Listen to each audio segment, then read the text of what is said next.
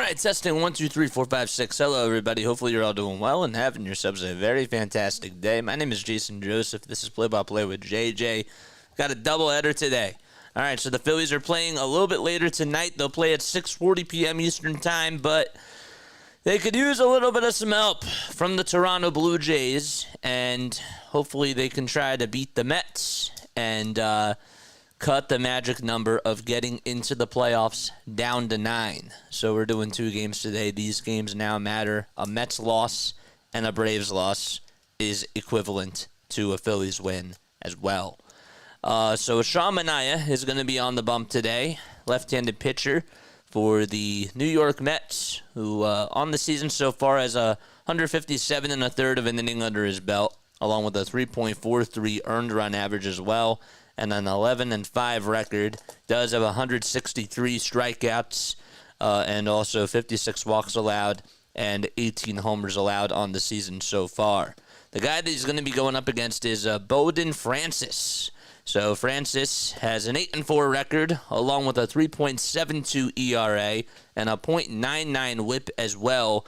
Last time that he pitched, he actually went up against the Phillies, and Phillies were able to get 3 runs off of him, including 2 homers.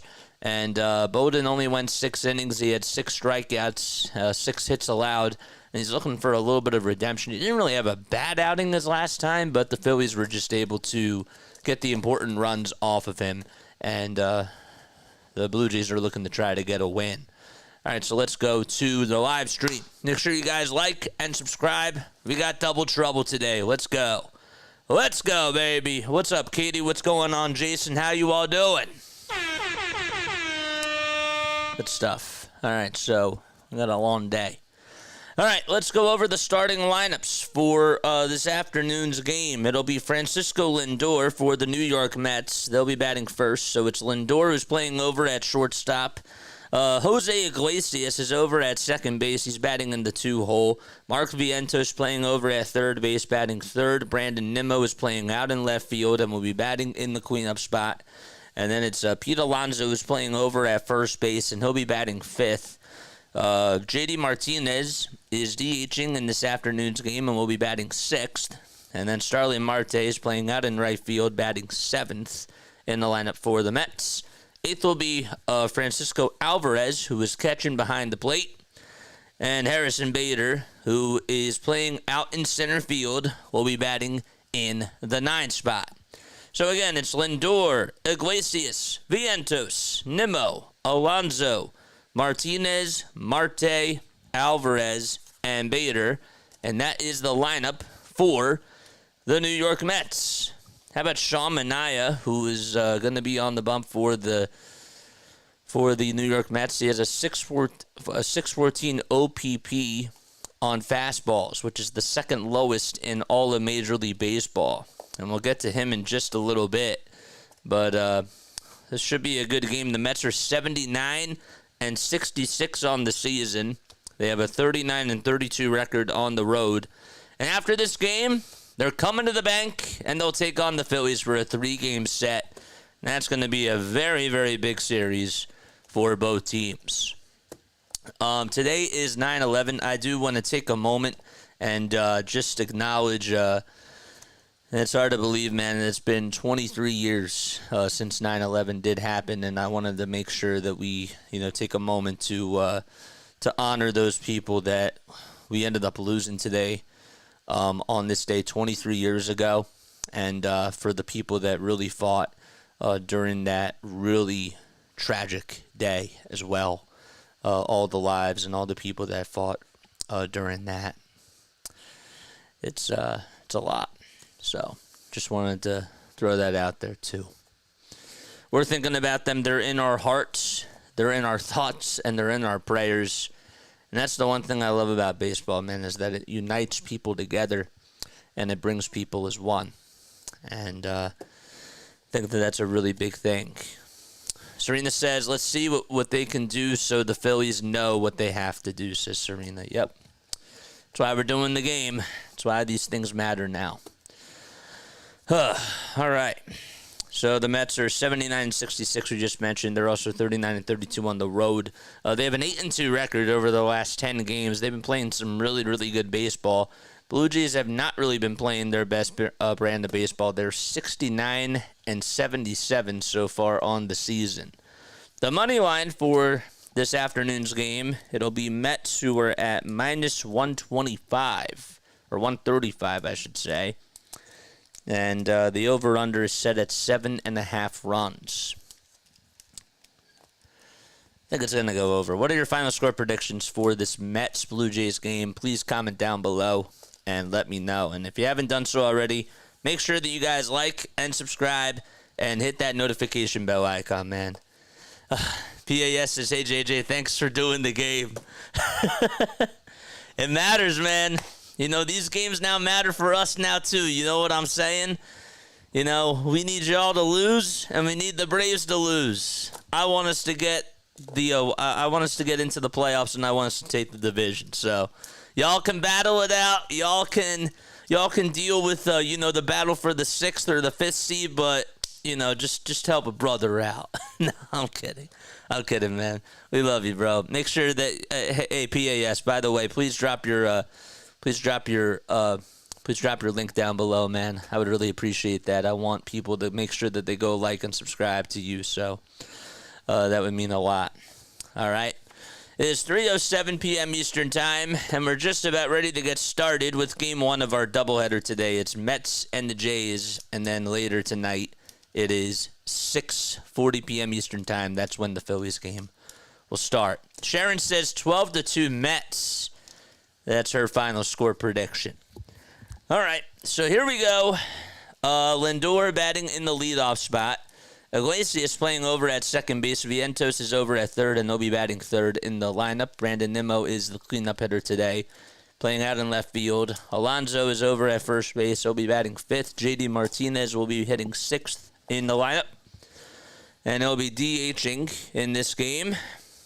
Starling Marte is playing out in right field, and he'll be batting seventh. Eighth will be Francisco Alvarez, and he'll be catching behind the plate. Harrison Bader is playing out over in center field, and will be batting in the 9th spot.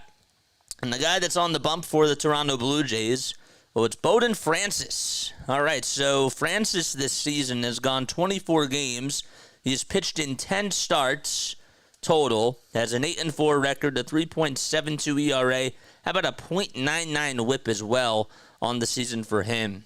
In his 84 2/3, he has 81 strikeouts and 19 walks allowed as well. So we're just about ready to get underway here at the Rogers Center in Toronto. Phillies played at the Rogers Center about a week ago or so. And so Lindor, the switch-hitting shortstop, will be batting in the leadoff spot and will be hitting over on the left side. The Mets are in their gray tops with their gray bottoms. They have blue letters on the front and on the back as well, and a little bit of some orange. Mets fans have traveled pretty far here to Toronto. See a lot of orange and a lot of blue today. All right, so Francis gets set and delivers in the first pitch, and it's popped up, hit out over towards the first base side, and Guerrero gets under it, and it gets called off by the right fielder who will make the catch, and that is Nathan Lukes for out number one. One pitch and one out here in the top of the first as Lindor pops out to right. What's up, Alex? How you doing, man? Thanks so much for stopping by. Why is this, I don't know why. I feel like this is a little bit low. It's a little bit weird. Okay, that's a little bit better. All right, first pitch in this at-bat, and that is taken for a ball to Jose Iglesias. Crew chief for today, it'll be Mark Carlson behind the plate. Brian Walsh is over at first. Stu Sherwater is over at second, and Dan Merzel is over at third. And the pitch, and now it's a 1-1 count to Iglesias, hitting .318 on the season so far. Also has 3 homers and 23 RBI. He's 34 years old. 1 ball, 1 strike, and the pitch. And that nearly hit him. That was inside. What's up, Alex? Thanks so much for coming on here, man. Appreciate it. Got to readjust this. Apologize about that. 2 balls, 1 strike. And the kick and the pitch, swing and a miss. And that's going to make the count now 2-2 to Iglesias. Got 46 people tuning in. Make sure you guys like and subscribe and turn on those notification bell icons. Defensively for the Jays, behind the plate, it is Brian Servin. As the 2-2 is popped up again, hit out over towards right field. A lot of action for the right fielder, Lukes, and he's there, and I'll make the catch. How about that? That was hooking foul, almost went out of play, and Lukes was able to reach up over towards that right side and was just there to make the catch right in front of that small wall, along with the fencing that's over there, or the foul ball netting, excuse me, and there's 2 gone. 2 up, 2 down. And the pitch to Vientos, swing and a miss. Looked like it was a slider that was just low. Mark Vientos, what a season he's had. Hitting .278, 24 homers. And the 0-1 delivery, and that is just in there for strike 2. Looked like that was a slider. All right, so defensively for the Toronto Blue Jays, Servin is behind the plate. On the bump is Bowden Francis.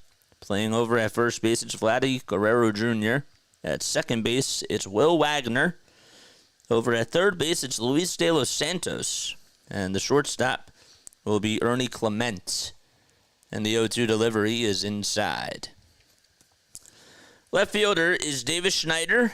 Joey Loper Fido is playing out over in center field. And the right fielder is Nathan Lukes, who has made 2 catches so far today. Vientos is actually 0 for his last 13.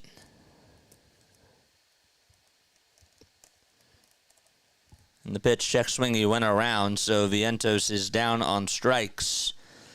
And the inning is over. So we head to the bottom of the first, a 1-2-3 inning for Bowden Francis. And we head to the bottom of the first, the Jays are coming up to bat. All right. Let's get into the Blue Jays lineup. Don't forget to like and subscribe, folks, and turn on those notification bell icons.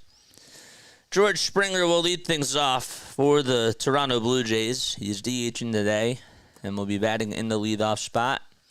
Nathan Lukes playing out over in right field. He'll be batting second. Vladdy Guerrero Jr., the first baseman, hitting third in the lineup today for Toronto. Ernie Clement gets the start over at shortstop, and he'll be batting in the cleanup spot.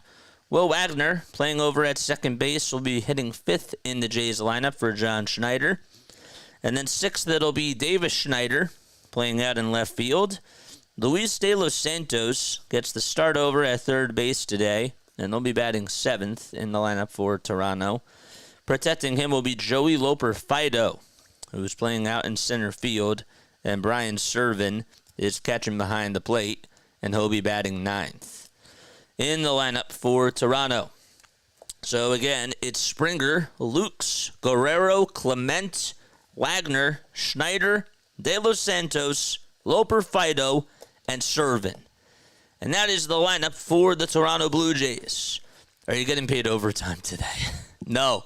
I mean, it depends. It all depends on the watch hours, man.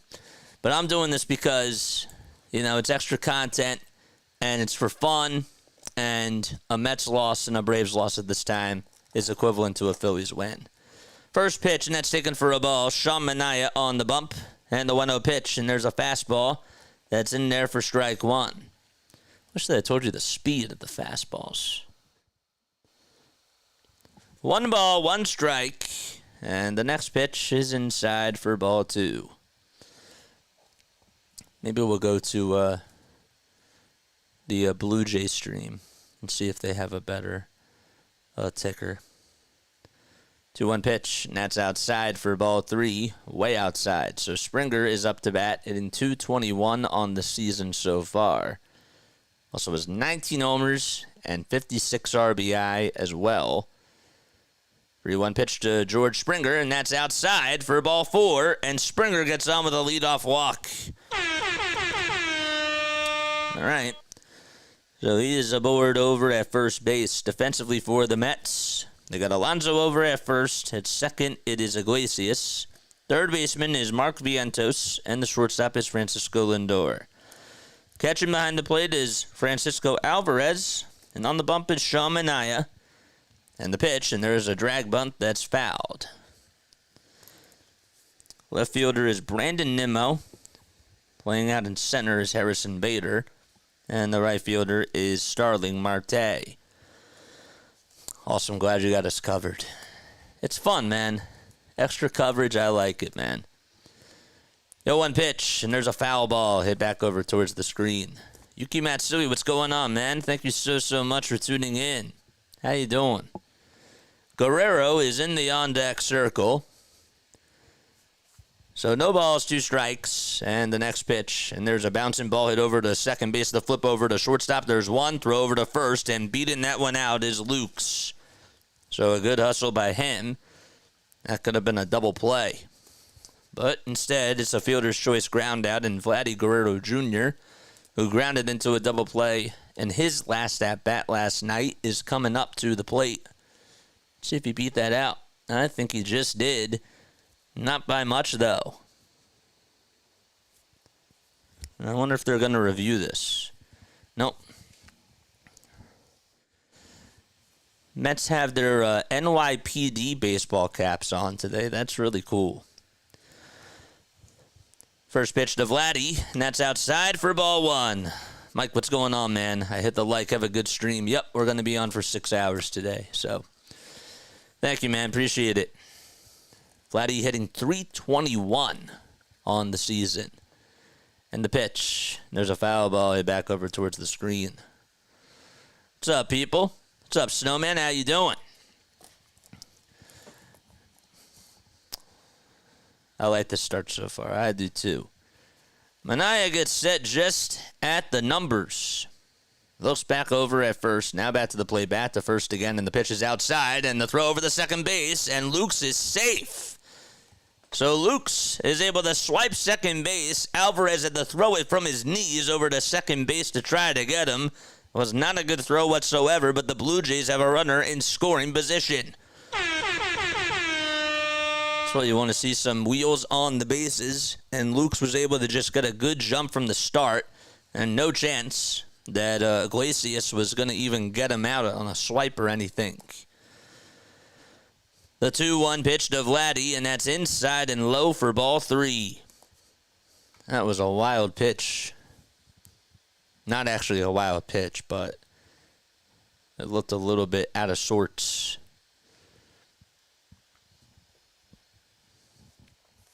Vladdy has the second highest batting average in the American League, right behind Bobby Witt Jr. And the 3-1 offering is a fastball that's fouled away. That's going to make the count full. Later in the afternoon, it'll be Rangers and Diamondbacks playing at 3:40.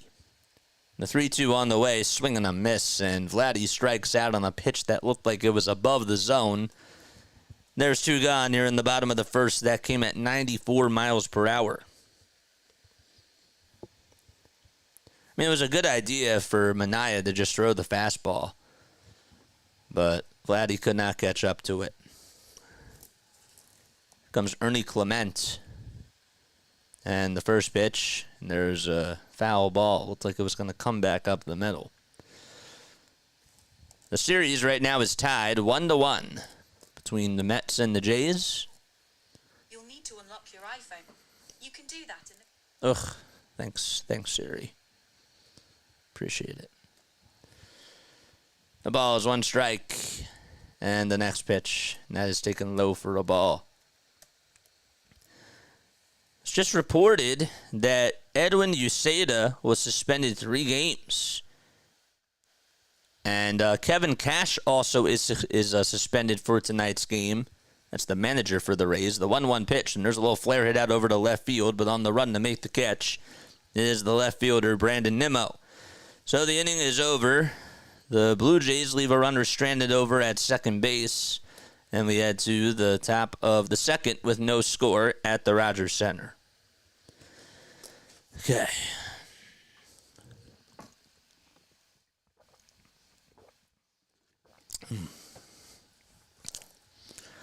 So this is how we're going to do things moving forward throughout the rest of the week. I just want to give you guys a little heads up as to what's going to happen, and I'll repeat this again tonight.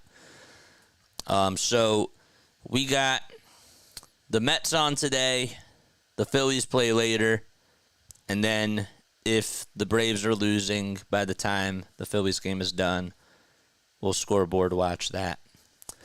And then tomorrow, there is no baseball for any of these teams, so we're taking the day off. And then Friday, we got Phillies and Mets. We got that game that we're going to do. And then we'll scoreboard to watch the Braves-Dodgers game. And then on Saturday, Phillies play the Mets at 4:10. And right after that, we'll do the Braves game. Same thing with Sunday. And see how things go. And then depending on what happens with the Phillies, if the magic number to get into the playoffs is down to 2 by Monday night, we're not doing the Eagles game. We're doing the Phillies game. So I hope that makes sense. Because that is possible that it could go down to 2 of just getting into the playoffs. And I want to be there for that. So that's your little rundown. So basically what we're doing is we're doing the Phillies game tonight after this. Tomorrow we have the off day. Friday we're doing the Phillies, and then we're scoreboard watching the rest of the Braves game. Saturday we got a doubleheader, and Sunday we got a doubleheader. All right? And that's all you got to know for now. It's cool. It brings extra content to the channel, and it's more exciting, you know. Here we go. Francis throws the pitch, and it's at 92 miles per hour on the outside corner for a strike. It's Brandon Nimmo who is up to bat now. And the 0-1. That's low. Came at 85 miles per hour. Nimmo did not play, or sorry, he went 1 for 4 in last night's game, excuse me. Played out in left field and then switched into center. And the pitch is fouled back. Singled, struck out, lined out, and flied out in last night's game. And the single that he had, it was an RBI single in the first. That would score Lindor. The 1-2 delivery. That's off the plate for ball 2.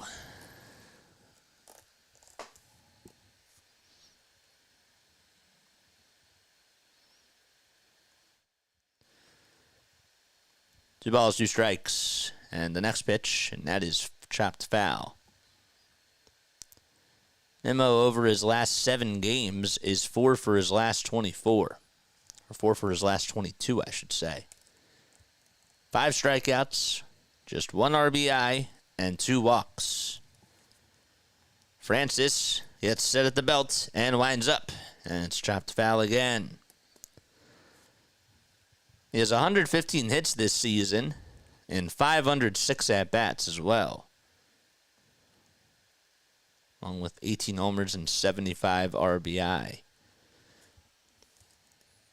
2 balls, 2 strikes, and the windup and the pitch. And that's in the dirt. It was a good take by Nimmo, and the count is now full. The Mets are 8 games behind the Phillies for the NL East, and they are tied with the Atlanta Braves for that final spot of the NL wild card. But they currently have the tiebreaker. 3-2 pitch, and that's popped up, hit out over towards the third base side in fair territory, and being able to make the catch for out number 1 is Luis De Los Santos.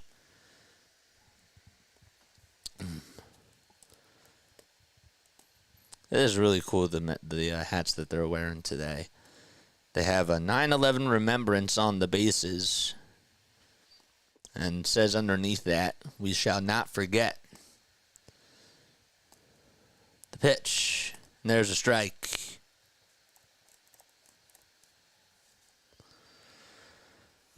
No balls, one strike. And up to bat is Alonso.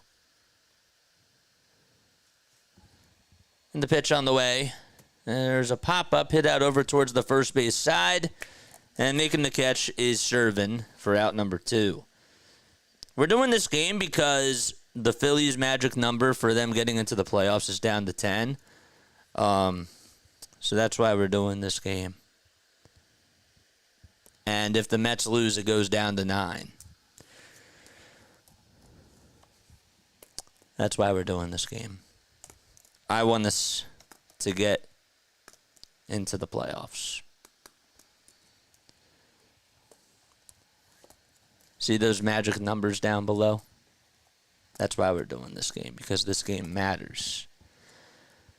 The pitch, and that's inside for a ball.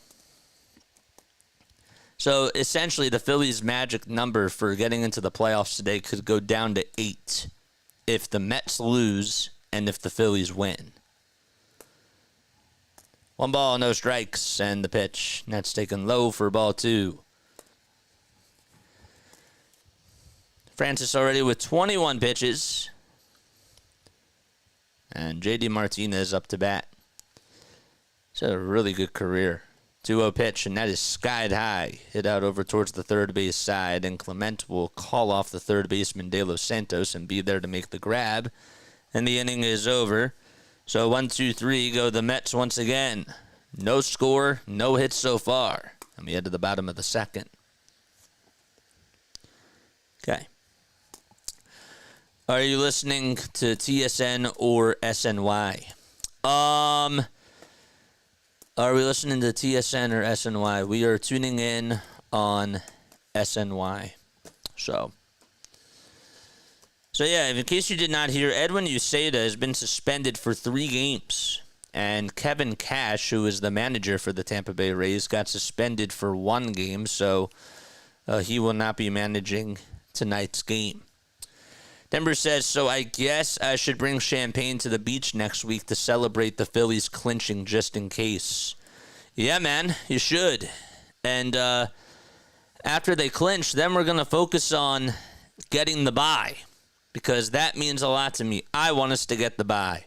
I really do. I want us to get the bye. I want us to have the best record, and I want us to win. I want it all. I really do. I think that this team needs rest. I really do. I think that this team needs a lot of rest. Bryce Harper looks a little bit banged up. Kyle Schwarber got banged up a little bit. I know he's playing tonight, but this team needs to just get in. I don't want them to have to deal with a 3-game set. They need to get rest and avoid the first round. That's how I feel. All right. So bottom of the second coming up, Will Wagner, Davis Schneider, and Luis De Los Santos are all going to be coming up to the plate. You say there's a former Met. Yes, he is. He is a former Met. That is true. All right. So here we go. Bottom of the second. Wagner will lead things off for the Jays. Batting on the left side. And the pitch. Here it is. And that's taken for a strike. So Minaya out there to pitch another inning. And the 0-1 swing and a miss. That was a 91-mile-per-hour fastball that came running inside. Wagner hitting .324 with 2 homers and 11 RBI. And he'll foul off the next pitch. I do, Alex. Yes, I do. I didn't do it last year or the last couple of years because I worked at NFL Films. But I don't think I'm going to be there this year, so I decided to do it. So 0-2, and that's a pie for a ball. You're technically allowed to. You just can't do it for money. All right, 1 ball, 2 strikes. And the next pitch, strike 3 called just on the inside corner. A freeze frame for Sean Manaea. And Wagner goes down looking. That's the second strikeout today by Sean.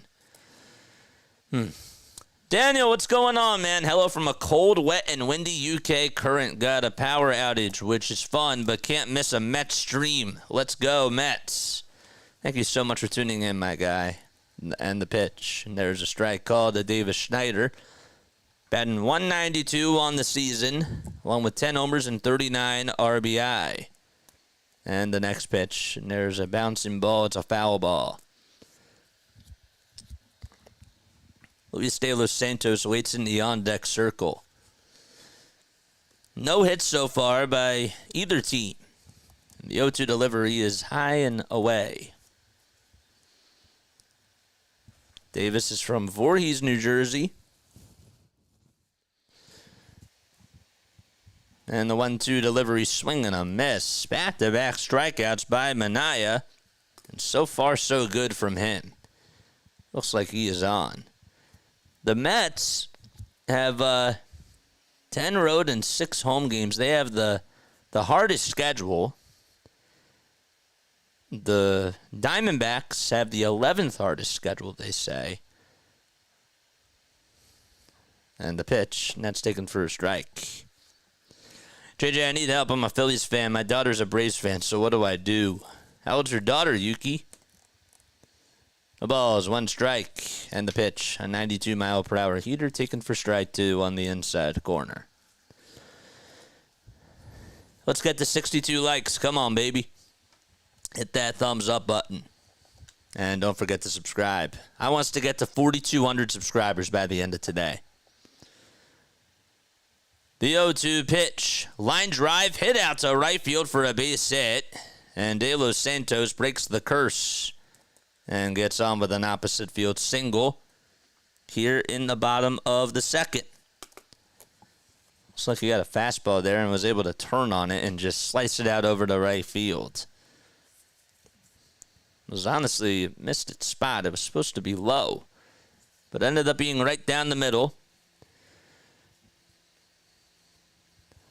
2 outs, a runner on over at first. Loper Fido was up to bat, and check swing, he went around, no appeal. Joey has a .667 OPS.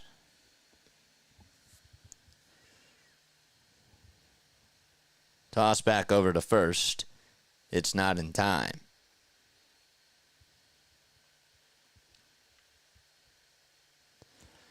Bassett was able to fan 8 Mets last night and did pretty good. Outdueled Peterson. 0-1, swing and a miss. On a 92-mile-per-hour fastball. And Manaya's not going to necessarily, throw the heat, but with the way that he just delivers his pitches, especially the slider, that's, really tough. And the 0-2 pitch, swing and a miss. Another strikeout, and Minaya able to strike out the side here in the bottom of the second, and we head to the top of the third. No score in Toronto, and the Mets are coming back up to the plate. They'll send 7, 8, and 9 up to bat. Oh,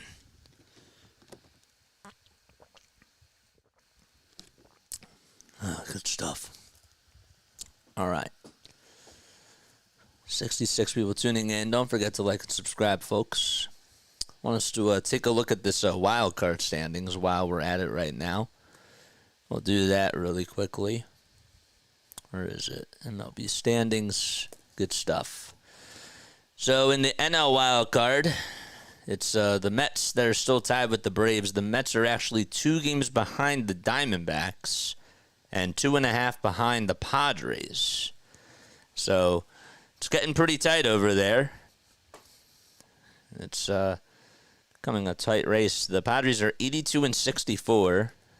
The Diamondbacks are 81-64. The Mets and the Braves are 79-66. And if you look back a little bit, the Chicago Cubs, they've won their last 3 games, and they're 4 games behind the Mets and the Braves. So just keep an eye on them and don't lose sight of how they're doing. The Cubs have actually won 2 out of 3 against the Dodgers so far, and they play again tonight at 10:10. PAS, you're the man. PAS is the man. Again, PAS, comment your link down below. Post it. I want our people to go subscribe to you. I really do. That'd be really cool.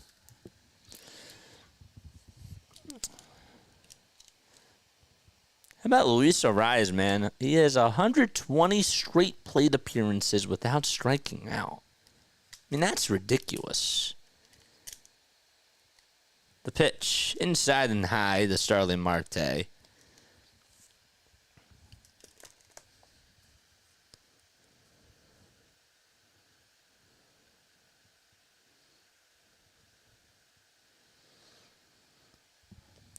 One ball, no strikes. Bowden Francis back out there on the bump. The Mets are 23-16 against the Toronto Blue Jays all time. In case you didn't know. And the pitch. And there's a ball. It's taken outside for ball 2. First time that these two teams played was on September 1st of 1997. 2-0 pitch. And there's a foul ball.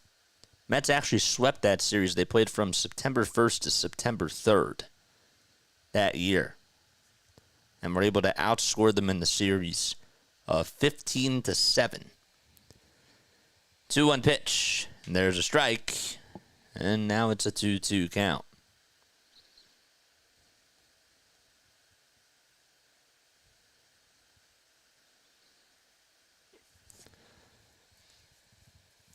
Top of the third, no score in Toronto.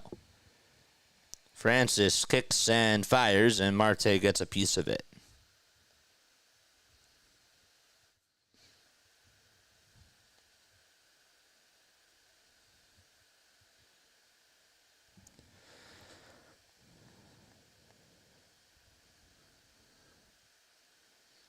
Marte hitting .294 against the Blue Jays. And he hits this one out over to right field, and on the run is Lukeson will be there to make the grab over towards the right field corner. Marte thought maybe he had it, and Lukeson did a good job at getting a good read on it and being able to track it down.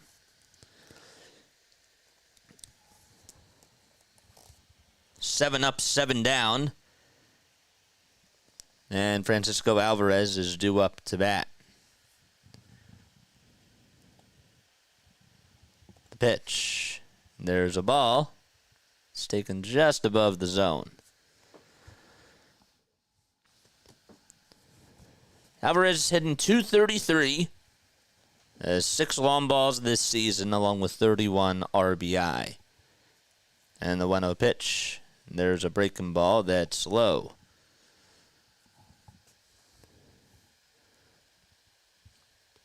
It's a gorgeous day out in Toronto. They opened up the roof out at the Rogers Center. 2-0 pitch. Grounder, played on the bounce by Clement. He gobbles it up, throws it over to first. And there's 2 gone here in the top of the third. And Alvarez grounds out.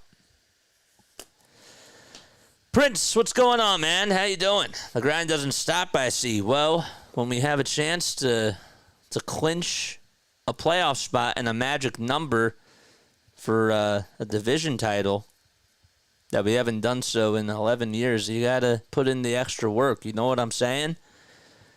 Let's go. Let's go, Blue Jays. 2 outs and the pitch, and there's a strike called to Harrison Bader.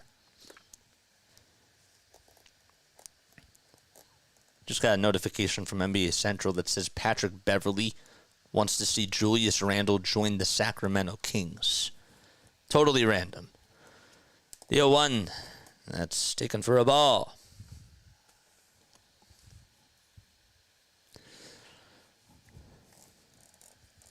So we got the Phillies later tonight at 6:40.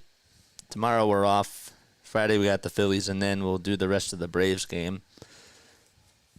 They play against the Dodgers. 1-1. Grounder hit back to Clement. Boy, he's had a lot of action today. Shuffles his feet, throws over to first. And that's 9 up and 9 down for Bowden Francis. And we head to the bottom of the third. No offense so far between both of these teams. And the Jays are coming back up. Okay. 72 people tuning in. Let's get to 72 likes, man. Let's keep it going. F the Mets. Go Phillies, says Matthew.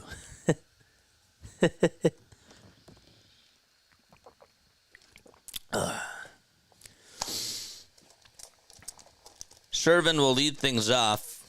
Then it'll be Springer and Lukes who come up to bat in the bottom of the third for Toronto.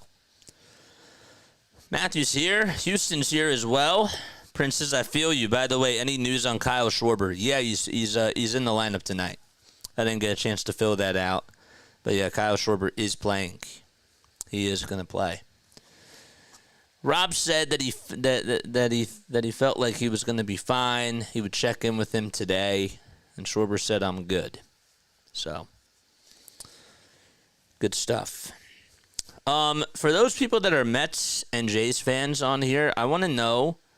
You don't have to get too deep or whatever, but how did you guys become Mets fans? How did you become Jays fans? Just out of curiosity, please comment down below. And to my Phillies people, be respectful. That's all I gotta say.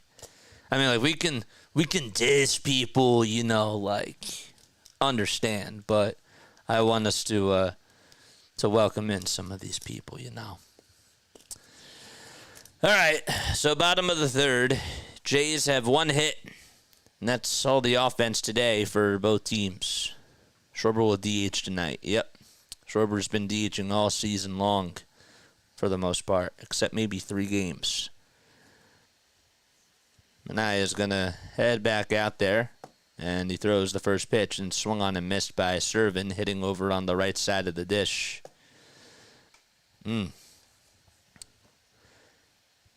A 169 average and just 3 RBI this season. He's wearing bright green batting gloves. The windup and the pitch. And that's a breaking ball that's in the dirt. So 1 ball, 1 strike. What's going on, man? How you doing? What is good? Oops, I gotta move this down a little bit. The 1-1 delivery, grounder rolled over to shortstop. Lindor has it, fires a strike over to first. And the first out of the inning is made.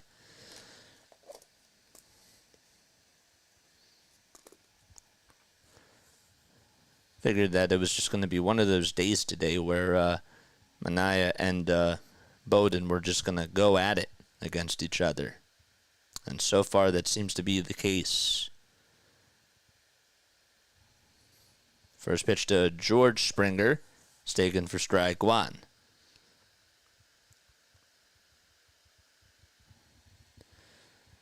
The ball is 1 strike. And the next pitch. That's swung on and missed. Where is... There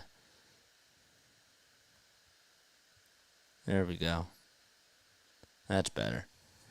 0-2. Check swing. Did he go? First base umpire says no. I got to move this down a little bit. Okay, that's better. Fansmanship. Yes. 1-2 delivery. And that's high and away for ball 2.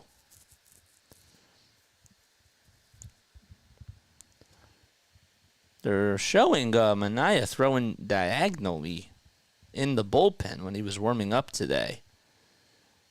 2-2 pitch, swing and a miss. And Manaea able to record another strikeout on this 40th pitch of the afternoon.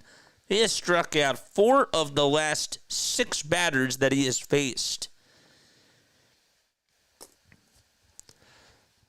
And what I mean by pitching diagonally is that there's 2 mounds that were in the Jays bullpen, and he was over on the left side, and the catcher, the bullpen catcher, was over on the right side of the mound.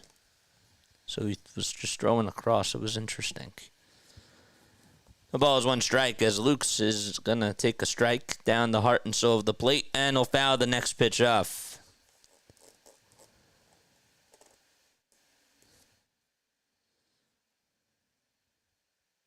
Correct, Matt.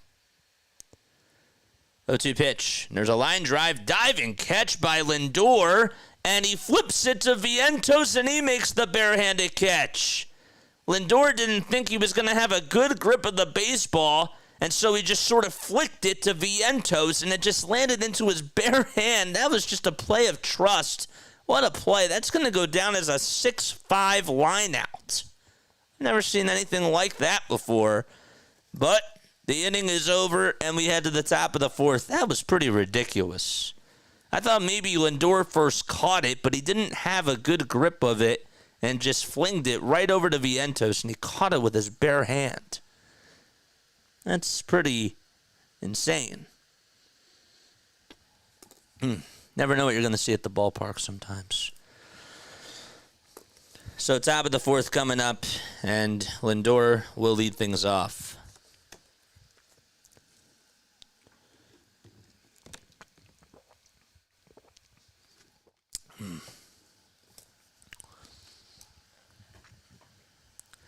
If y'all can just do me a solid, make sure that you guys hit the like button and hit that subscribe button as well, and turn on those notification bell icons. I'm hoping that we don't have any problems with this 6-hour stream today. Once the game is over, depending on how much time we have, I do have to take the dog out, and I do have to feed the dog.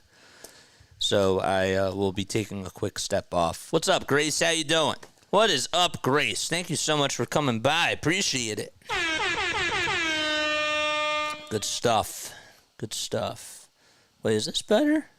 Hold up. Let me see if I can turn this up. I'm just going to play this really quickly. No. Okay, no. Truffles is my MVP. Truffles? Who's Truffles? Truffles like the snack?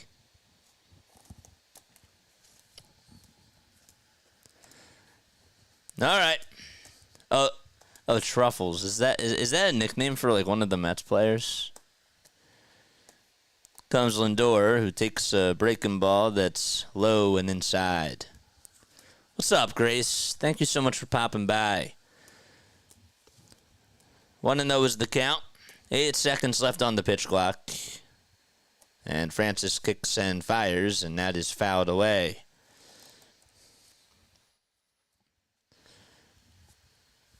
Mets will be taking on the Phillies and head over to the Citizens Bank Park for a 3-game set. That'll be on Friday, Saturday, and Sunday, as the 1-1 is inside and low. Then after that, well, the Mets will actually play the Phillies again next Thursday, Friday, Saturday, and Sunday. But before that, they will play against the Washington Nationals for 3 games from Monday to Wednesday. 2-1 pitch. There is a breaking ball that misses. So the count is now 3-1. Top of the fourth. And Francis kicks and fires, and the next pitch is fouled away. Missed you for the Eagles game. I was hoping you would have a show. Yeah, I don't know if you saw, but I posted on my community that I was really sick. And I really was on that Friday. And I wanted to be there for it. But I just couldn't do it. 3-2 pitch, and there's a pop-up hit out over towards the shortstop, Clement, and he gets over on the outfield grass and will make the catch. And the first out of the inning is made. I will do a show tomorrow, just recapping that first week and also giving my predictions for Monday night's game because the Phillies are off. Phillies are off tomorrow. And no Mets and no Braves either. The pitch, here it is. That's taken for a strike. So Iglesias, who fouled out in this first at-bat, is coming up. And the Phillies need a Mets loss in order for their playoff magic number to go down to 9. 0-1 pitch. There's a foul ball.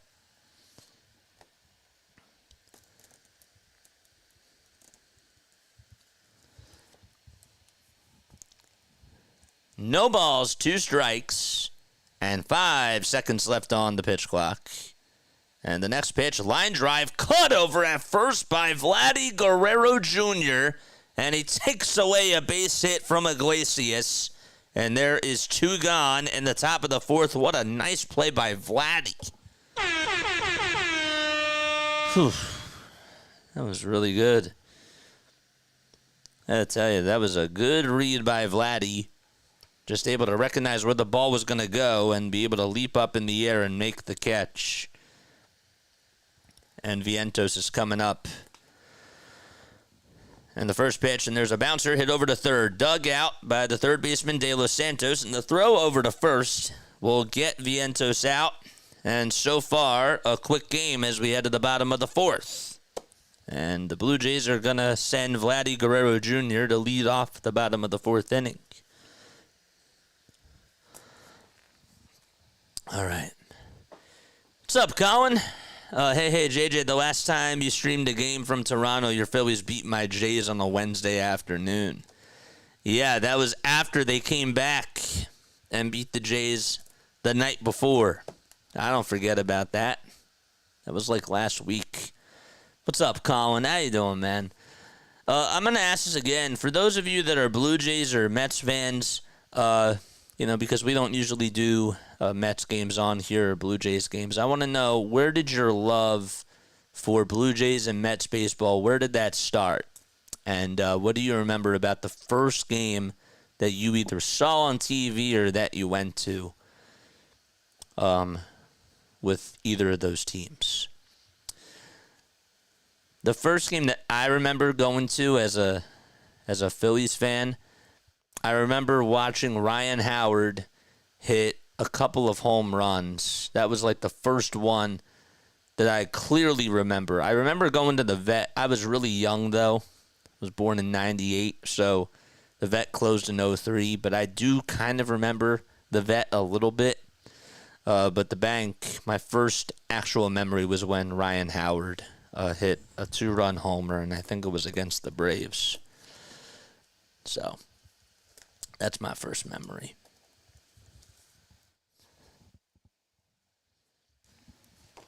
But what's yours? What was your first baseball memory? How'd you fall in love with the Mets? How'd you fall in love with the Jays? Let us know down below. And don't forget to like and subscribe, folks. And turn on those bell icons. We got 74 people tuning in. We need to get to 74 likes. The pitch to Vladdy. Line drive hit out over to left field for a base hit. And the second hit of the day belongs to Vladdy Guerrero Jr. for the Toronto Blue Jays. So it was Luis De Los Santos who whacked a single out to right in the bottom of the second, and this time Vladdy turns on a fastball and just pulls it and yanks it out over to left field. And Ernie Clement will get his second attempt against Minaya. And the pitch, there's a line drive hit out over to center field, and that's going to drop in for a base hit. Vladdy will stop at second. And now back-to-back singles on back-to-back pitches for the Jays. Thanks, JJ, for covering the Mets game for us. John had work, so go Mets, says Stoney. Go Phillies, but guess what? Guess what, man? We love doing extra baseball. You know what I'm saying? It's great. It's absolutely awesome. I hope that we try to keep it fair for both teams, even though, as Phillies fans, we are, of course, rooting for the Jays. But we try to keep it fair. Wagner's coming up, and the first pitch, he takes it just up high for a ball. So there's nobody out here in the bottom of the 4th inning, and 2 singles provided by Vladdy and Clement. And by the way, in case you are wondering, the Diamondbacks have a 3-0 lead against the Texas Rangers so far. Game just got started. The next pitch, and that's outside for ball 2. 8 seconds left on the pitch clock. And the 2-0 pitch, and that one is high for ball 3. 48 pitches by Minaya. He was cruising along in the first 3 innings. And now he's gotten into some trouble. The 3-0 pitch, and that's inside and high for ball 4, and that's going to load the bases. So bases are loaded. And by the way, Todd Zalecki just tweeted out that Kyle Schwarber has now been scratched from the lineup. He said he still feels something in that left elbow when he swings. Oh, boy. Rob Thompson said that that he's not so concerned about it. So Schwarber and JT could be back in the lineup on Friday. Fingers crossed, man. All right, bases loaded. 1 ball, no strikes. Bottom of the 4th. And the pitch. There's a ground ball hit over towards the third base side. And tagging the bag over at third for 1. It's in time. Throw over to first. Not in time. It's an RBI fielder's choice ground out. Hit by Will Wagner. And the Blue Jays take a 1-0 lead.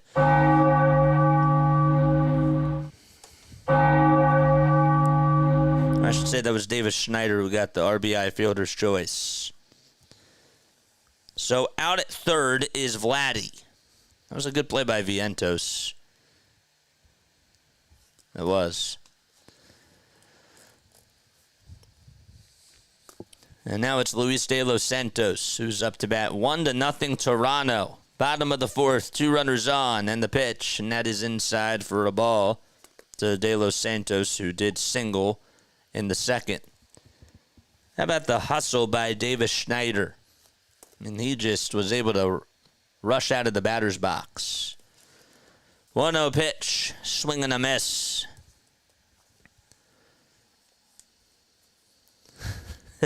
Goofing off listening to JJ. 1 ball, 1 strike.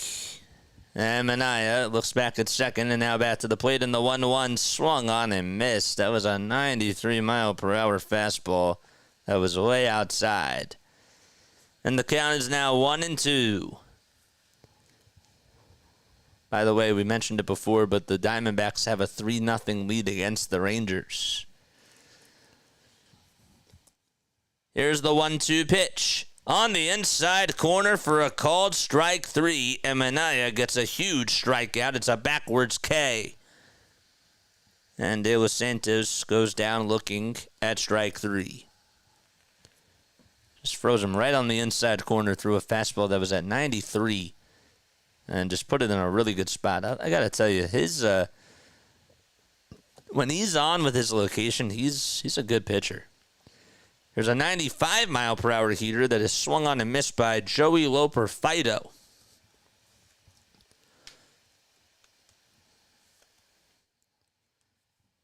Oh, Grichuk homered? Okay, thanks. 0-1, swing and a miss. He homered in the Diamondbacks game. That's good to know. Blue Jays lead at 1-0 here in the bottom of the 4th on an RBI fielder's choice by Davis Schneider. Looking to tackle on another run. Minaya kicks and deals and just throws it up high. When you say Brewers have a magic number of 9, is that to win the division or get into the playoffs? 1-2 pitch. That misses away.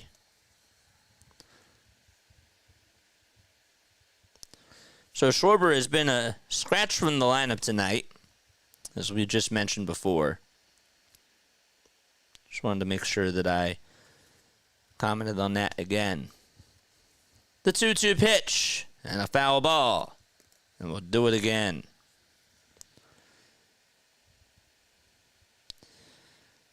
The Cubs last night were able to come back and beat the Dodgers. That was quite a game. And that was wild last night.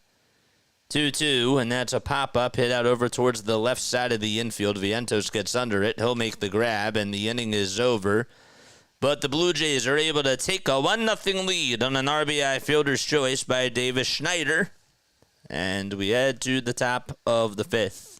1-0 is the score out in Toronto. Okay. So Loper Fido pops out to third. And Nimmo, Alonso, and Martinez are coming up. Matt, what's the magic number 9? Do you mean for the playoffs, or is that to clinch the division? JJ, how many games do you think that your Phillies will win when the season is over? I have no clue. I don't know what to expect now that guys are out of the lineup. If there's an ad there, I'm sorry. Now that ads are out of the lineup, now that guys are out of the lineup, like Kyle Schwarber, JT Realmuto, and Alec Bohm, it's really hard. It's really hard to kind of predict that type of a thing. Ranger hasn't really been his best. I don't know if he's going to miss time or not. I really don't know. The hot corner's here. Well, in case you are just tuning in, the Braves took a 1-0 lead in the bottom of the 4th on an RBI fielder's choice by Davis Schneider.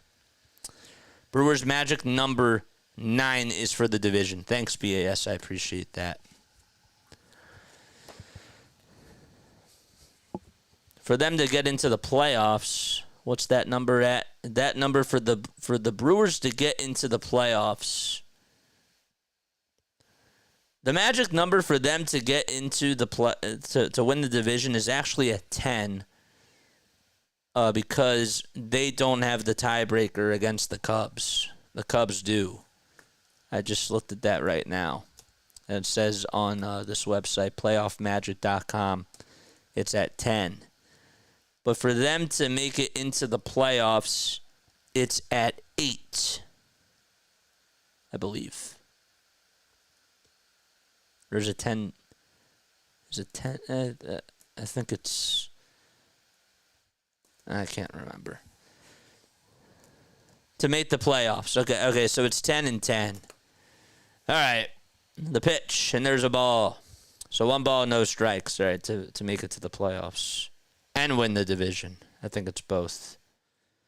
1-0 pitch. There's ball 2.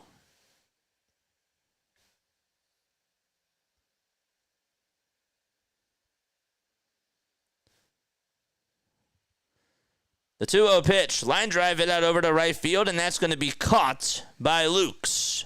And it was hit sharply by Nimmo, just right at Nathan Lukes. And 1 gone in the top of the 5th. What's going on, hot corner? The Polar Bears coming up. 1-0 Toronto. Francis still pitching. He pitched pretty well against the Phillies last time. But he did allow 2 homers. And the pitch. And that's going to hit Pete Alonso. And he'll be rewarded first base just like that. See where it hit him. It was right on the elbow guard. Yep. Right there. So tying run over at first. You know that the Mets are the first in the National League in hit batsmen with 83. Here's the pitch to J.D. Martinez, and he grounds it foul. Martinez hitting .249 this year with 16 homers and 69 runs produced. Ended up popping out in his first at-bat. It was to shortstop Ernie Clement. 0-1. That sails low.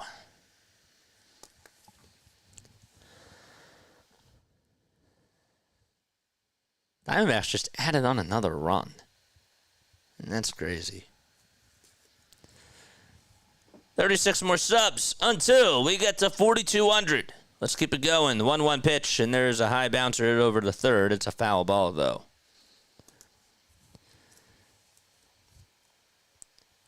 When we talk about the Mets and the Phillies have won 4 of 6 games. 3 of them have been decided by a run. Mets starters in the season series against the Phillies have a 6.11 ERA. 1 ball and 2 strikes here. A double play could certainly help the Toronto Blue Jays. And the 1-2, and that's down low for ball 2.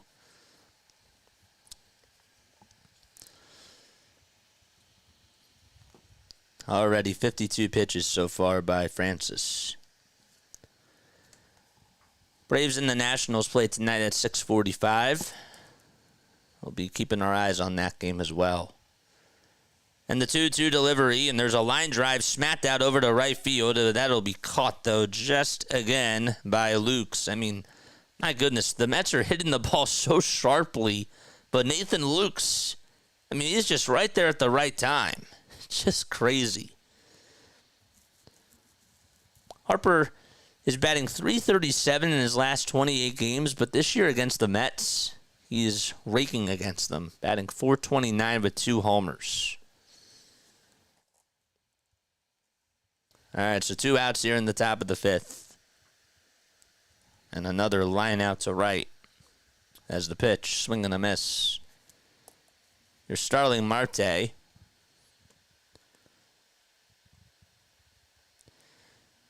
Marte now is 35 years old. He's been in the league since 2012. And the 0-1, that's taken just up high. Rob Thompson said that Schwarber came in and tried to hit today, and then they decided to scratch him from the lineup as a precaution.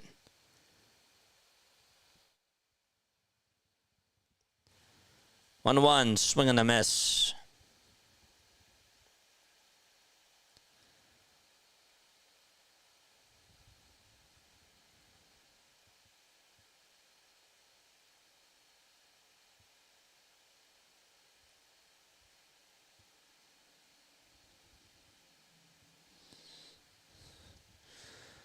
One ball, 2 strikes, and the pitch. There's a breaking ball that's in the dirt. Diamondbacks just got another run, and it's now 5-0 in the bottom of the 2nd. Wild. How did they get their extra runs? Well, Ketel Marte singled, and Eugenio Suarez hit a solo homer. 2 balls, 2 strikes, and the next pitch, and that is popped up in foul ground, and that's going to go out of play.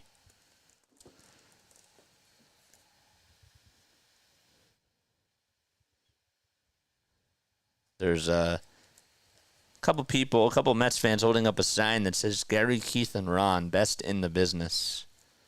Gotta love Gary Cohen.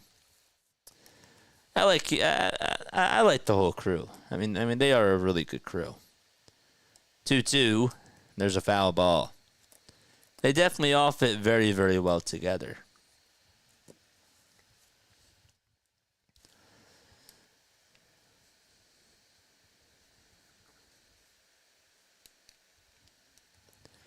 Two balls, 2 strikes here.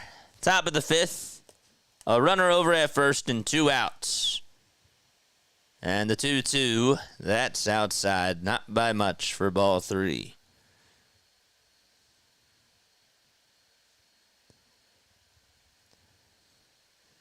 There's Francisco Alvarez, who waits in the on-deck circle.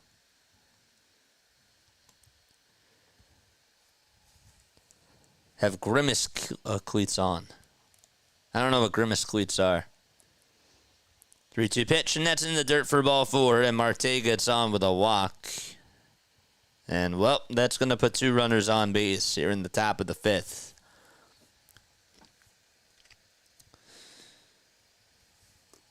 And Francisco Alvarez is going to be sent up to the plate. Zach Wheeler will get the start tonight for the Phillies. They'll be going up against Shane Baz. Former Met Zach Wheeler. Here's Francisco Alvarez. This guy, I think, is going to be a heck of a ball player. And the pitch, and there's a strike that's, it should have been called a strike. It was on the outside corner, and Mark Carlson didn't call it a strike. Yes, he has the purple cleats on. Yes, he does.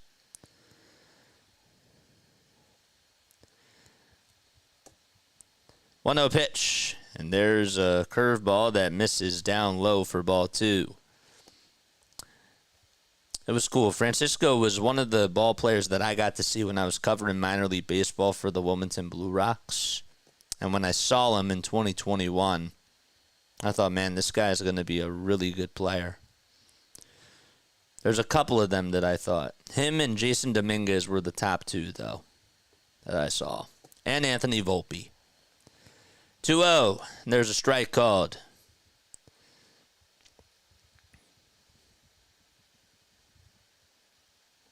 Logan Olapi and Bryson Stott.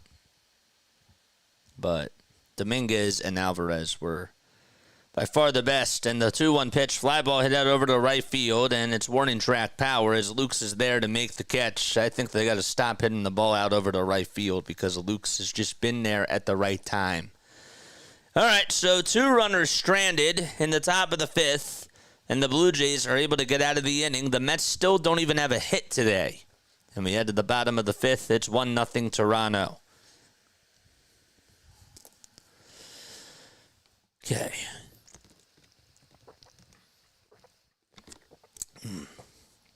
Keep those likes coming, baby. And hit that subscribe button as well. We got 85 people tuning in. Keep those likes coming. Who's here? Comment down below if you are still here. And we got a little bit of a quiet stream so far. One more light till we get to 50. Let's try to get to 100 before this game is done. Let's try to get to 100.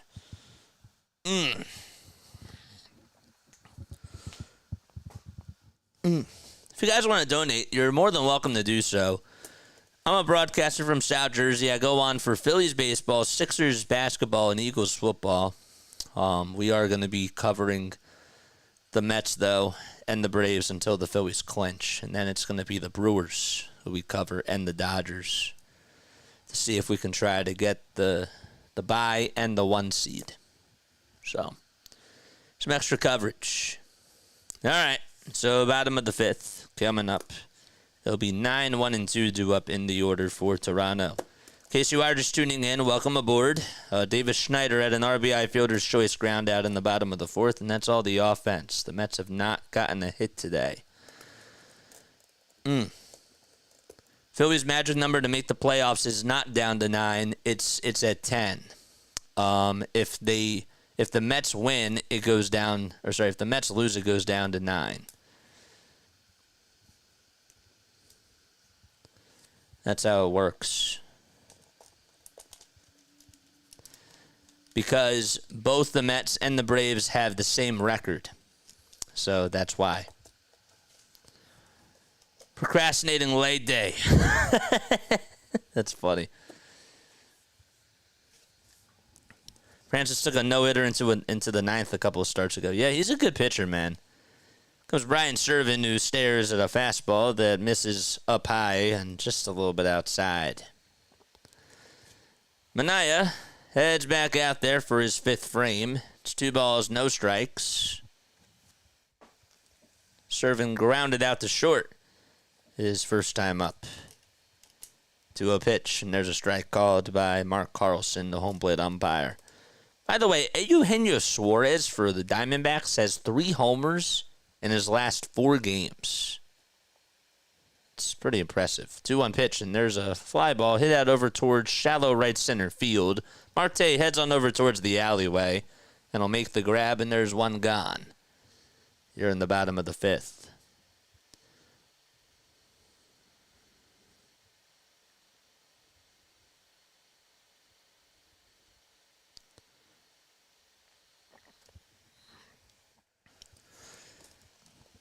Here comes Springer, and he lines one back up the middle, but it's caught by Iglesias. What a web gem that was. I mean, that was a ridiculous catch. Iglesias just able to go up the middle and just field a rocket that was hit by George Springer. Oof. We've seen some really good defense so far today. Quick reflexes by Jose Iglesias. That middle infield, man, that's a pretty good defensive middle infield. Probably one of the best in all of baseball. And the pitch to Lukes, and there's a ball called. The 1-0, and that's fouled away. I mean, that was like a ridiculous catch. We saw Lindor make a nice catch where it wasn't really Lindor didn't make the catch. but he fielded a line drive, and he almost caught it in his glove, but he sort of flinged it over to Mark Vientos, who barehand caught it. And that was a 6-5 line out by Nathan Lukes. And speaking of Lukes, he'll ground this one over towards second base, and the throw over to first is in time. And another 1-2-3 inning as we head to the top of the sixth. A very quick game so far between the Blue Jays and the Mets. It's 1-0 Toronto. All right. Okay. Bader, Lindor, and Iglesias are all coming up to bat.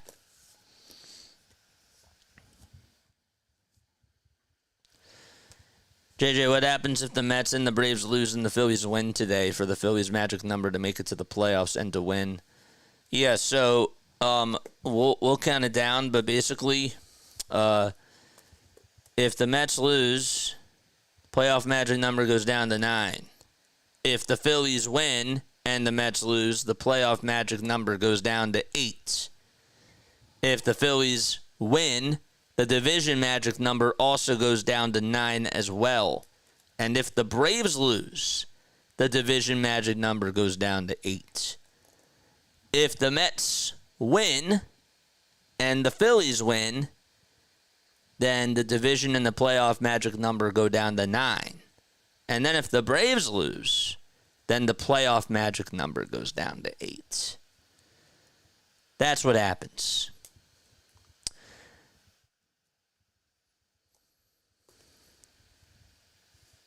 I hope that makes sense. Kids are getting off the bus. Nice. We have a quiet chat on here. Come on, man. Where are my Phillies fans at? Come on. It's 1-0 Toronto. We got to be fired up. Come on, man. Come on, man. We got a quiet chat. I need to see my Philly freaks on here, too. Just because we're doing a Mets and a Blue Jays game and we're trying to welcome on in other people doesn't mean that you can't root for the Phillies. Come on, man. The pitch, and that's inside and high for a ball. All right, sounds good, JJ. It's too much math. When you have the screen up, it's a lot easier. It is a lot of math. But basically, if the Mets and the Braves lose and the Phillies win, the division and the playoff magic number go down to 8. 2 balls, no strikes to Harrison Bader wearing bright pink batting gloves. They're actually purple and pink. And the 2-0 pitch from Francis, and that is taken low for ball 3. It is a lot of math. You do the math.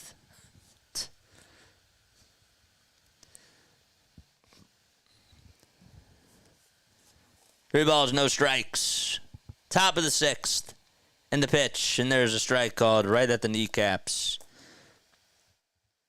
So the Rogers Center, in case you're wondering what the dimensions are, the left field line is 328 feet. Left center is 368. And the next pitch is grounded foul. The left center power alley is 381. Center field is 400. Right center field power alley is at 372. Right center is 359. And the right field line is 328 feet. That's a lot of numbers. The 3-2 pitch swung on, lifted out over towards deep left field, and what a catch out in left by Davis Schneider! Another web jam, and this time it's the Blue Jays as Schneider leaps up in the air and makes an acrobatic catch for out number 1. Man, he read that perfectly, too. He went back over towards the track. He leaped up. He made the grab just in front of that MNP sign, and that easily could have been a double. I mean, that was ridiculous. What a play by Davis Schneider. That was awesome. And that's easily a double if he does not make that catch. I didn't even know he had that in him. Comes Francisco Lindor, and the first pitch, and that's a ball. The Mets still don't even have a hit.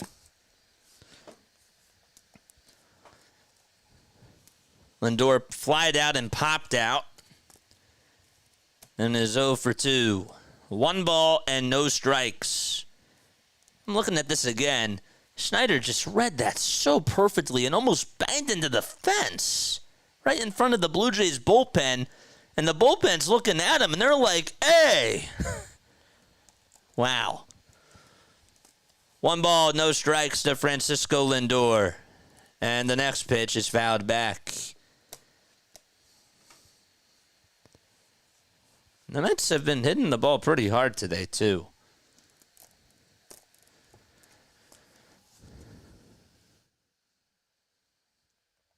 I'm going to cut that highlight. 1-1. That just sails outside for ball 2. Francis this season has gone 24 games, 84 2/3. He has pitched entering today. And the 2-1, and that is smacked over towards the first base side, and Guerrero is there to make the catch. Another hot shot. This time it's hit over to Vladdy, and there's 2 down. I mean, come on, man. The Mets are hitting it so hard. They're just right at these guys.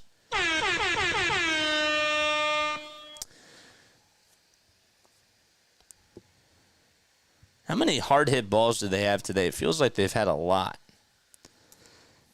All right, so 2 outs here in the top of the 6th. Then the pitch is taken high for a ball. Colin, did you see that catch by Davis Schneider?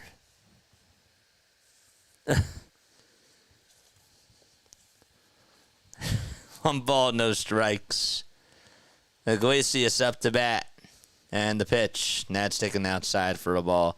If the Mets get no hit today, says PAS. What's up, Johnny? How you doing, man?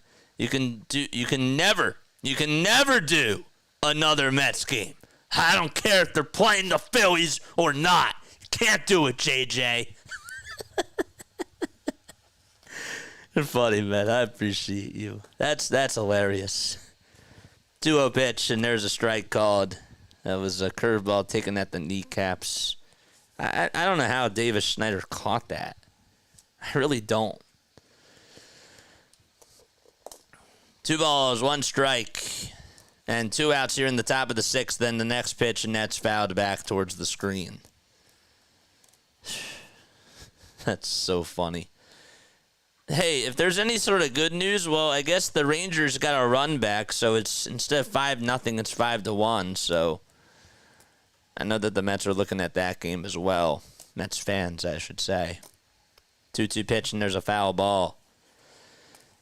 But hey, at least we're both going to be scoreboard watching the Braves tonight. There's nothing like it when Mets and Phillies fans are on the same page. 2-2. There's a foul ball. That goes out of play.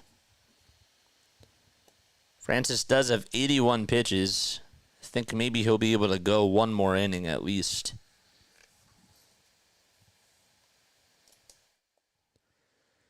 Here's the pitch. And a foul ball. That was high. Travis Konechny, in case you guys are into hockey, I love the Flyers. Konechny, Sanheim, Frost, Lawton, and Farabee all took batting practice today at the bank. 2-2 pitch, and that's going to hit Iglesias.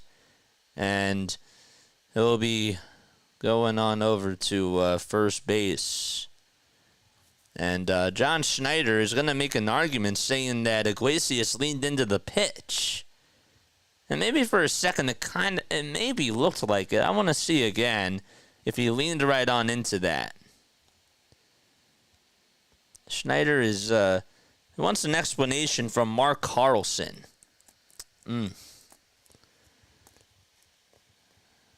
But I don't think they're going to review it. Let's see again. Did he lean in? I think he may have, honestly. But it's so hard to tell, like in a matter of milliseconds. His elbow was sort of out, and then it just came in at like the last second. I don't know. It's hard to tell. I don't know if that was intentional or not. The pitch was inside anyways, but the pitch to Vientos, and there's a swing and a miss. That's the second hit by pitch today by the Mets, and they lead the National League in that category. Comes Vientos, who takes a strike. And the 0-1 to Mark Vientos, and there's a ground ball hit sharply over to third base, and the throw over to second is in time by De Los Santos, and the inning is over. Bottom of the sixth coming up. 1-0 Toronto out at the Rogers Center as they head to the bottom of the sixth. MLB already tweeted out that Schneider catch. That was incredible. Well, let me knock this BS out. I'll catch you later, says Prince Monito. Appreciate it, man. I thought that he stuck his elbow out a little bit too. I did, but was it on purpose? Sometimes these things are a little bit hard to tell because the pitch is coming at you so fast, you know? So I kind of have to leave it like that, but some people, I guess, would disagree and say that he intentionally did that.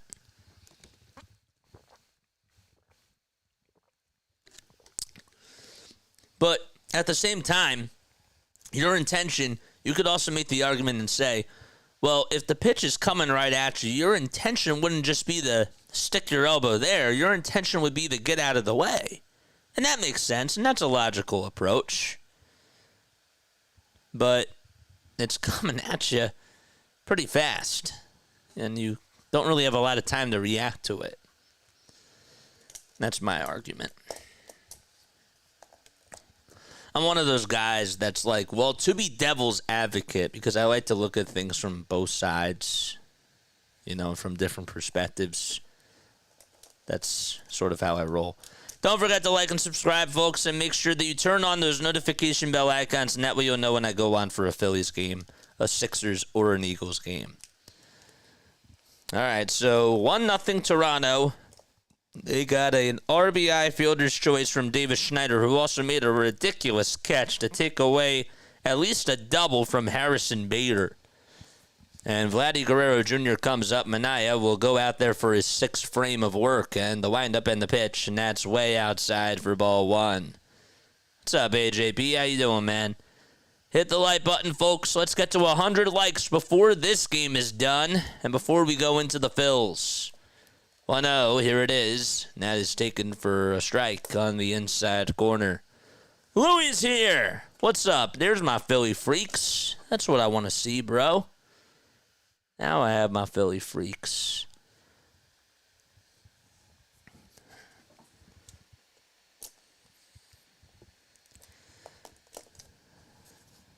The pitch on the way. Oh, that was a replay. Sorry. 1-2 pitch. There's a little flare hit out over towards shallow center field. Bader says he has it, and he'll squeeze it for out number one.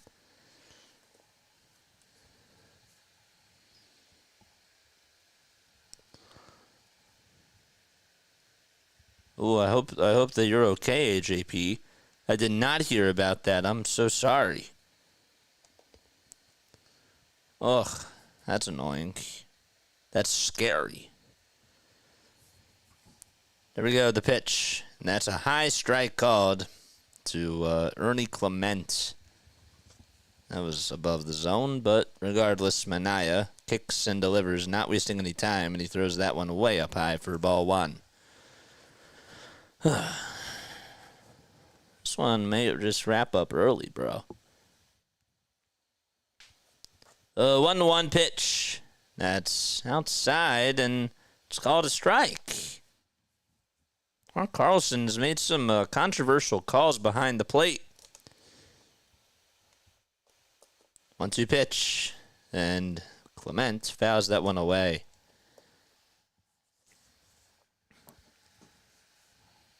Luckily, those kids were arrested. Good. That's really scary, AJP. I'm really happy that you're safe. That's scary.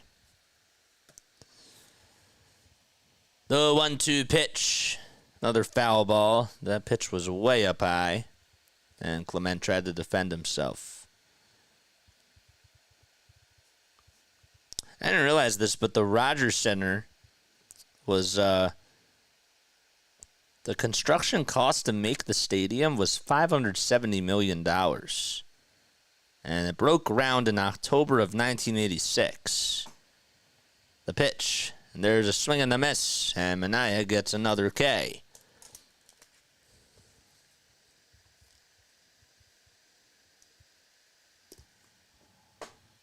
So Vladdy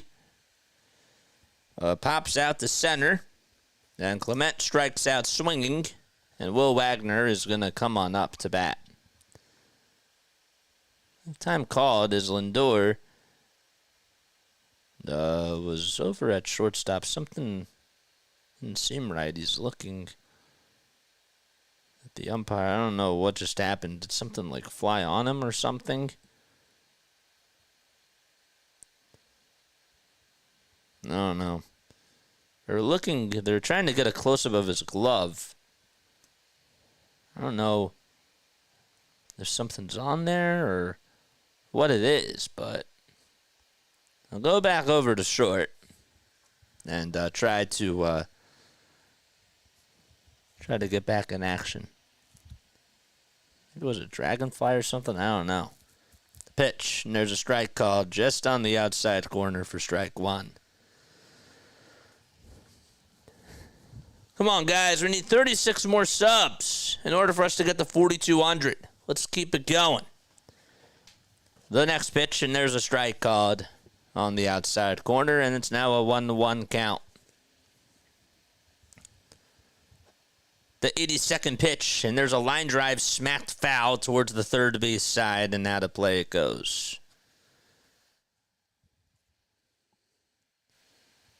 It was some type of a fly, and the second base umpire tried to smack it right off of his glove. 1-2. There's a foul ball.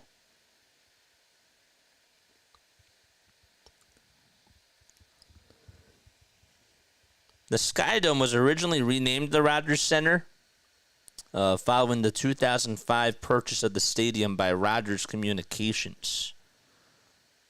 And that's who owns the Toronto Bluejays.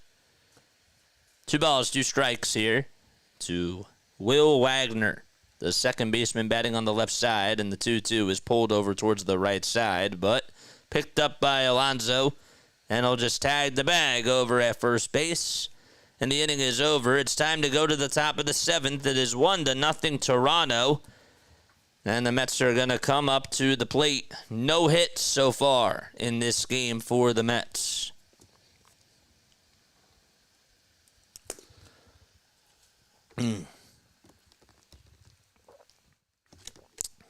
This game is flying. Holy moly.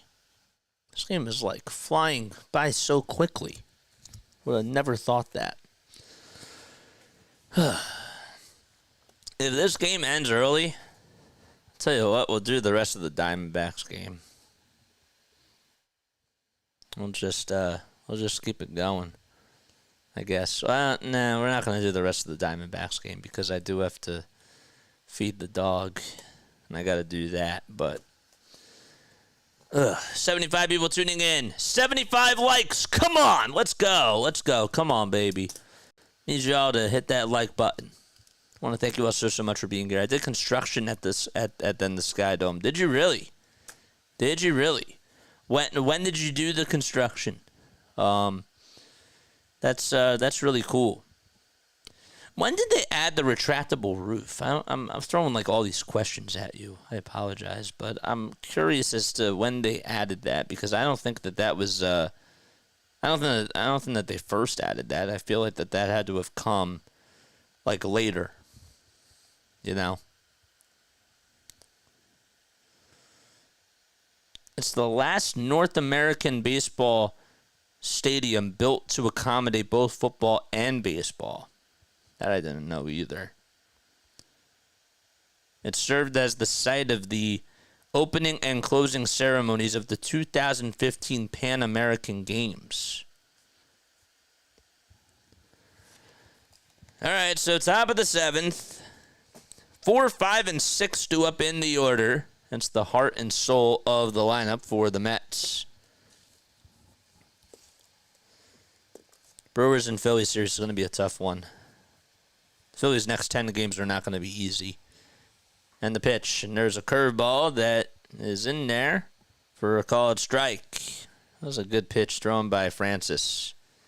They added the roof in 1989. Thanks, PAS. I appreciate that. The 0-1, that's taken down low for a ball. So they must have been like one of the first teams to actually have added the roof, because I don't think a lot of teams had a roof before that. 1-1. There's a foul ball. That goes out of play.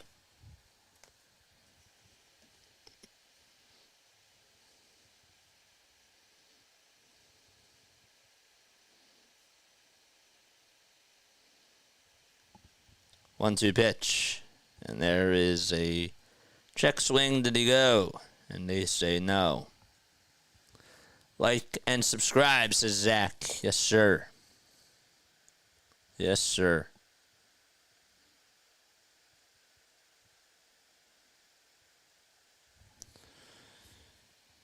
The pitch on the way.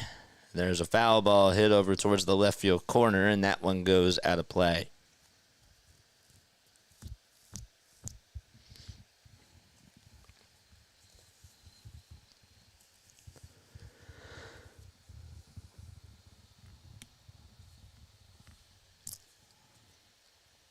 Two-two pitch in the dirt.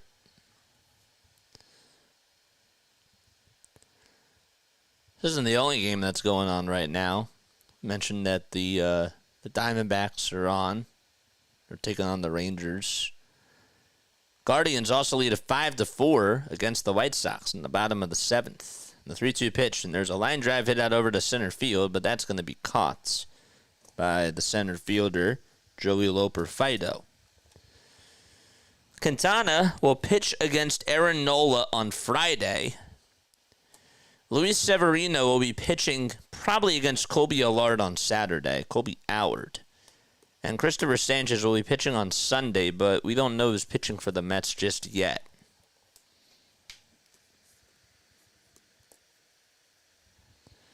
The pitch. There's a ball that's taken outside.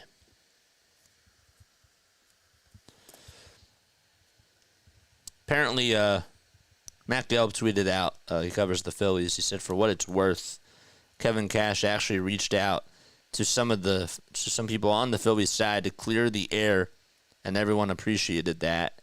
Cash briefly spoke to Castellanos after he hit this afternoon, for what that's worth. 2 balls, no strikes to Pete Alonso. One swing to tie the game, and the 2-0, and there's a pop-up hit out over towards right field. And getting under it to make the catch for out number 2 is the right fielder, Nathan Lukes. 2 up, 2 down in the top of the 7th. Lou's here. What's up, man? What's good, JJ and friends? Just got home from work. We got a fast game so far between the Mets and the Jays. Speaking of Jays, JD Martinez is coming up to bat.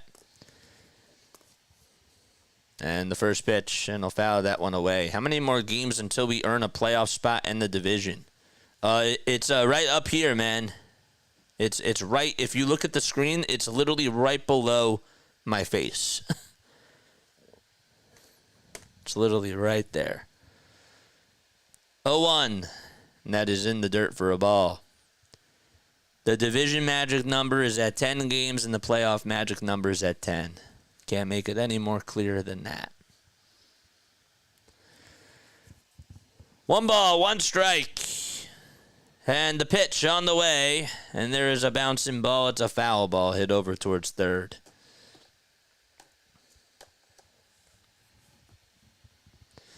"98 pitches by Francis, and this is probably going to be his last batter, I assume, as his pitch count's getting up there. Blue Jays are in their blue tops, white bottoms.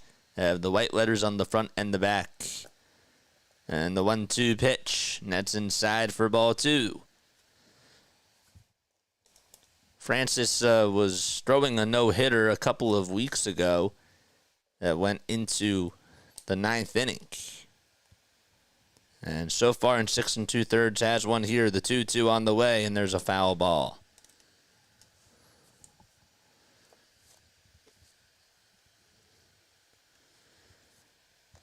So Kevin Cash is not going to manage tonight for the Rays. And Uceda is suspended for 3 games. 2-2 pitch just outside for ball 3. That was on the 100th pitch, the 101st pitch. Got 90 people tuning in. Hit that like button, baby. 3 balls, 2 strikes to Martinez, and the payoff pitch, and there's a fly ball hit out over towards shallow left center field, and Clement is there, and he'll make the catch. 7 no-hit innings so far from Bowden Francis. And we head to the bottom of the 7th. The Blue Jays are coming up as they lead it 1-0 out at the Rogers Center. All right, it is time for trivia. I am going to do trivia for this, okay? I'm going to ask you a trivia question, and if you get it right, you'll hear this. If you get it wrong, you'll hear this. Okay, so apparently, according to baseballreference.com, there are 125 players who have played for both the Mets and the Blue Jays. Tell me one. Just name me one player that happened to play for the Mets and the Jays. Let me know down below. I would appreciate it. What's going on, JJ? People are like, well, you're on early. Well, I said I was going to be on for the Mets game. Did I not say that? I'm here, man. What's going on?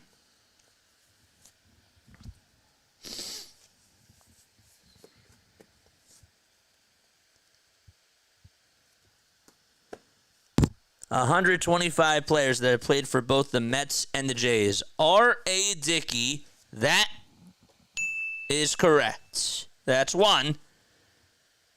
Got that correct.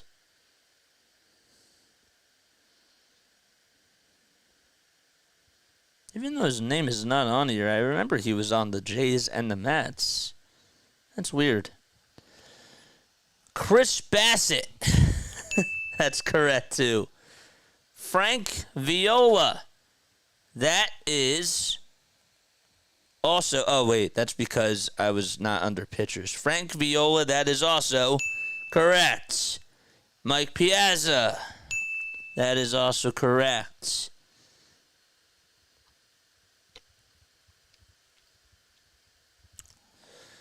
Taijuan Walker. Was he on the Blue Jays as well? Yes, he was. Correct. Jeff Kent, another guy. Was he on the Blue Jays and the Mets?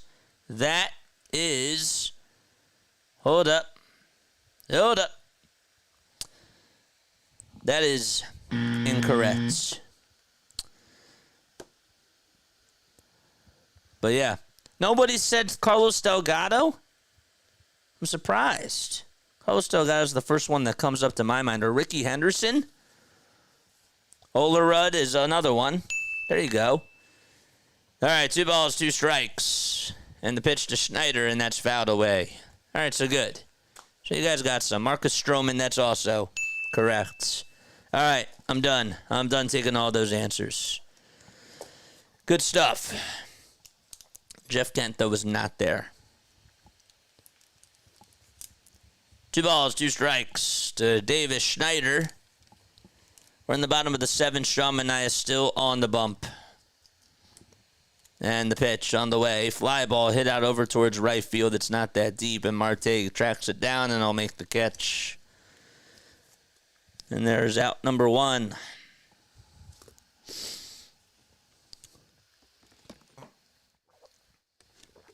Like and subscribe, folks. It's free. Then we got the Phillies game out after this.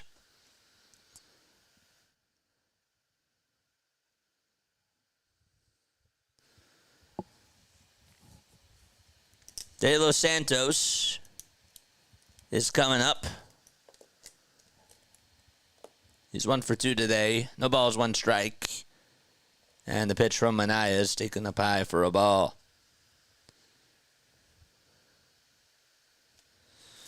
Well, he was on the New York Giants, not the New York Mets. He was on the New York Giants. 1-1 strike, bottom of the 7th. Manaea gets set at the belt and fires and throws it way outside and high for ball 2. Reed Garrett is warming up in the Mets pen here. I always forget that's the wrong one. And the 2-1 pitch. And there is a ball that's taken above the zone. Manaea has 7 strikeouts and 6 in the third of an inning and 2 walks allowed. And the next one, and that's taken for a high strike in the eyes of Mark Carlson.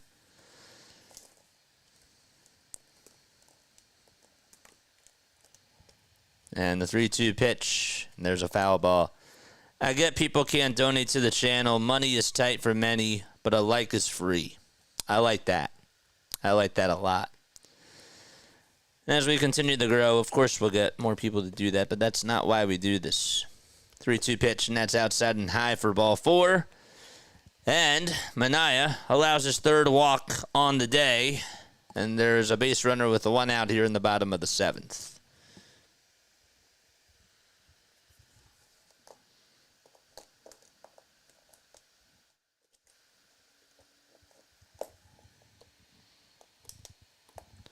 Willie Mays, Jack.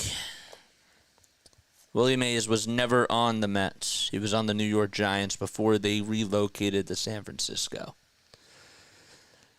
The pitch, that's inside and high for a ball to Joey Loper Fido.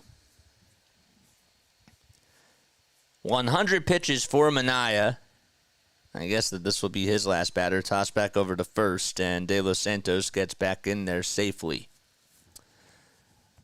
Kyle's not playing tonight, Edward. He was scratched. Was scratched from the lineup. I should get a text that says that Kyle scratched from the lineup so that I don't have to repeat it. The pitch. That's up high, and the throw back over to first base is not in time. But yeah, Kyle is not in the lineup tonight for Philadelphia.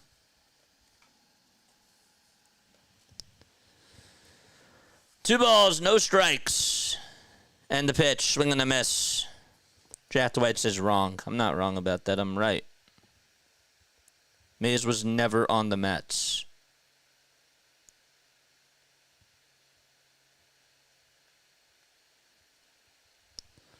Two one, swing and a miss. Oh wait, yes, he was. You're right. You're right.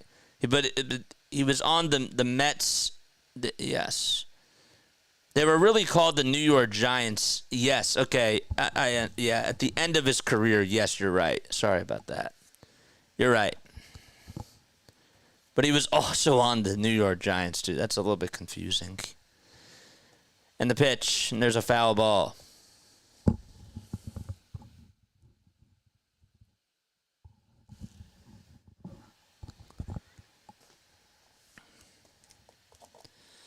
Two balls, 2 strikes, and 1 out here in the bottom of the 7th, and the next pitch, and that's on the outside corner for a called strike 3. And there's 2 gone here.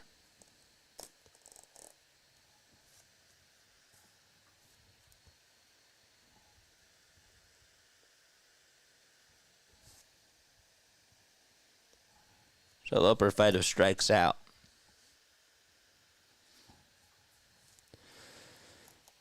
Under 5 pitches by Manaea. And Brian Servin is coming up to bat. Hitting over on the right side.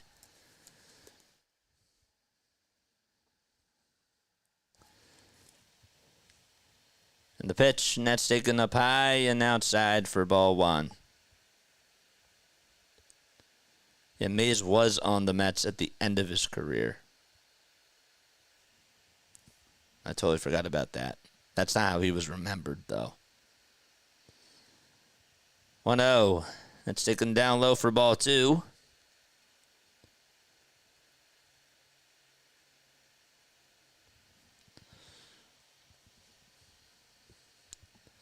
Two balls, no strikes. And the pitch, and that's inside for ball 3.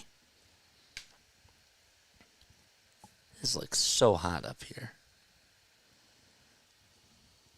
Like sweating.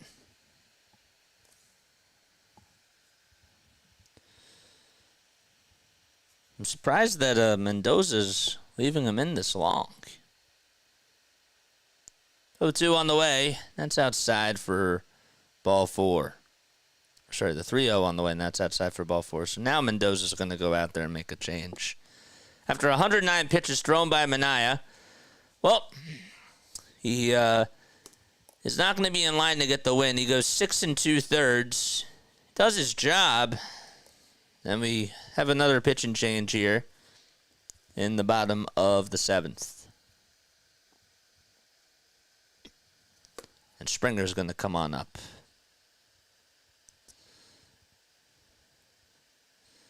If we're Phillies fans, why does the Mets history matter to us, says Snooter. Well, we don't have other, we have, we try to get other people on here. You young guys should study the history of the game. Man, I mean, you could study like a lot of it, and I'm not perfect. I don't know everything, and I'm always learning, man. I'm always learning. I'm sure that you're still learning new things about it too. So, but yeah, like that, that was a thing. But I mean, Willie, do you really like remember Willie's best years on the New York Mets? No, you really don't. Like, he was well known for playing on the Giants and for, the New York Giants and the San Francisco Giants. That's really like how he made a name for himself, because that's where he played most of his career. All baseball history matters, says Austin. Yeah.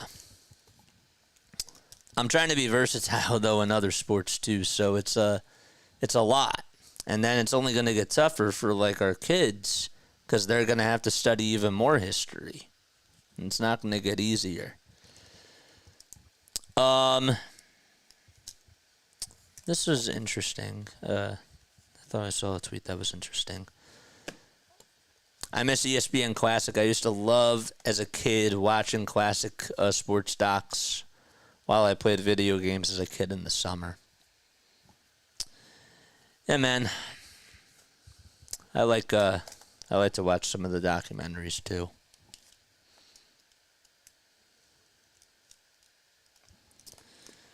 So, bottom of the 7th, 2 runners on, and George Springer is coming up. And the pitch, that's inside for ball 1. Reed Garrett has gone 52 2/3 of an inning this season. He's thrown 32 scoreless outings in 47 appearances. Jay's looking to add on another run. The 1-0 pitch, and there's a high bouncer, and that's a foul ball hit over to third base.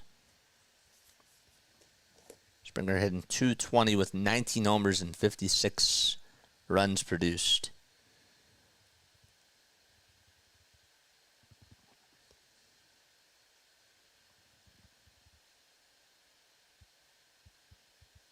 One ball, one strike. And the next pitch, that's taken for strike 2.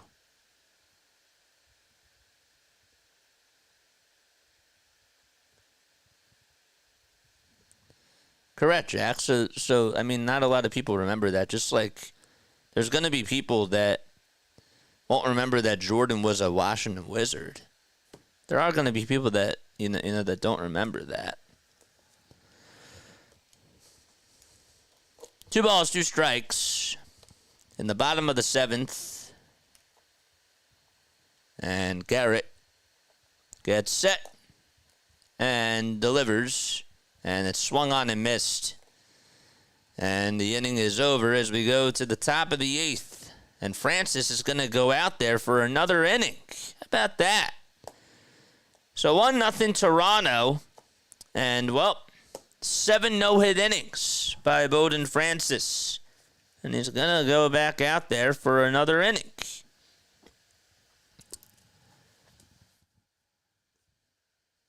Correct. Uh-oh. Did we freeze? Did we freeze?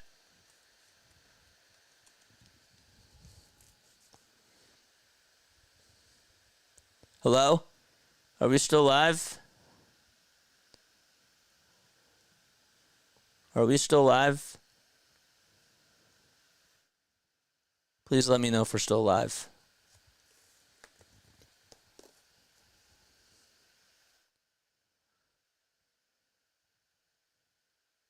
No, you were just still. Oh, I was so still. Yo, you guys are scaring me. I can't freeze on this thing. Alright, good. Thank God. That'll scare me. Even some basketball players have played in the MLB. Of course. Hit the like button, folks, and subscribe to the channel. Let's go. Let's go.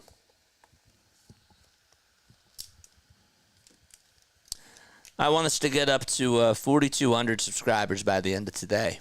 I really think that we could do it. Please tell your friends, please tell your family members about this channel and get them to like. At least liking is for free. We're doing a doubleheader today. We're grinding on here, man. It's what we do. The grind don't stop. Loper Fido's going to go out there to play left field, and Varsho will switch with him and take center. And the pitch on the way. Ground ball hit over to third base, and the throw over to first in time. 7 1/3. Francis has gone without allowing a hit. So that was Alvarez, I believe, that grounded out over the third. Actually, sorry, it was Marte, and now Alvarez is coming up to bat. Keep them coming. Let's get to at least 100 likes before the end of this game. And the pitch to Alvarez, he pops this one up. It's hit out over towards straightaway center field. And there to make the grab is the center fielder, Varsho. And there's 2 up and 2 down.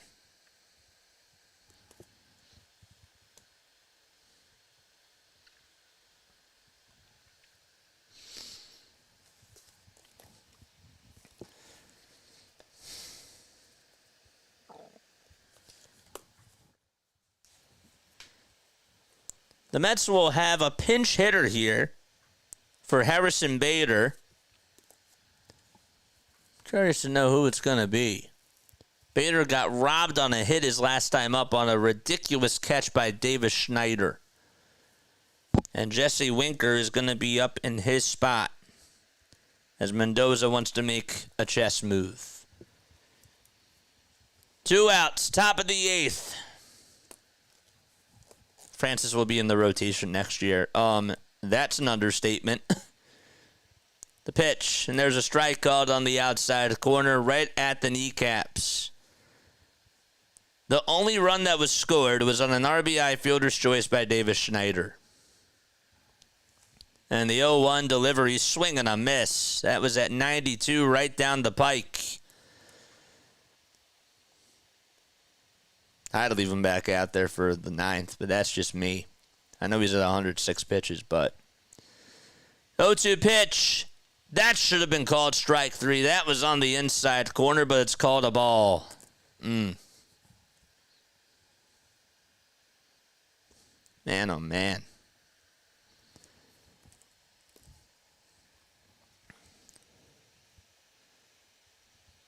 The 1-2 delivery popped up, hit out over towards the first base side.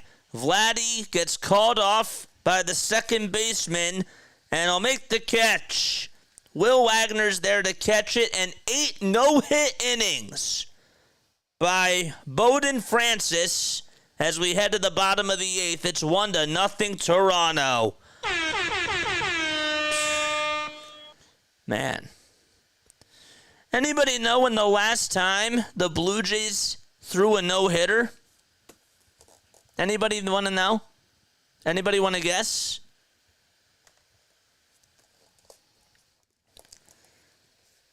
Now it's through 8 innings.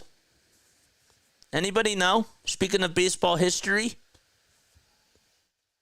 Where's my baseball history guy? You should know.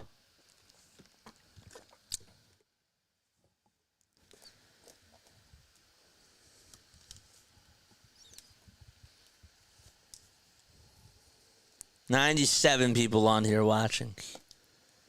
Only one, and that's Stibe. That is correct. Good job. You know when he did it?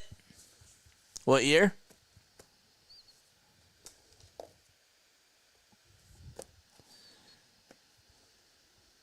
Do you remember what year he did it?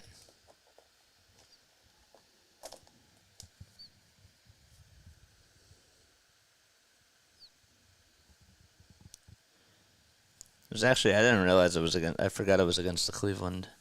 It was against Cleveland.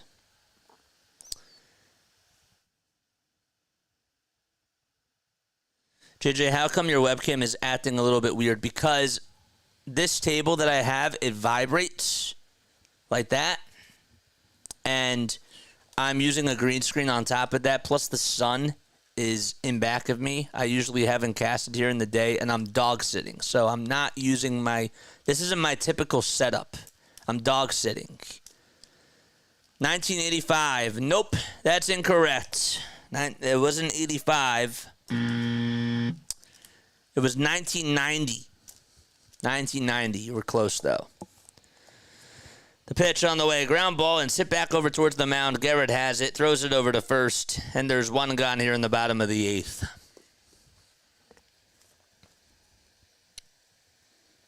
I did not think that this would happen today. September 2nd of 1990.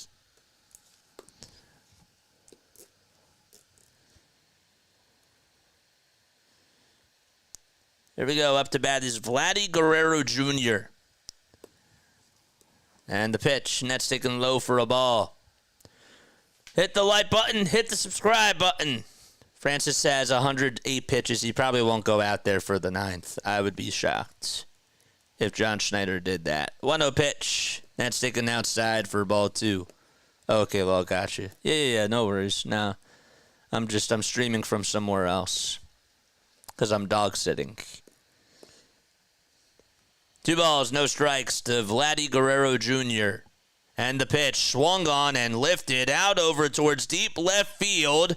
And that will be just caught right on the edge of the track by Jesse Winker.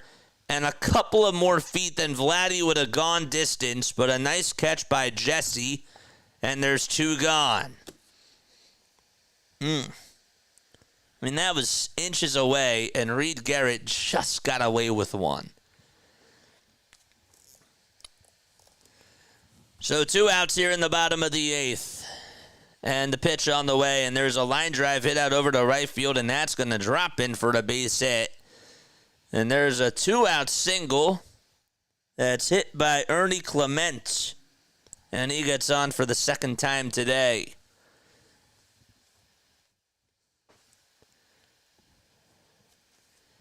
And Mendoza's going to go out there, and we're going to have a pitch and change as Garrett's afternoon is done. And Will Wagner's going to come on up to the plate. He made that catch look more difficult than it should have been. Honestly, that's a tough play because he's has to go over towards the track. I think you're right. I don't know from the camera if he would have been able to get a faster jump on it. But I also too don't think that he recognized it as well. But that was still a nice swing.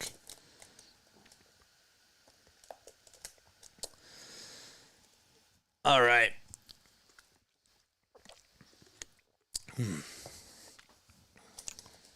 So Will Wagner is going to be coming on up to bat. Going to minimize chat for a second. I got to focus. I'm losing a little bit of my focus today because I'm focusing a lot on chat. That's nothing bad against you guys. Sometimes, though, like, when I'm doing, like, my play-by-play and I'm in my groove, you know, like, I'll get a little bit more distracted by looking at chat. And I want you guys to talk. I'm not saying that at all. I got to be able to focus on my call, too. And that's something that I want to get better at, especially like when we don't have as big of a crowd. You know, it's something that I got to do. So, 102 people on here watching. My name is Jason Joseph. This is Play-by-Play with JJ. I appreciate you all so much for being here. We go on for every single Phillies, Sixers, and Eagles game. We're doing the Mets game because the Phillies' magic number for them to make it into the playoffs would go down to 9. So we're gonna cover the Braves and the Mets as well until the Phillies clinch a playoff spot and win the division. And then we're gonna cover the Brewers for the home field or for the bye. The pitch on the way, and that's taken outside and low for ball 1. Danny Young is going to pitch for the New York Mets. And the 1-0 pitch, and that's on the outside edge for strike 1. If you guys want to donate, you're more than welcome to do so. We are going to do the Phillies game right after this. I am going to take a little break, probably around 5:30. And then we'll go on for the Phillies game. We're still going to continue the stream, though. And the Phillies play at 6:40. 1 ball, 1 strike. 5 seconds left on the pitch clock as Young kicks and delivers, and there's a ground ball smacked over towards the right side, and the throw over to first is in time. And we head to the top of the 9th, and Francis is going to go back out there to pitch for the Bluejays and try to complete the no-hitter. It's 1-0 Toronto, and the top of the 9th coming up. Wow. PAS must be so mad that I'm doing this game right now. That's crazy. Don't forget to like and subscribe. Tell your friends and family to come on out here. 108 pitches by Bowden Francis, and how about this? Just 1 strikeout. 1 strikeout. Like, that's crazy to me. I don't know how many people have had a no-hitter with 1 strikeout. That's insane. Dave Stieb had the last no-hitter and the only no-hitter for the Blue Jays in their franchise history. They're showing replays of this, of the final out that was recorded. Imagine if we got a no-hitter on the stream. Oh, boy. All right, I'm going to minimize chat real quick. Don't forget to like and subscribe, folks. Let's keep it going. The defense has been backing them up today. I'm not going to lie. You are correct about that. All right, so it'll be the top of the lineup due up in this part of the order. The only guy that struck out is Vientos. Francis threw 9 pitches in the first, 13 in the second, 12 in the third, 10 in the fourth. And the graphic just went away, so can't read how many pitches he had from the 5th on. But Francisco Lindor is going to come on up to the plate and try to keep the door open for the Mets. Last no-hitter for the Mets, it was Max Scherzer, who did it on October 3rd of 2015. The pitch, and there's a strike. That's on the outside corner. It's the last time that somebody no-hit the Mets. Scherzer also did play for the Mets. The 0-1 pitch, swing and a miss. That was on a slider that just came down low. That thing was filthy. No balls, 2 strikes, 110 pitches by Francis. The windup in the next pitch, and there's a fly ball hit out over to deep right field, and this game is tied. Francisco Lindor able to just line one out over to right field, and the 31st homer of the season belongs to Francisco Lindor, and we're knotted up at 1 apiece in the top of the 9th.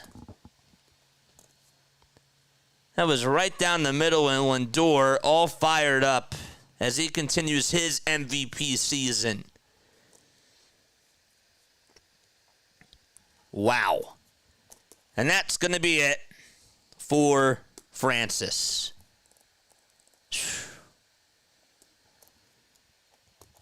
That thing was scorched. That's the first hit, the first run, and it's 1-1. Jack with the $2 super chat. Thank you so much, man. I appreciate it. Pro Football Focus has Hurts rated number 32 after week 1. Wow. That's crazy. Thanks so much for the super chat, my man. I appreciate that. So Francis, his afternoon is done. He gets a standing ovation from the fans. And Lindor makes it a brand new ball game here in the top of the 9th. Just like that. Another no-hitter that was broken up in the 9th inning with a leadoff homer. Says Bob Nightingale. The Rangers are coming back, though. How about that? 8-4 in the top of the 5th. That's weird. All right. Don't forget to like and subscribe, folks, and turn on those notification bell icons. That way you'll know when I go live. That's how Francis lost his last attempt at a no-no. I just said that, too. So Francis loses to Francisco. And he hits one all the way out to San Francisco. Just kidding. That sounded very corny.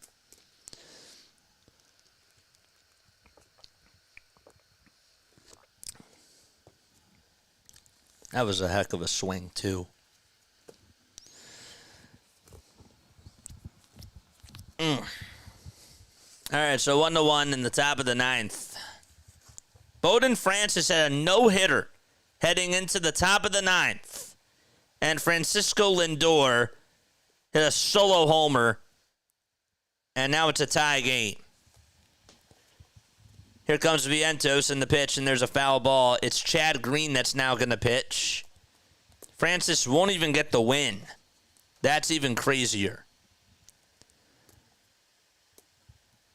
So Iglesias with the 0-1, and that's taken outside and low for a ball. The count is now 1-1. Green this season has pitched in 36 scoreless outings in 48 appearances. Has gone 48 in the third, and the 1-1 swing and a miss. Blue Jays will have Schneider, De Los Santos, and Loper Fido leading it off. And the 1-2 when there's a foul ball. And don't worry, after this game, we will be doing the Phillies game. Edwin Diaz is warming up in the Mets bullpen and will pitch the bottom of the 9th. 1-2 delivery, and there's a bouncing ball hit over to third. And the throw over to first, and that's going to get away from Vladdy Guerrero. It bounces right on into the camera well. And Iglesias heads over to second base. And De Los Santos with a big throwing error over at third. And all of a sudden, the Blue Jays are unfolding. Oof. That's going to go down as an E5. And Vientos is going to come on up. That puts a runner in scoring position. Come on, Blue Jays. You had one job.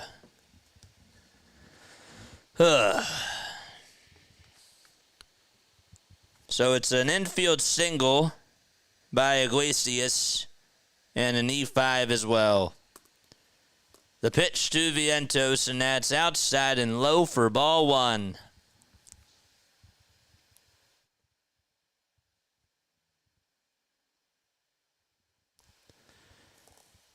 Mark Vientos batting .278. With 24 homers this season, and the 24-year-old takes the next pitch down low for ball two. I mean, De Los Santos had plenty of time, and he threw it right on over to first. It was just a little bit high. Or not a little bit, way up high.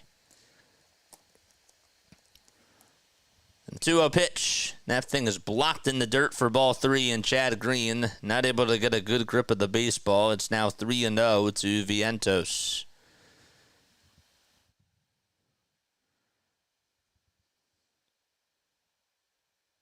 Mark had 9 homers last year, 1 homer in 2022, and 24 so far here in 2024. And the next pitch, and that's taken down low for ball 4, and still nobody out here in the top of the 9th. And Brandon Nimmo is coming up. And time called as pitching coach Pete Walker is going to go out there to have a conversation with Chad Green.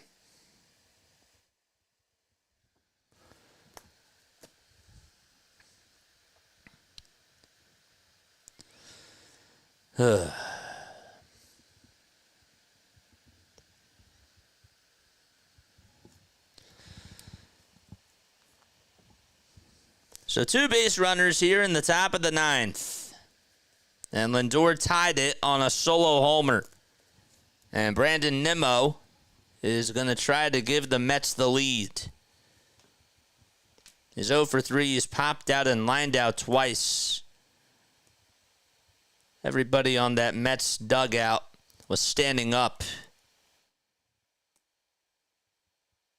as soon as Lindor hit that big, monstrous home run.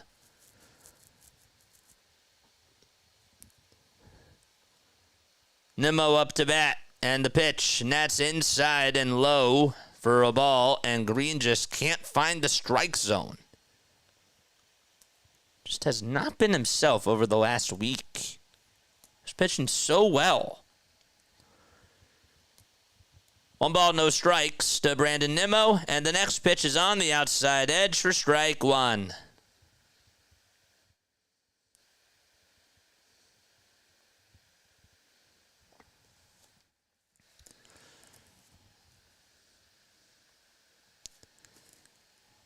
The 1-1 pitch in the dirt again. It was a slider that came running inside and downstairs for ball 2.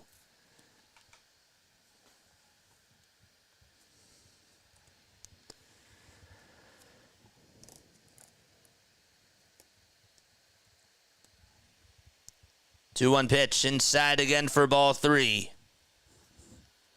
Think you got to get somebody else warmed up in the pen for the Jays. Rangers have bases loaded, and the tying run is up to bat against the Arizona Diamondbacks. 3-1 pitch on the way, and that's on the inside corner for strike 2 to Brandon Nimmo. If the Mets lose, the Phillies' magic number of getting into the playoffs goes down to 9. Payoff pitch on the way, and that's down low for ball 4, and that's going to load the bases. Back-to-back walks by Chad Green, and now it's Pete Alonso, and we all know what he can do with the bases loaded. Alonso hitting .239 this season with 31 homers and 79 runs knocked in as well.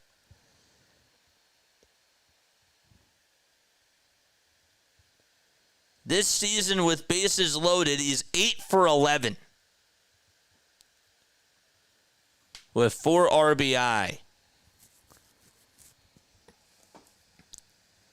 Iglesias at third, Vientos at second, Nimmo over at first, and nobody out. And the pitch to Alonso, and that's fouled away.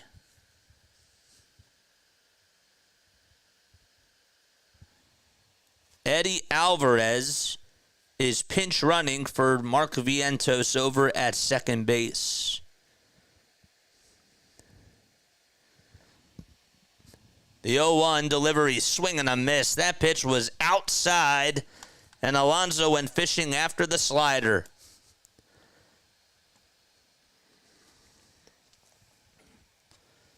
Infield playing in, and a sac fly can give the Mets the lead. No balls, 2 strikes. Martinez waits in the on-deck circle, and the 0-2 pitch, and that's outside, and Green had a pitch to play with, so Alonso wasn't going to go fishing after that one, though.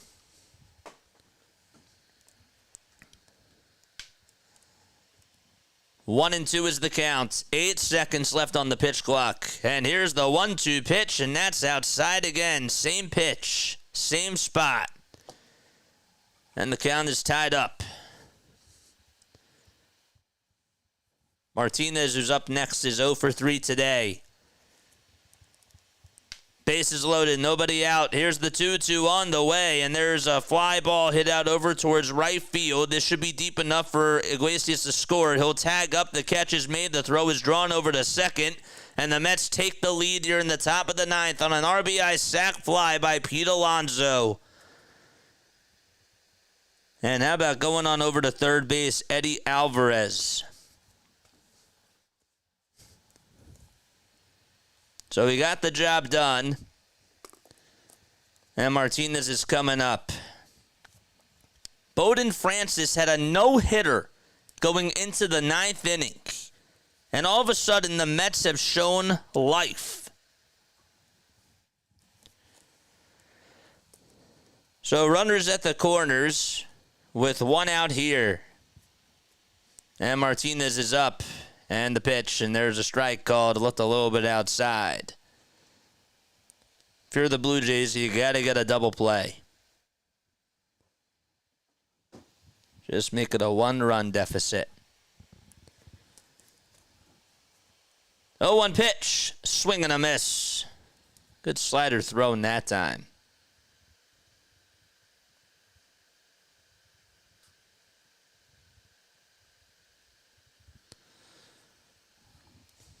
Oh, 0-2 is the count. 22 pitches in this inning for Chad Green.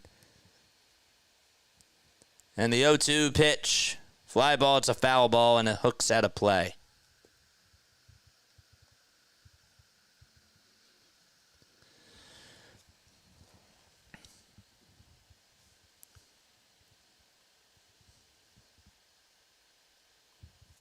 Oh, 0-2 is the count. And the pitch to JD. He did not go. Check swing. He did not go. That was a very late appeal over at first base. It was a breaking ball in the dirt. Chad Green, over his last 4 outings, has allowed 7 earned runs coming into today. And the 1-2 pitch, and that sails low and away for ball 2.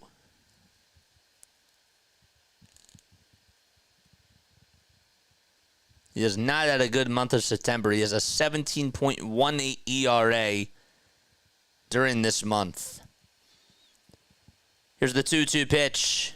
Good plate discipline by JD, and he takes that one just a hair outside for ball 3.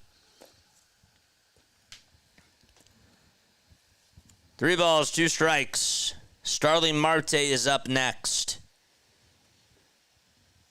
5 seconds left on the pitch clock, and time called very quickly.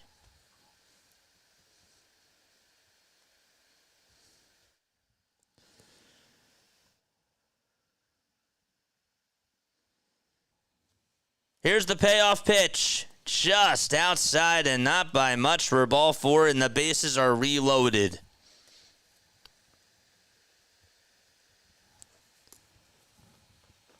It's 2-1 in the top of the ninth, and the Blue Jays have some action now, finally going up in their bullpen. Don't forget to like and subscribe. We'll be on for the Phillies game right after this. That game will start at 6:40. We cover the Phillies on here, the Sixers and the Eagles. The first pitch to Marte, and there's a strike called. That looked a little bit outside. It's just been that type of a day, though.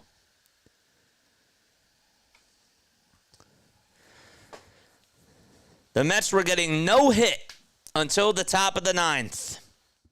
And the next pitch, and that's outside for a ball. And then Lindor tied it on a solo home run against Bowden Francis, and then he was taken out of the game, and Chad Green has loaded the bases and given the Mets the lead. 1-1. That's outside for ball 2. I mean, Green is throwing these pitches away, and it just seems like he's afraid to go inside against these guys. 2 balls, 1 strike. And the pitch to Marte, and there's a pop-up hit out over towards right center field. I wonder if they're going to tag here. The catch will be made. The throw is drawn to the plate by Loper Fido, and that's way off the line, and the Mets get another run. It's 3-1 in the top of the ninth on a sac fly by Starling Marte. That's a big run. And all momentum has gone to New York in just this 9th inning.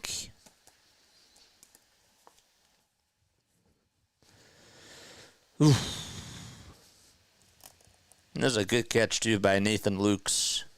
That throw, even a good throw, would have not even gotten Eddie Alvarez.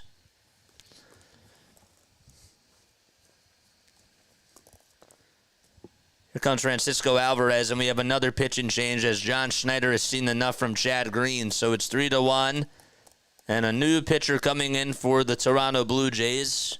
Talk about it in just a few moments. The Mets just have 2 hits in this inning. That's it.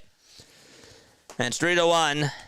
We're still in the top of the 9th. This has by far been the longest inning today. Crazy. Absolutely crazy. All right. Don't forget to like, folks. And don't forget to subscribe. 33 more subs. We better get to 4,200 by tonight. I'll tell you that much. We better get to 4,200. My name is Jason Joseph. This is Play by Play with JJ. We go on for the Phillies, the Sixers, and the Eagles. We got a doubleheader today. Tomorrow we're off. Friday we got the Phillies game, and then we'll do the rest of the Dodgers-Braves game. Saturday and Sunday we got doubleheaders. We're doing the Phillies, Mets, and the Braves versus Dodgers game on Saturday and Sunday as well. And then Monday, we're probably going to do the Eagles because unless the Braves lose tonight, if the magic number by Monday goes down to 2, then we'll do the Phillies for them to make it into the playoffs. But there still is a bottom of the 9th inning here, and we have to wait and see what happens. But all right, let's go. Bottom of the 9th. Come on. We're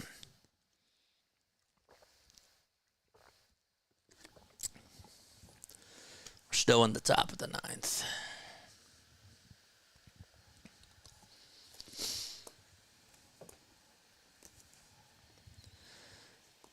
All right, so 2 runners on, and Alvarez will be the 8th man to come up in this inning. And again, just 2 hits by the Mets, including the big one by Francisco Lindor. Here's Cabrera on the bump, facing Francisco Alvarez in the pitch, and there's a fly ball hit out over towards deep center field, and looking up, and it is gone. And Francisco Alvarez gets a pitch right down the middle and strokes it out to deep center field. It's been a 6-run 9th inning for the Mets. Told you he's good. And the Blue Jays are stunned again.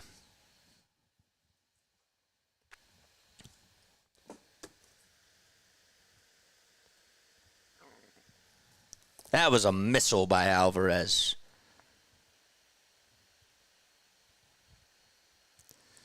Knew when I saw him, I knew he was going to be a good ball player. Got one right down the middle, too, from Cabrera. And it's now 6-1 New York. Jeez. The pitch to Tyrone Taylor. That's taken inside for a ball. So Taylor will come on in to pinch hit for Jesse Winker. And a 1-0 delivery, swing and a miss. That's going to make the count now 1-1. The Diamondbacks just got 3 more runs as well on a 3-run homer by Del Castillo. And the 1-1 pitch. And that is taken for ball 2. What a day. Cabrera gets set at the letters. 3 seconds left on the pitch clock, and the 2-1 delivery, and that is fouled away over towards the right field side, and it goes out of play. It's Genesis Cabrera that is on the hill, 27 years old, a left-handed pitcher from the Dominican Republic. That thing was crushed by Alvarez. The 2-2 delivery. And there is a foul ball chopped over towards the third base side. This top of the ninth inning has been going on for at least 25 minutes.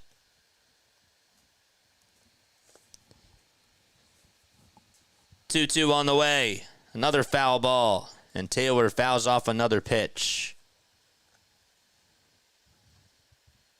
Just a completely different team, man. That's who the Phillies are going to have to play on Friday, Saturday, and Sunday.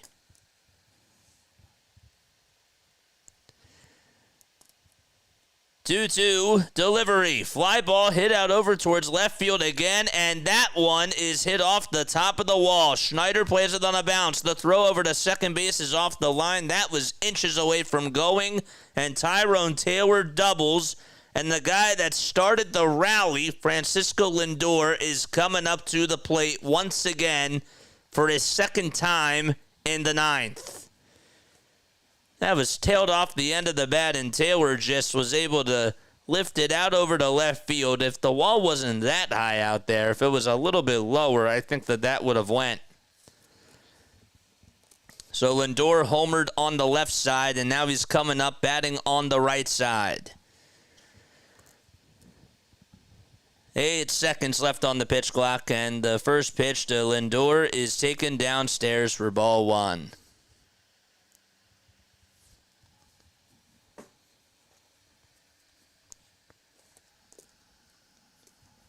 It's been a crazy inning, man. The 1-0 pitch to Lindor, inside and low for ball two.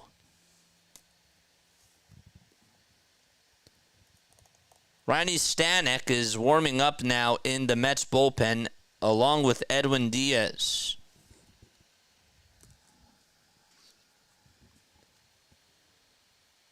The next pitch, that misses inside for ball three from Cabrera.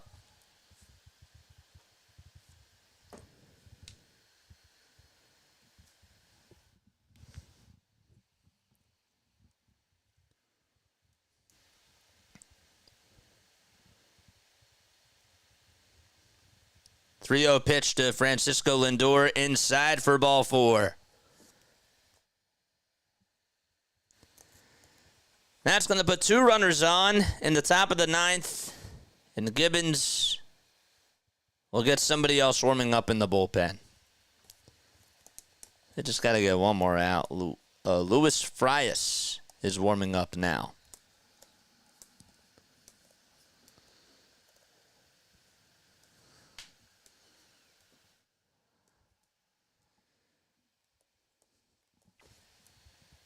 Comes Iglesias, hitting over on the right side, and the first pitch that he sees is called a strike. It's like it was a slider there.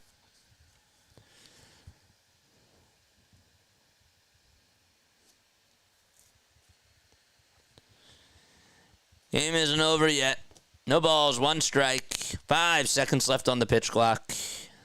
And the 0-1, and there's a fly ball hit out over towards straightaway center field, and that ball is going to be caught just at the track by Varsho. That was also inches from going.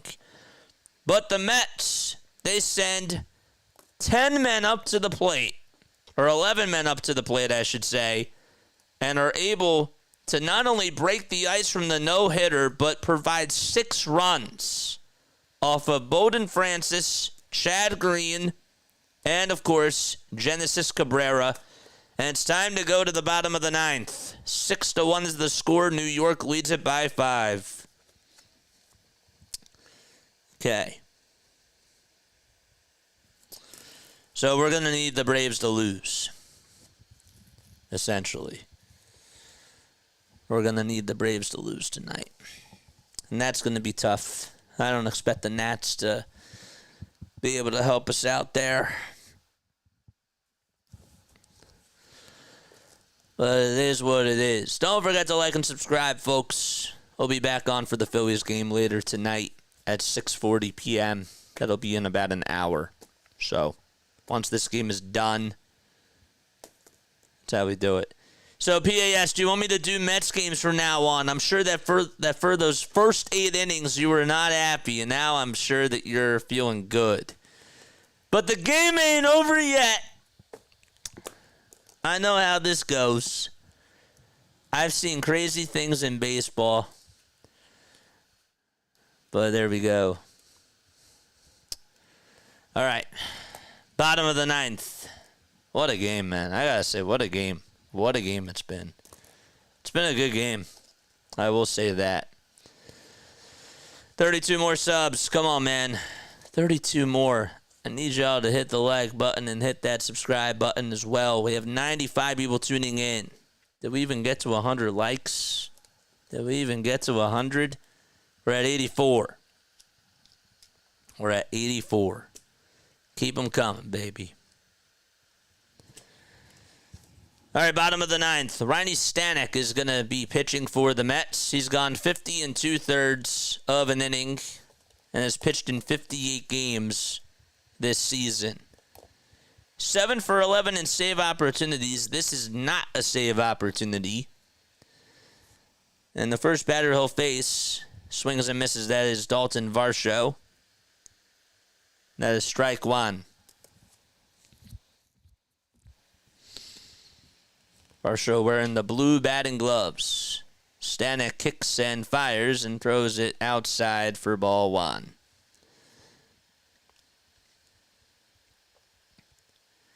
Sean Manaea got the start. He pitched really well today for the Mets. 6 2/3, 8 strikeouts, 4 walks, 1 earned run on 3 hits. And the pitch, swing and a miss.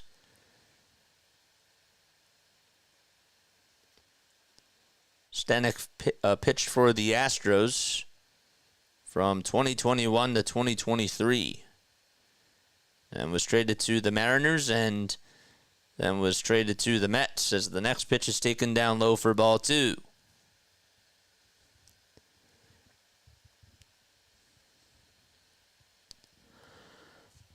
Varsho 0 for 5 against him. The 2-2 pitch, and that's way outside for ball 3, and the count is now full.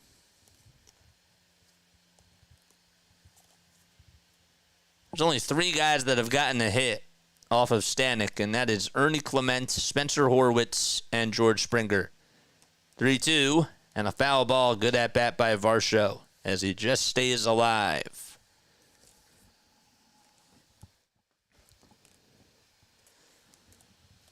3 balls, 2 strikes. 5 seconds left on the pitch clock. And the pitch to Varsho, and that's way inside and low. And Varsho gets on with a leadoff walk to start off the top or the bottom of the 9th.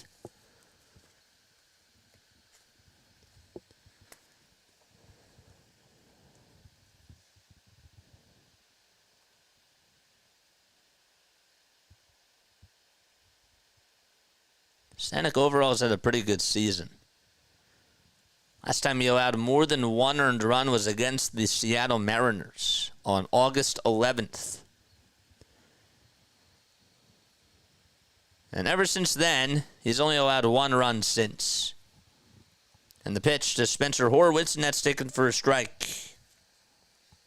Pinch hitting for Luis De Los Santos. And the 0-1 delivery, and there's a bouncing ball hit over to first. Alonso has it, flips it over to first, and there's 1 gone. Heading on over the second base, though, is Varsho. And the Blue Jays are down to their final 2 outs.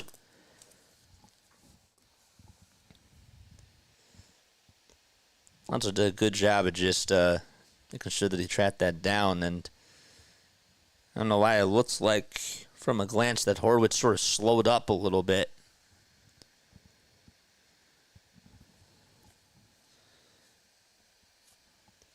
Oper Fido is coming up.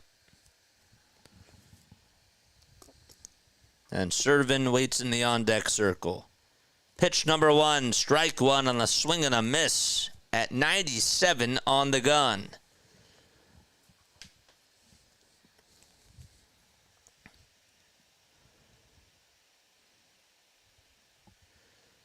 Here's the 0-1, and that's popped up and hit out over towards shallow left field.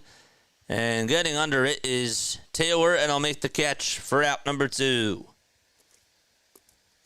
Or Nimmo, that is. And just like that, the Blue Jays are down to their final out. The Phillies game starts in an hour.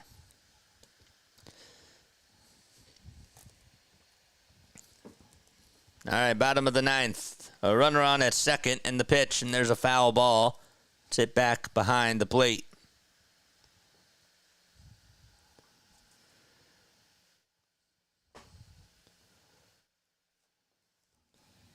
Addison Barger is pinch hitting for Brian Serven. 0-1, swing and a miss. And the Blue Jays are down to their final strike. That was a slider. Carlos, thank you so much for subscribing, man. Appreciate it.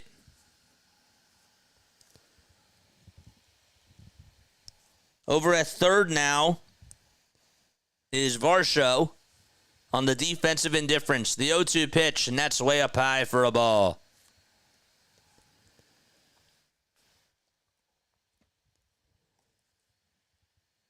That Lindor swing was awesome. I got to tell you that. That thing was belted. Here's the 1-2 delivery. Ground ball into right field for a base hit. And the Blue Jays not going down just yet as they got an RBI single to make it 6-2.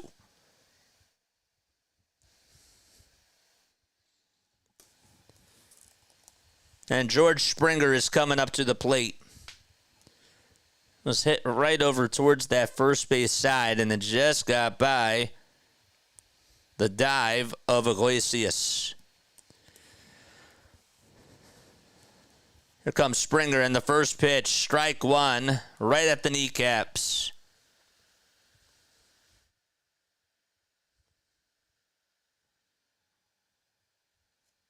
Keep the likes coming. The 0-1 pitch, swing and a miss. And once again, the Blue Jays are down to their final strike.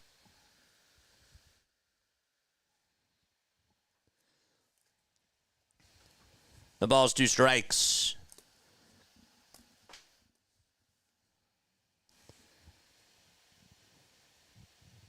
Next pitch, and that's way inside for a ball.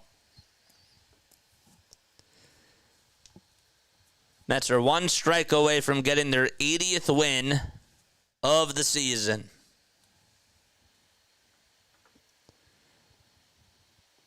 Stanek kicks and delivers in the next pitch, and there's a ground ball rolled over to shortstop, barehanded throw over to first, and Springer beats it out, and the game continues. And that thing was knocked down, and Lindor just got right on his belly as he made a sidearm throw over to first. That would have been a hell of a play by Francisco Lindor, but Springer, to his credit, beat it out with the speed, and not by much.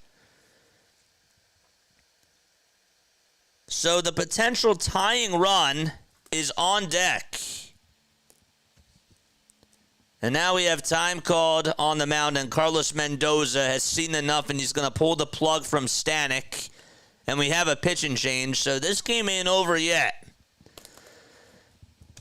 And I guess Diaz is going to come in. That's what I assume, but a pitching change with 2 outs here in the bottom of the ninth. It's 6-2 New York with runners at first and second and 2 outs.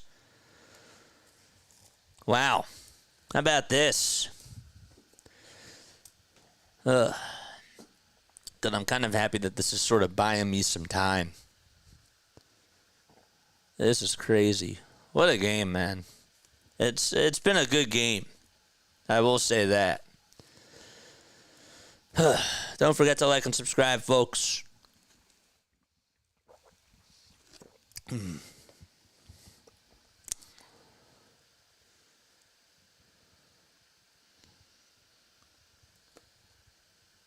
Oof. Who else is still rocking with me, by the way? Comment down below. What else do we got going on tonight? We got Rockies and Tigers at 6:40. We got Phillies and Rays at 6:40. Braves and Nationals at 6:45. We'll be keeping our eyes on that game. Fried is going to be on the bump, and he'll be going up against Irvin. Angels and Twins at 7:10. Orioles and Red Sox at 7:10 as well. Reds are taking on the Cardinals at 7:45. Brewers play the Giants at 9:45. Royals and Yankees are on at 7:05 as well. 8:10, it'll be A's and Astros. Padres are playing against the Mariners at 9:40 p.m. Eastern Time, and then the Cubs play the Dodgers at 10:10. Here's Edwin Diaz. All right, so 2 outs here in the bottom of the 9th. Diaz has a 3.63 ERA, 17 saves, and 23 opportunities. This officially now is a save opportunity, and Nathan Lukes is going to come on up. And Vladdy Guerrero waits in the on-deck circle, so if Lukes can get on here, the Blue Jays, tell you what, they have a chance. As crazy as that sounds. First pitch, and there's a pop-up that's hit out over towards the left field side and foul ground, and Taylor gets under it, he'll make the catch, and that's the ball game, just like that. So the Mets come back and beat the Blue Jays by a score of 6-2. It took one pitch from Diaz, that's it, and he gets the save. So what a game, man. That was quite a game, quite a thriller of a game. Bowden Francis had a no-hitter going into the top of the 9th. The Blue Jays had a 1-0 lead. And then Francisco Lindor tied it up with one swing of the bat. And then Chad Green came in, loaded the bases, and Pete Alonso hit the game-winning sac fly. Marte had another sac fly after that. And Francisco Alvarez opened the gates and pretty much put the Blue Jays to bed. So 6-2 is the final score from the Rogers Center. That means that the magic number for the Phillies to clinch a playoff spot still remains at 10. So, all right. My mom was still rocking with me. Thanks, Mom. Appreciate it. Wish we had more people on here, but that is good. PAS is here too. Shout out to PAS, man. Shout out to PAS. What a game, bro. That was a heck of a game. I'm not gonna lie. I cannot wait for y'all to play us. I really can't. It's gonna be a fun series for sure. It's gonna be great. So we gotta. If the Phillies win tonight, the division magic number and the playoff magic number goes down to 9. But if the Braves lose and the Phillies win, then the playoff magic number goes down to 8. And the division magic number will still remain at 9. All right, so it's 5:48 p.m. Eastern Time. We still have some time on our hands before the next game starts. I want to take a look at the scores one more time, and then I want to go feed the doggy and get ready to come back on here probably at around 6:30. Times the game 6:40, so we still got about less than an hour. That was quite a game, though. That really was. We still got 75 people tuning in. Appreciate it very, very much. All right, so let's take a look at these scores. My thoughts on this game. This game told me what the Mets are made of. I'll tell you that. The Mets are a team that just, if they're still in it, they don't die. And they have heart. So this game taught me a lot about the Mets. And I have to say, I've been following them too, like over the last month or so for sure. They have a lot of heart. Francisco Lindor has been fantastic for them. They've had a lot of guys that have really stepped up. And, J.D. Martinez has done a good job. Francisco Alvarez, that was a big swing. He needed that. He did. He needed that. So they definitely have a crew that can step up, and you definitely do not want to take them lightly. And the Phillies are going to have quite a weekend. I'll tell you that. It should be a really good matchup. I don't think it's going to be easy at all. 6-run ninth inning for them today. and they've played a really good baseball against some pretty good teams overall. So just wanted to say that the Phillies just cannot take them so lightly, because if they do that, then that could really backfire against the Titans. All right. So, yeah, that's pretty much all I got. In regards to tonight's game, I do want to go into the Phillies talk a little bit. But before I do that, Bowden Francis, man, shout out to you. I know that you were coming back out there for the top of the ninth. Should John Schneider have done that? I believe so, because the Blue Jays don't really have much to play for, and it would have been a really cool feat, you know. It would have been. So I give John the okay there. Lindor hits the home run. That was big. It was a big home run. So, but other than that, the offense for the Blue Jays, they had chances. You know, that fourth inning, a single, a walk, and an RBI fielder's choice, and that's it. Like, I give credit to Sean Manaea for getting out of that, but that was their chance of really blowing this game open. It was.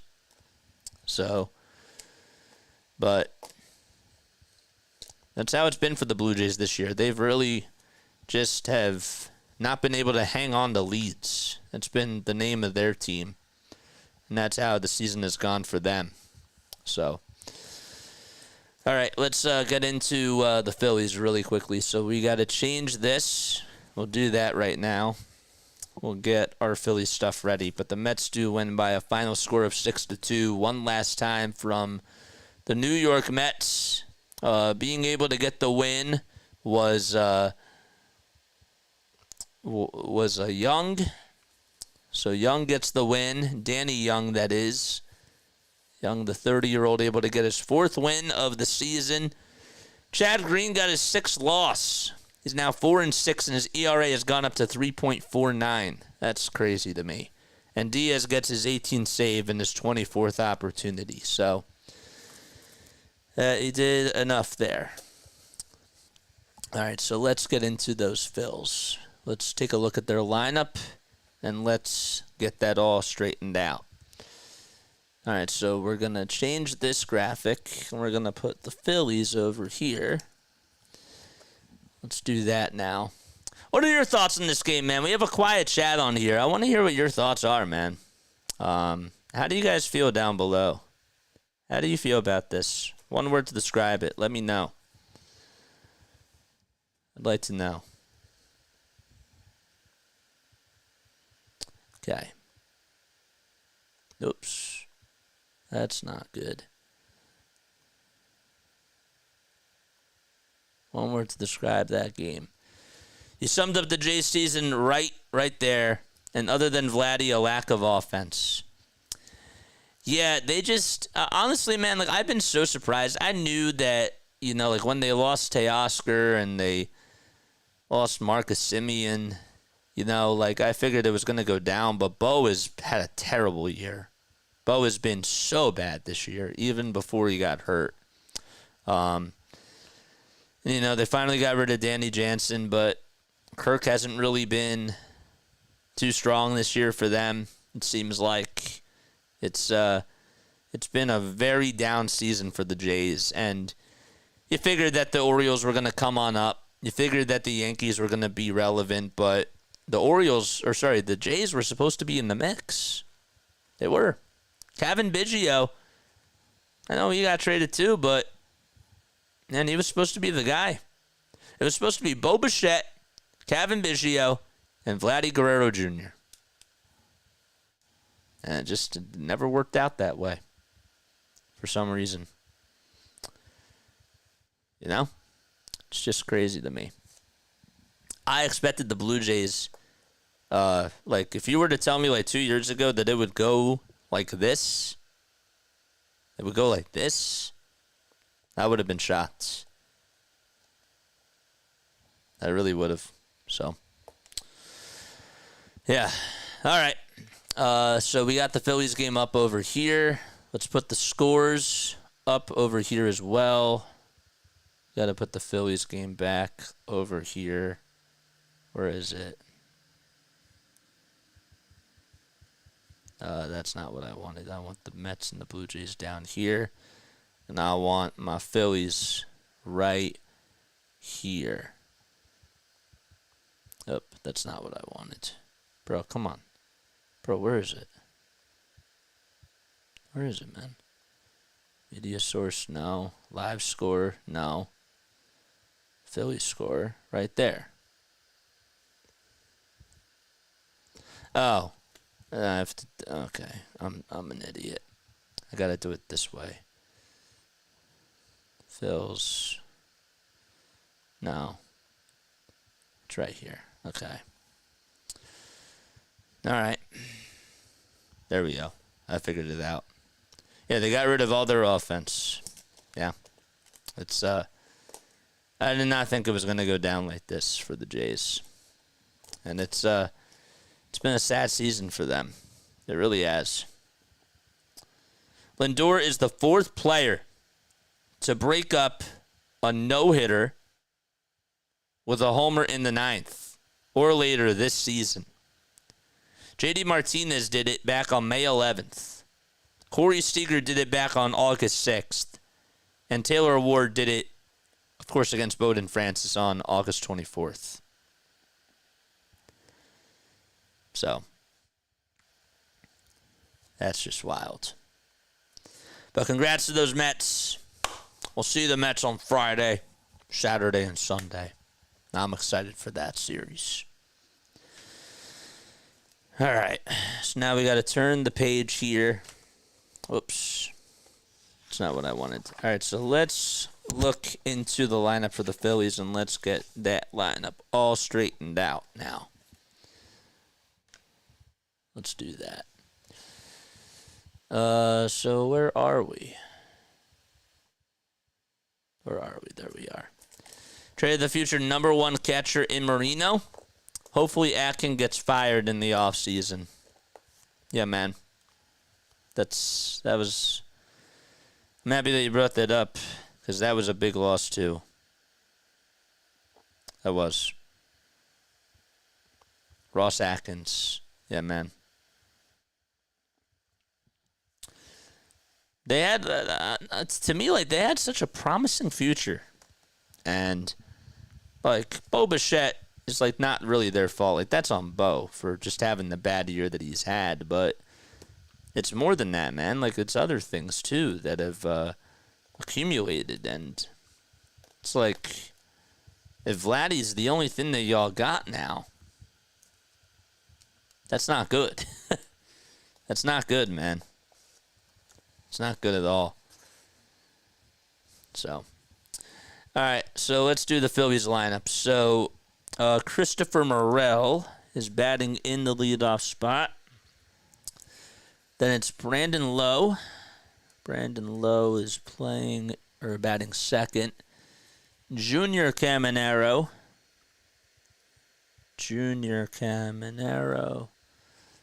Is playing at third. Josh Lowe is playing out in right field. And he's batting in the fourth spot. Dylan Carlson. Carlson's had a good series overall. Batting fifth. And then it's Jonathan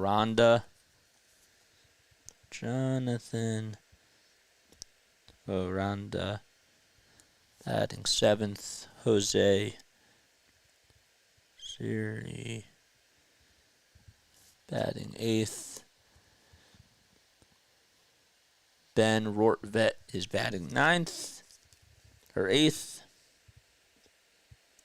Rortvet is eighth. And batting ninth is Taylor Walls. Okay. I still keep score. That's why I write these things down. The Sports Broadcasting Hall of Fame class of 2024 has been announced. This year's inductees include NBC Universal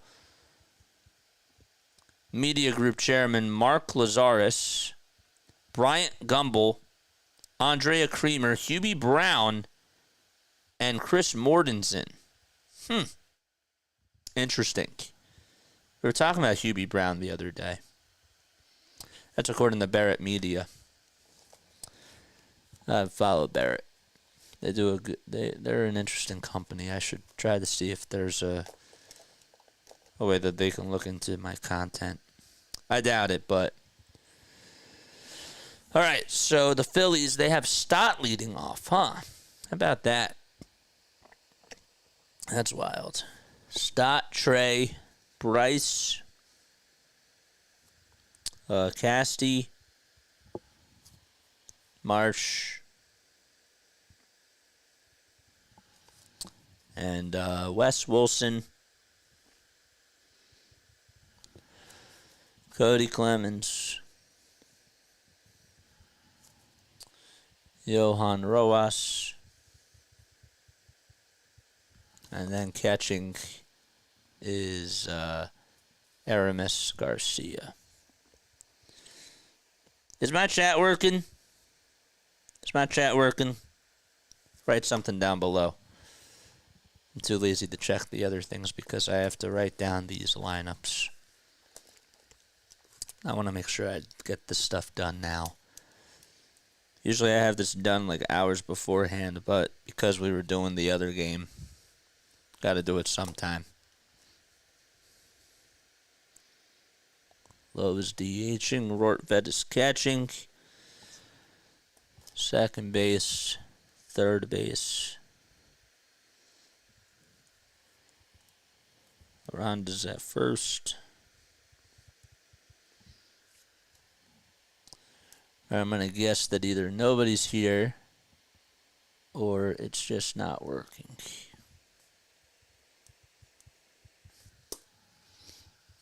Let me see.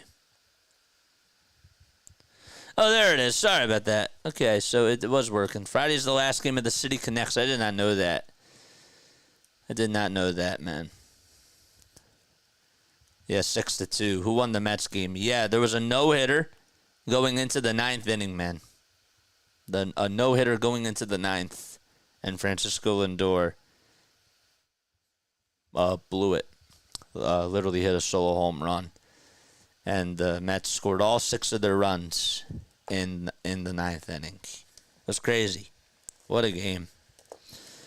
The only reason people still go to games here is to see all the additions to the stadium, but the fans and media are screaming for a change in the front office, says Colin. Yeah, Atkins, I think his time is up, bro. I do. I think that Ross has to go, too. I never understood the whole Marcus Semien thing, getting rid of him. Teoscar Hernandez, man, he's a hell of a ball player. I mean, like, the lineup a couple years ago, like you had George Springer, you had Teoscar Hernandez, you had Marcus Semien, right? And you had Vladdy Guerrero, and who else am I forgetting? Semien was at second. Who was at short? Not Corey Seager. Bo Bichette still. Bo Bichette was still playing. Yeah, Bo was doing great. Yeah, Matt Chapman as well. And Chapman, I figured, was going to get paid, but that was a really good ball club, man. It's crazy. Eugenio Suarez needed a triple for the cycle instead of the second homer of the day. It's crazy.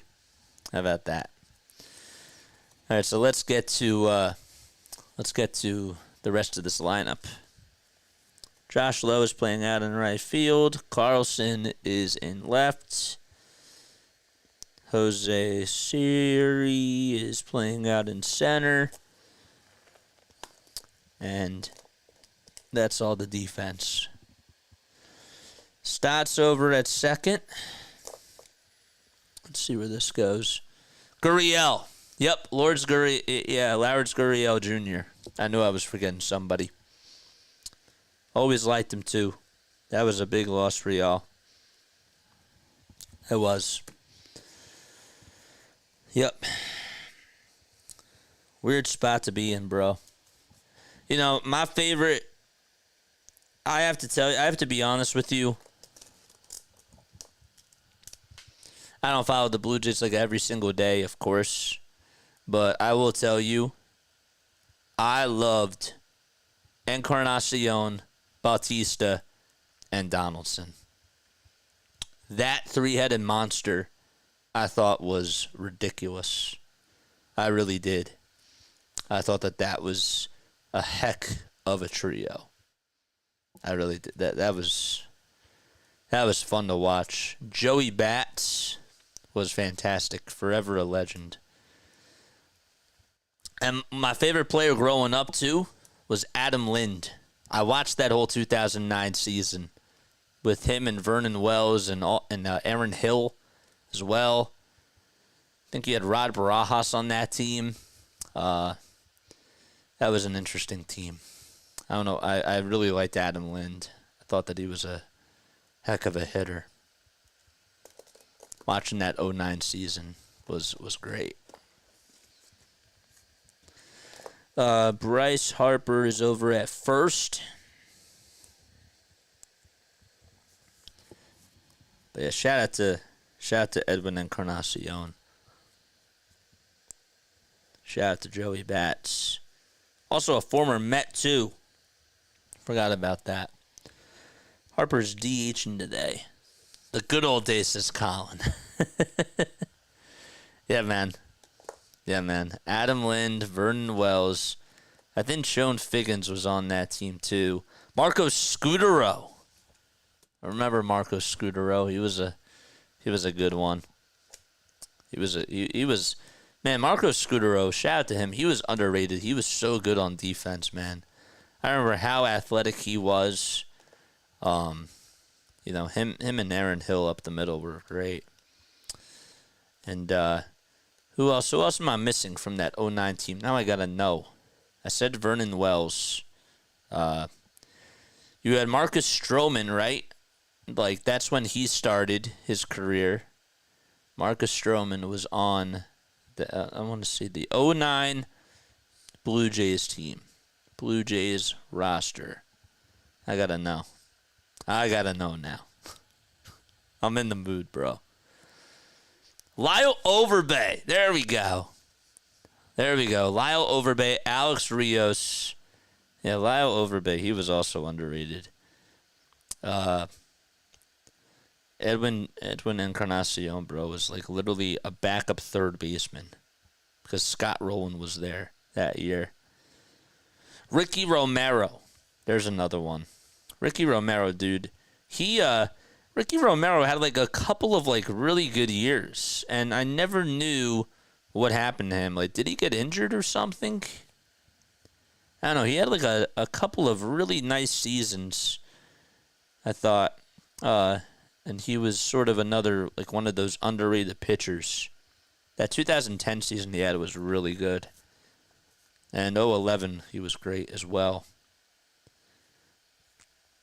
But yeah. Michael Saunders, I don't think he was on that team. But he was another interesting J. Casey Jansen. Wow. I'm looking at this team and I'm like, wow, I forgot about all these guys. Ruiz, I think, was like a backup catcher. Randy Ruiz. Yeah. Gloating on the past, man. But yeah, Marcos Scudero, shout out to him, bro. I really enjoyed watching Marcos Scudero play.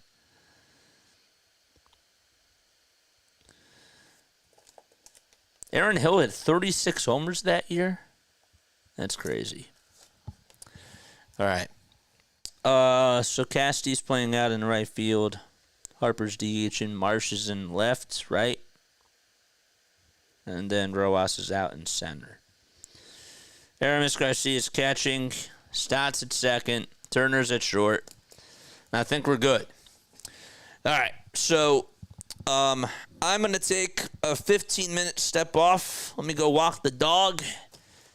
Take the dog out and feed the dog, and then we'll be back on for the Phillies game. Phillies start at 6:40 p.m. Eastern time. So we'll be back. Oh, also, let's figure this out, this Google this chat ninja thing, so that way we don't have a problem with it. Let me go back on. Don't forget to like and subscribe and hit that bell icon as well. Okay. Let's check this out. Yo, yo, yo. Yo. You brought back some good memories, JJ. Yeah, man. I remember that whole '09 team. That was fun. I really like baseball, man. I do. Like, I forget sometimes how much I really do like love baseball, but it was my first love. Like, that's how I got into sports. Really. Like, just some awesome stuff, you know. I'll never forget, like, when y'all destroyed us. I used to watch, like, every single Phillies game from '06 to, from the end of '06 to the beginning of 2012. Really, 2013. I watched almost every single game. So, I remember a lot of those things. I have really good memory of those times because that was, like, one of my favorites. And baseball got me through a lot of stuff. It did. But I love learning about other sports, and I've sort of branched out, even though it seems like, yeah, like I do the Phillies all the time. I'm not like as heavily invested in the MLB as I used to be. Like, I would literally study stats every single night, and I was just like so involved with it. Now I'm like into other things, you know, like I love basketball. I really, really like football, and I'm trying to really diversify myself in the others. So, hydrate, folks. It's hot. Yes, I know what that means. There we go. Got it. All right, let's go walk the dog. I am going to continue the stream. We're just going to go to a break and go to a little intermission. But we'll be back in 15 minutes. Let's go.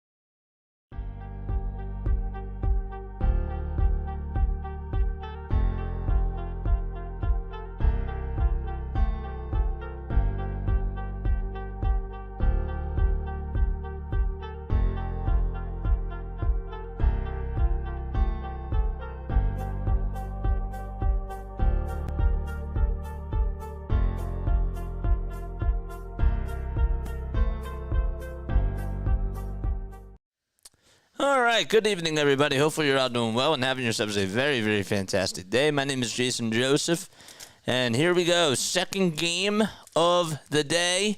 This time it's the Phillies game. Phillies are taking on the Tampa Bay Rays. They'll have Zach Wheeler out there on the bump. And Wheeler, over his last 7 starts, is a 4-1 record, a 1.60 earned run average as well. He's been really, really dominant. The last time that he pitched, he looked so good out there. He was calm, cool, and collected. Really just did an incredible job out there on the bump against the Miami Marlins. Went 6 strong innings, allowed 1 earned run, had 7 strikeouts as well on 84 pitches, and just lowered his ERA to a 2.59. This season, well, he's second in wins. He's also second in earned run average, third in strikeouts, first in whip, and has just done a very, very good job overall this season for the Phils. And hopefully he puts up a really good outing tonight, and the Phillies are able to get another win in the books. So that'd be really, really nice. All right. For some reason, our chat working? Testing 1, 2, 3. Good stuff. All right.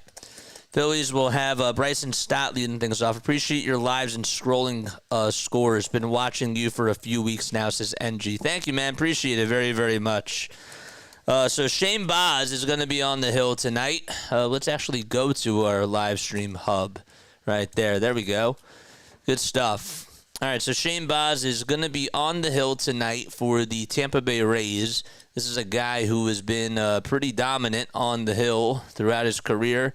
This season, though, he's 2-3. He's gone 55 innings. He also has 46 strikeouts, 23 walks allowed, and has been pretty solid. Baz now is 25 years old from Houston, Texas. Remember, he's had a couple of really good seasons, including that 2022 season where he ended up really dominating and being really, really good.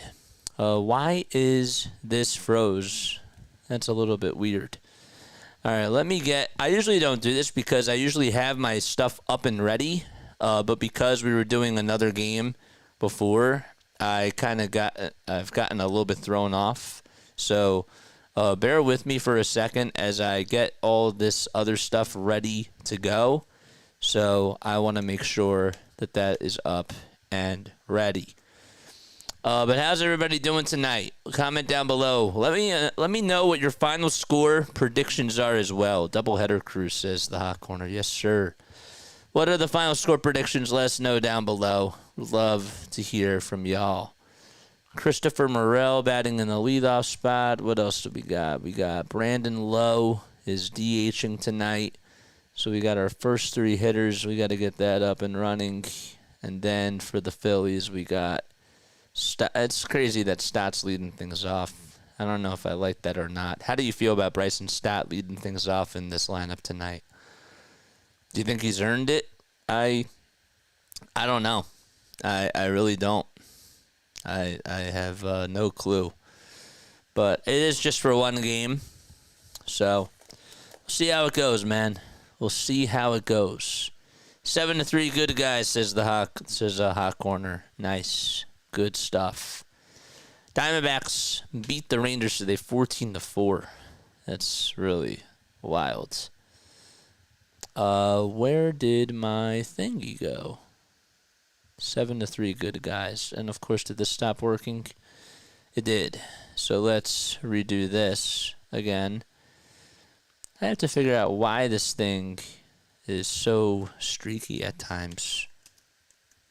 I like using it, but it's not always reliable, this Ninja Chat thing. All right. Hey. There we go. Now we can click off of that. All right, so let's get into the starting lineup for tonight's game for the Phils. So the lineup for the Tampa Bay Rays, they'll be leading things off. Here in the top of the first, it will be Christopher Morel batting in the leadoff spot, playing over at second base. Then you got Brandon Lowe playing at the DH spot, and they'll be batting second in the lineup for the Rays. Over at third base and batting third will be Junior Caminero, and then batting in the cleanup spot is Josh Lowe, who's playing out in right field, and he will be batting fourth. Fifth will be Dylan Carlson, playing out in left field. First baseman is Jonathan Aranda, who is batting sixth in the lineup today. And then Jose Siri is playing out in center field, batting seventh. Eighth will be Ben Rortvet, who is catching behind the plate. And then Taylor Walls is playing over at shortstop, and he's batting in the 9 spot. All right, I am going to take the hat off now because I'm getting a little bit sweaty with the hat, so bear with me for a second.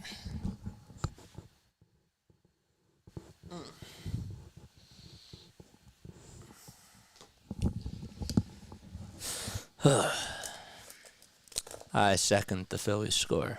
I'm gonna go with 8 to. I'm gonna go with 5-2. 5-2 is my final score prediction tonight for the Phillies, and I think that we get the division and the playoff magic number down to 9. So that's how I feel, though. Merrill Kelly did leave his start earlier today against the Texas Rangers. That's not a good sign for the Diamondbacks. What else do we got in the news today? Don't know. We got 80 people tuning in. Make sure you guys like and subscribe and turn on the notification bell icon. Let's move this down. I predict Schwarber won't play. Well, it's funny that you say that because guess what? Schwarber's not playing, so that was hilarious. The Phillies had a 9/11 remembrance on the field before tonight's game, and players will be wearing a patch on their caps to remember the people that were lost. And we talked about it before. We didn't really have as many people on for the Mets game, but I will say it again. You know, today is a day to remember those people that we lost on 9/11 in the Twin Towers, and you know, want to make sure that we send all the love to the people that have lost loved ones, to the people that, you know, the people that were there, that were on that, that were there for that day, that were heroes, all those people that are out there that sacrificed their lives and, you know, were heroes for us, and the people that unfortunately lost their lives. Want to make sure that we keep them in our thoughts and prayers today. So, it's crazy. I was not. The crazy thing is that I wasn't even 3. I was like 2 years old. It's really wild stuff. But anyhow, so Morel batting in the leadoff spot. Then it's Lowe, Brandon Lowe, that is, playing over at the DH, batting second. Junior Caminero is playing over at third base, and he's batting third. And Josh Lowe is playing out in right field. He's batting fourth. Dylan Carlson playing out in left field is batting fifth. Jonathan Aranda playing over at first base, batting sixth. And Jose Siri is playing out in center field, batting seventh. Ben Rortvet is the catcher, batting eighth. And Taylor Walls is batting ninth and is over at shortstop. With what happened yesterday, I'm gonna say 14 to 1. With what happened yesterday, wasn't that the final score of the Braves game, or was that 12 to 1? I'm gonna say with what happened yesterday, because Kyle Schwarber's not playing, I'm gonna go with 5. That's why I'm going 5-2. So that's my final score prediction. For those of you that actually did get to tune in to the first game, I really appreciate that. Thank you so much. We're going to be doing some extra games, especially down the stretch here, because I want us to get that magic number down to 1. So it would mean a lot if y'all could, support and like. We got 95 likes for the first game, so that's pretty good. First pitch, that's taken for a strike to Christopher Morel, who's batting in the leadoff spot. And the next pitch, there's a high bouncer hit over to third base. Wes Wilson has it, throws over to first. It's in time. So Wilson's over at third base. Clemens is over at first. And the first out is recorded by Zach Wheeler. Now it's Brandon Lowe coming up. Phillies defensively, they have Trey Turner over at shortstop. The other middle infielder is Bryson Stott, and over at the corners, it's Wilson at third and Clemens at first. Catching behind the plate is Aramis Garcia. And on the bump is Zach Wheeler. And the first pitch, and this at-bat is taken for a strike. And that makes it now an 0-1 count. I don't know why. This is a little bit behind. That's really weird. There we go. 2 balls, no strikes. Okay. And there's 1 out. So what the heck happened? So Lowe, let's make sure that we get this right. So there's 2 outs here in the top of the first. I was really that far behind. Wow. In the 2-0 pitch, there's a foul ball. It's a foul ball. So as soon as I saw that spoiler, I was like, well, I'm far behind. So 2 balls, 1 strike. So Morel grounded out to third. Lowe flied out to center. And Caminero was safe on a fielding error over at third base.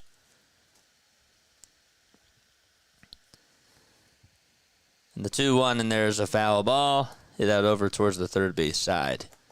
So KGB, thank you for spoiling it because I didn't realize how far behind I was. That was a good time to spoil. But you could have just been like, yo, JJ, let's go. All right, the next pitch, swing and a miss, and the inning is over. So just like that, we go to the bottom of the first.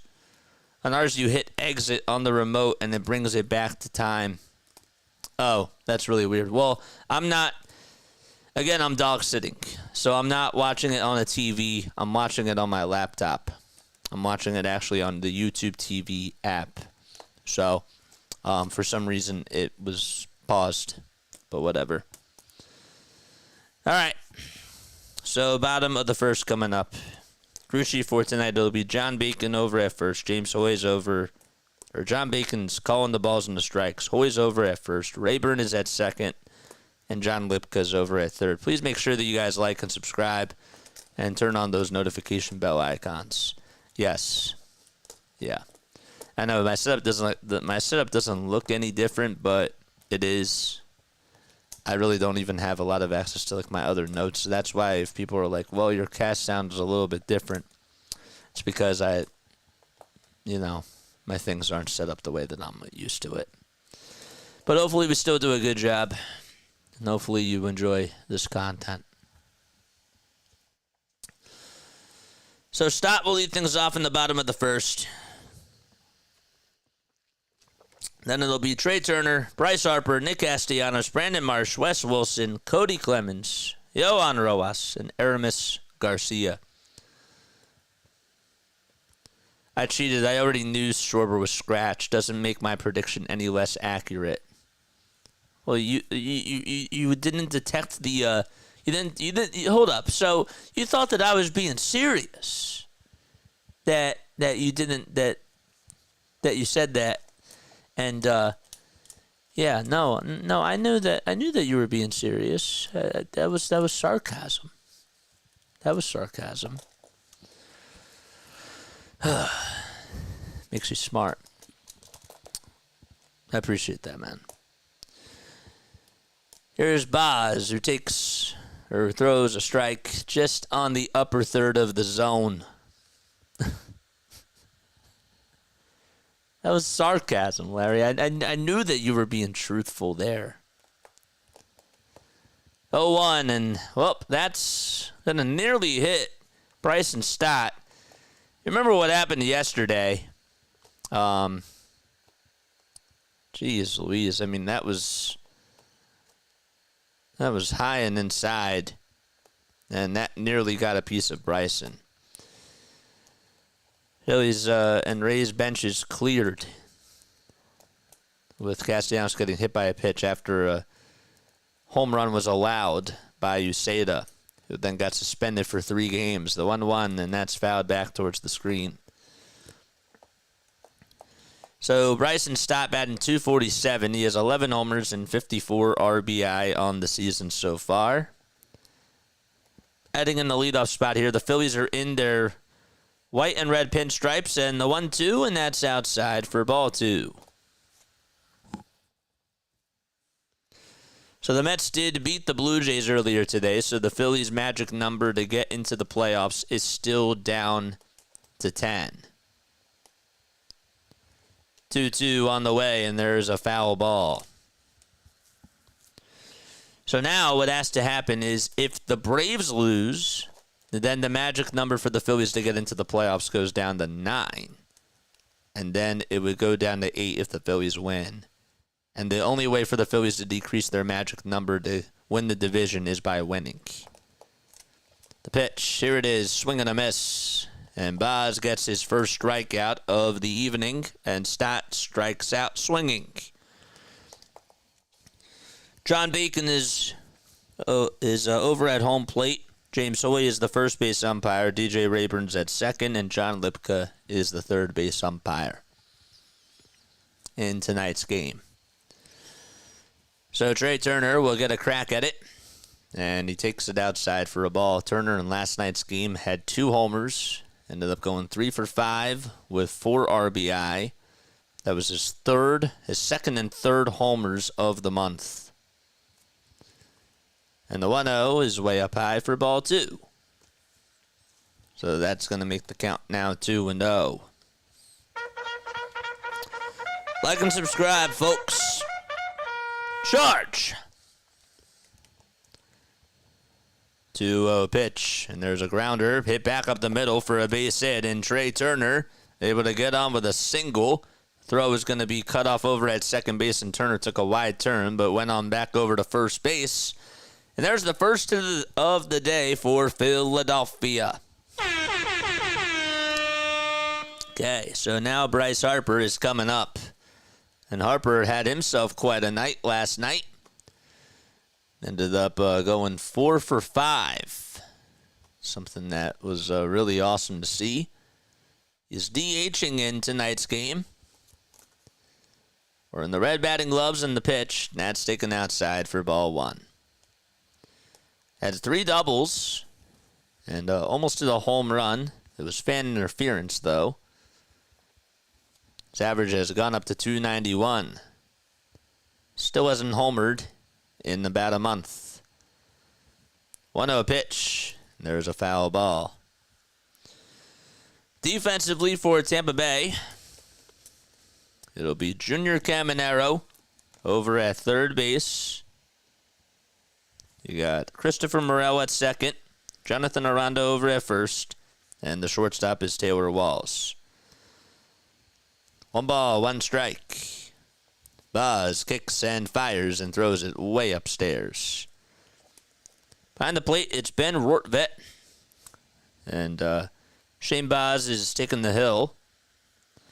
And the outfielders, it's Josh Lowe in right, Jose Siri in center, and Dylan Carlson playing out in left. 2-1 pitch. That looked a little bit high, but it's called strike 2 by John Bacon. The Phillies are off tomorrow. The Mets are off tomorrow. And the Braves are all off tomorrow. 2 balls, 2 strikes. And the pitch to Harper. Swing and a miss. And Harper strikes out, and there's 2 away.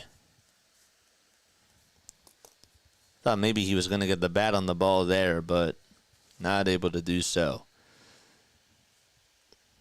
Boz has a 4-seamer, a slider, a curveball, and a changeup as well. Batters are just hitting 111 against the changeup so far this season. And Harper, by the way, 12 doubles in his last 18 games. Pitch to Casty, and he takes a fastball right down Broad Street for strike 1. How about his average? It's now at 244. This was a guy who really was struggling for the first couple of months. He's been hot at times and cold at times. And the pitch, and that's taken upstairs.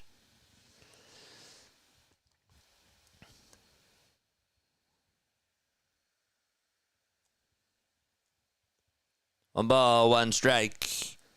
And 2 gone here in the bottom of the first, and the pitch on the way. Fly ball hit out over towards deep left field. That's going back towards the track. Goodbye, baseball. Castellanos gives the Phillies a 2-0 lead.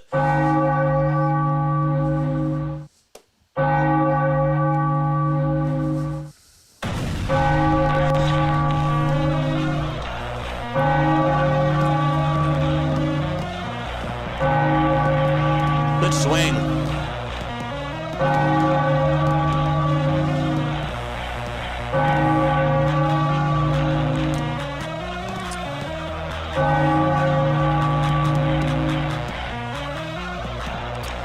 All right, so the Tampa Bay Rays, because it went into the first row, they're going to give this a look to see if it did go over the wall. Rodney Linares, who's the bench coach, is the active manager in tonight's game. See again, I mean, that was a good swing by Casty.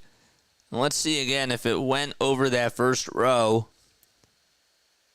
It did. It did. That's a home run.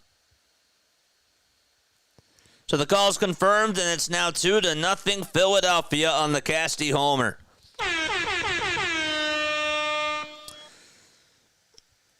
And Brandon Marsh is due up to bat. Bro, I can't even look at Twitter now. That's crazy. Twitter spoiled it for me. Pitch to Marsh. That's taken outside for a ball. I like going to Twitter because it gives me really good updates on things, but that kind of annoyed me. 1 ball, no strikes to Brandon Marsh. And the pitch, that's taken for strike 1. It was a curveball at 80 miles per hour.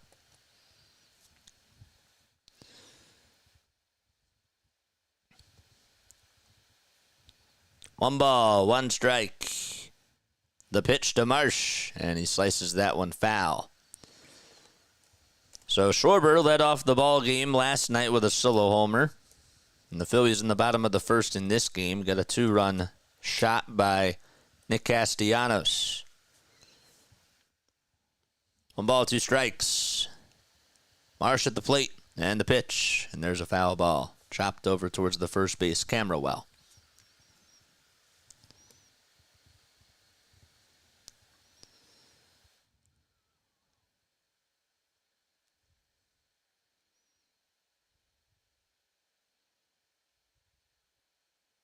One ball, 2 strikes, and the next pitch, and there's a grounder hit over towards the first base side, gobbled up, and the flip over to Boz is in time, and the inning is over. So Jonathan Aranda, all the way to Shane Boz, able to get the out there. It's a 3-1 ground out, but Nick Castellanos gives the Phillies a 2-0 advantage. As we head to the top of the second, it's 2-0 Philadelphia on the 2-run shot by Nick. Okay. Damn, that really annoyed me.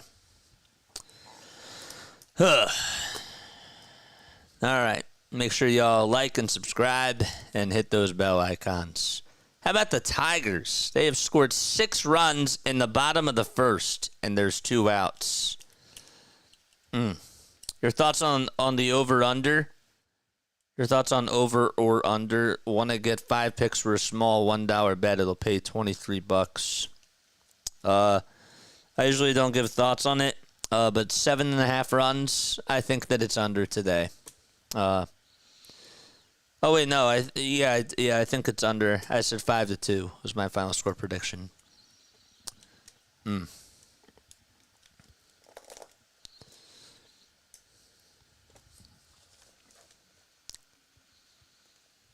have 176 people tuning in. Thank you so much for tuning in, man.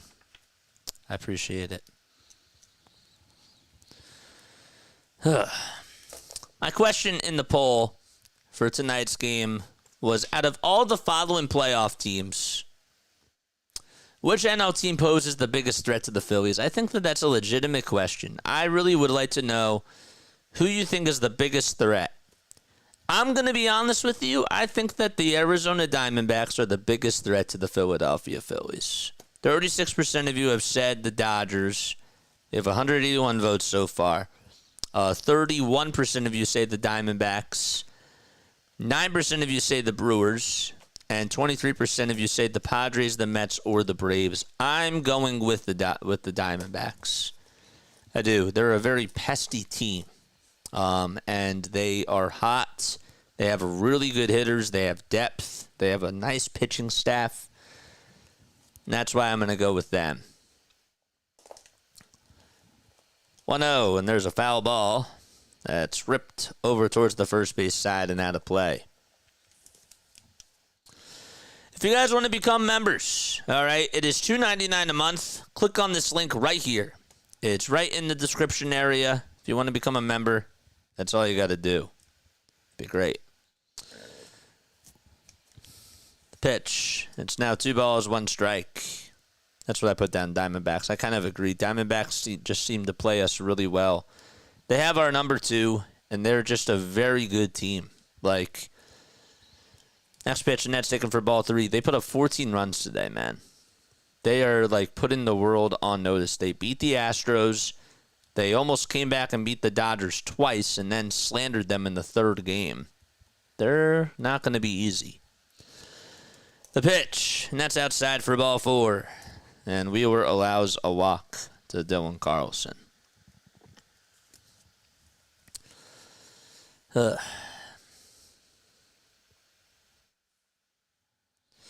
31 more subs. I better see us get to 4,200 tonight. No excuses. No excuses. The biggest threat to the Phillies. I'm talking about the biggest threat in regards to team. The biggest threat to the Phillies, I don't even think it's Rob Thompson. I think that the biggest threat right now is injuries. Right now. I get like what you're saying, though. I understand. The decision-making, yes, but the guys have to be healthy. And that's the bottom line. But yeah, I can see where you're coming from. 2 balls, no strikes to Jonathan Aranda. 5 seconds left on the pitch clock. Wheeler gets set and delivers. That just misses. Boy, he would have liked that call.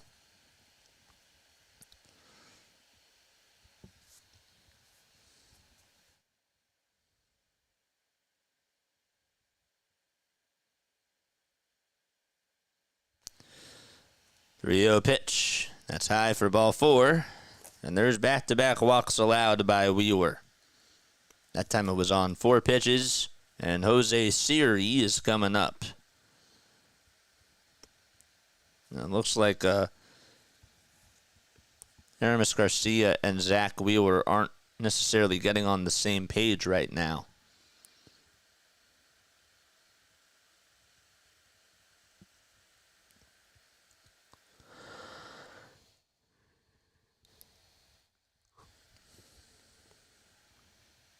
First pitch here, swing and a miss.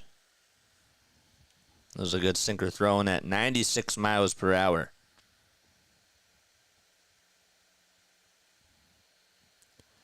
Jose Siri batting 186 with 17 homers and 43 RBI.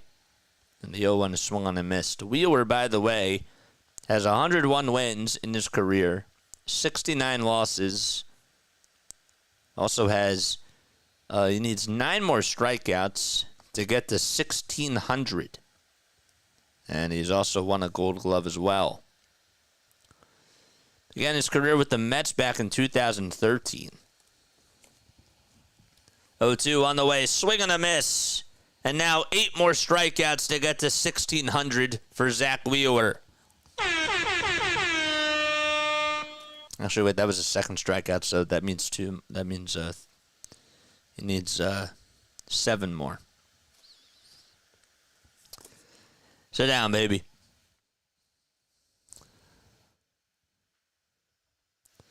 Oh, Zach, I'm not talking to you, man. I'm talking to, like, the other people. You don't have to...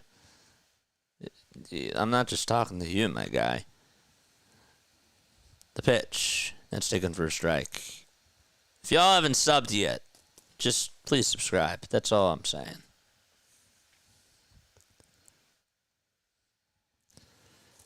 Ben Rortvet is coming up. Double play here would be really nice. The 1 pitch, and that's taken up high for a ball.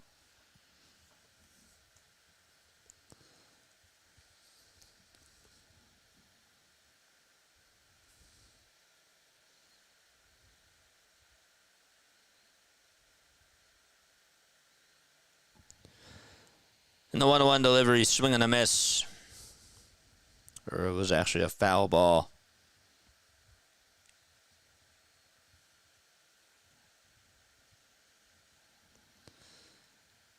So the count is now 1-2.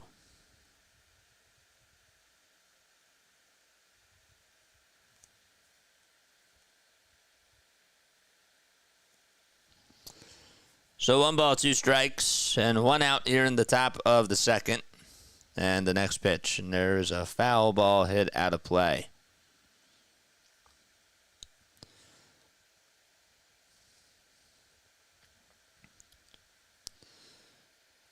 You know, the first baseball game played with women professionals took place in Springfield, Illinois on this day, back in 1875. The pitch, that's taken low and inside for ball 2. The diamond, according to baseballhistory.com, is quote-unquote half-sized and a 9-foot-high canvas that surrounds the entire field. 2-2 pitch, and that is smacked foul. The uniforms were similar to the male version, except that the pants are shorter. I did not know that.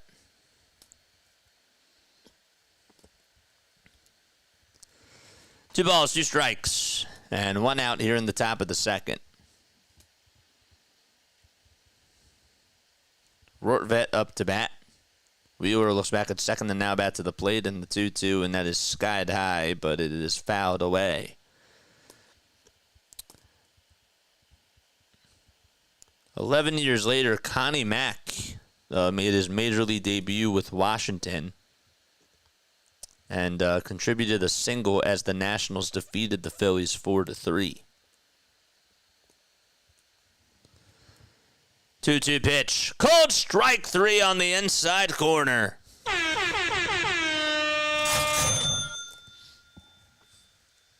That was big. And back-to-back strikeouts by Wheeler. Already 3 Ks today. And Taylor Walls is coming up to the plate.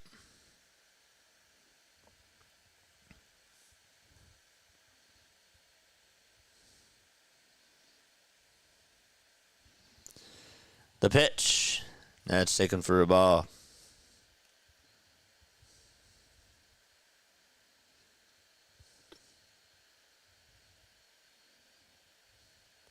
Today's also Wes Wilson's birthday. Happy birthday to Wes Wilson.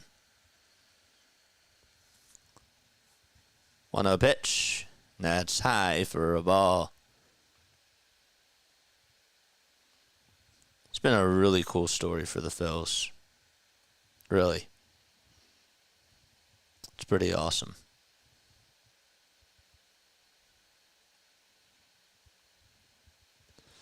2-0. There's a strike. He's now 30 years old. Just turned 30 today.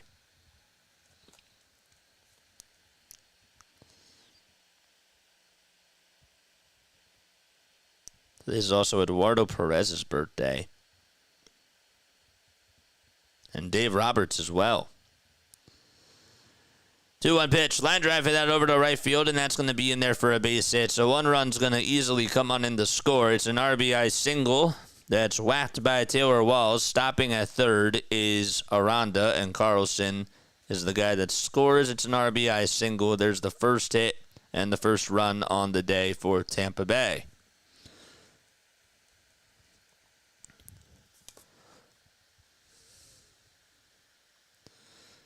Thank you so much for subscribing, man.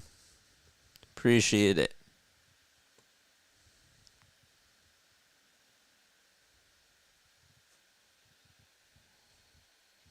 The pitch, and there's a foul ball. Saw Geisberg on a different account the other night. Yeah, man. It's so annoying, man. It's not even funny anymore to me. It's really crazy, man. Dude's wild. He is. No balls, 1 strike. We're in the top of the second. There's 2 outs here in the pitch, and there's a pop-up that's hit out over towards shallow right center or shallow right field. Stock gets under it, and he'll be there to make the grab. And the inning is over. All right, so the Rays get 1 back on an RBI single by Taylor Walls, and we've played 1.5 innings and go to the bottom of the second.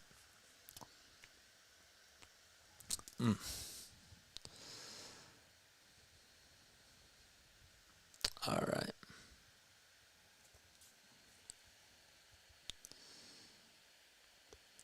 Happy birthday to Dave Roberts. Also, happy birthday to Mike Gordon.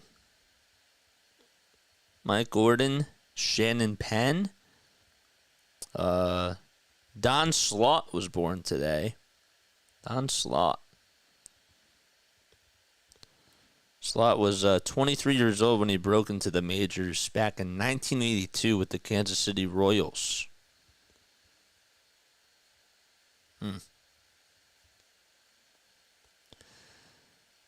Played from 82 to 97 up until he was 39. Wow. He actually had a really long career. He did. He had a long career, man. All right. 7:11 p.m. Eastern Time.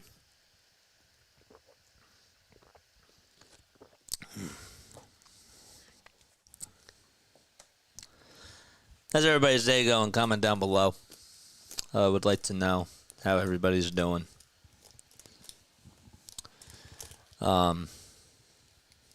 I'm really happy I'm on here. I'm not going to lie. I'm really happy to be here. Another reason why I really wanted to do the Mets game is because I needed a distraction, from life and things, and so this makes me really happy that I'm here. So I appreciate that. The pitch, and there's a strike. I appreciate you all for being here, too.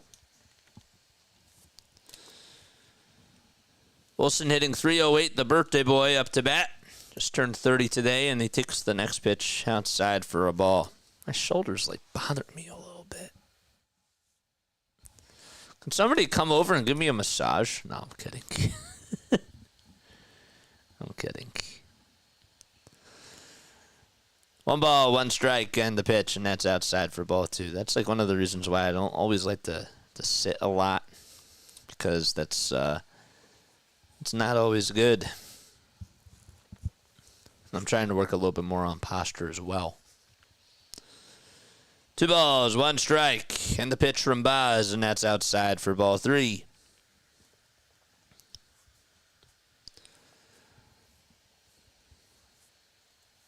Wilson's playing over at third base. And 3 balls, 1 strike, and the next pitch to Wes Wilson, and that's taken upstairs. So there's a leadoff walk by Wes to start things off here in the bottom of the second. That's just his 5th walk this season in 65 at-bats.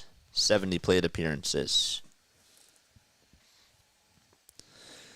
And now it's Cody Clemens, who had the walk-off hit the other night against the Rays in the first game of the series.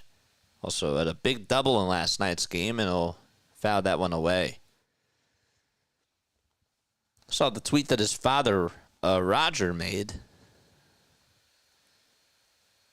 That was pretty cool. Put his son in the spotlight like that. It's great. The ball is 1 strike, and the next pitch is taken. It's a curveball at the kneecaps for strike 2.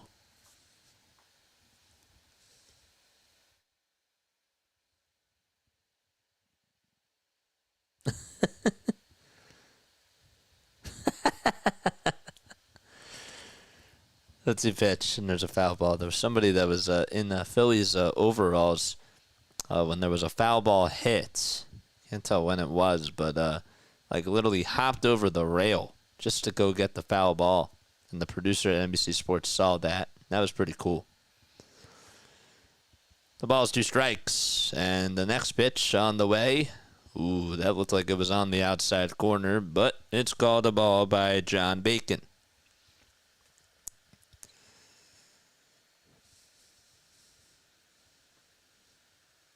What's up, Dorothy? How you doing?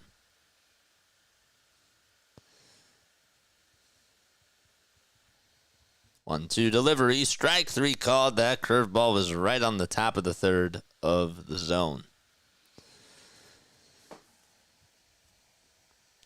So Clemens goes down looking, and there's the third strikeout by Boz.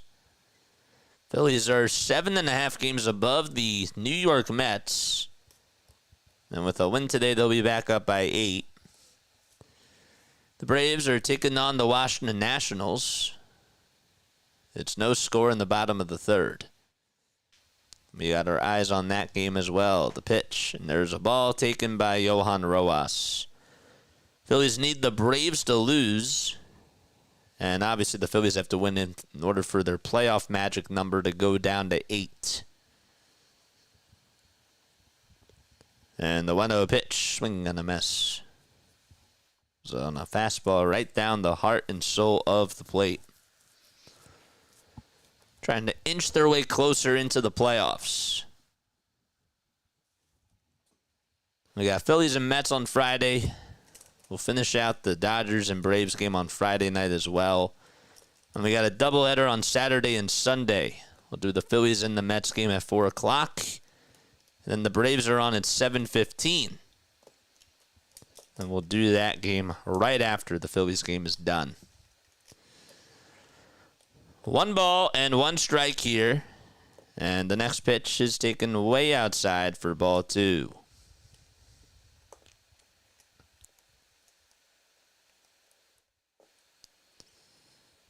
So Rojas up to bat hitting .243. Has 3 homers and 30 runs knocked in as well.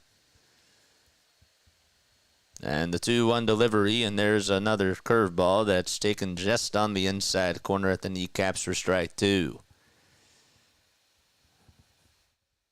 Boz and McClanahan are like the 2 pitchers that the Rays have that had a lot of high hopes. McClanahan obviously done for the season.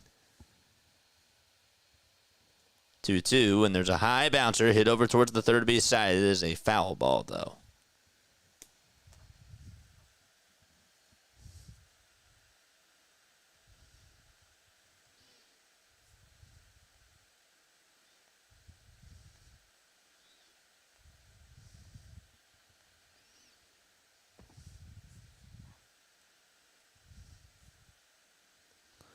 Got Tommy John surgery. And was expected to miss pretty much the whole entire 2024 season. The Rays actually avoided arbitration with him by agreeing to a 2-year, $7.2 million contract.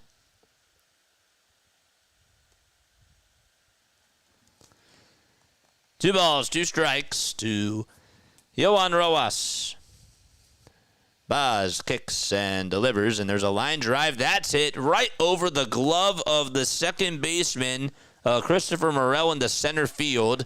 And Wilson jogs on over to second, and Rojas is able to get on with a single. If Morel had just a little bit of a higher wingspan, he would have caught that, but Rojas just put it barely out of reach for Christopher Morel, and there's 2 base runners here in the bottom of the second. Wilson at second and Rojas over at first, and Aramis Garcia is coming up to bat.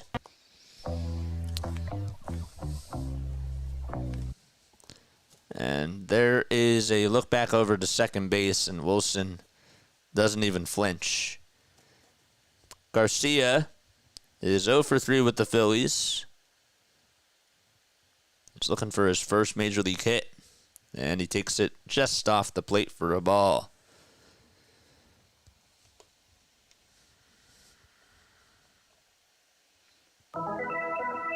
Charge! That was so random.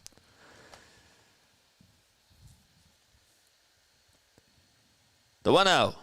Strike called. It's a slider. Just dances in there.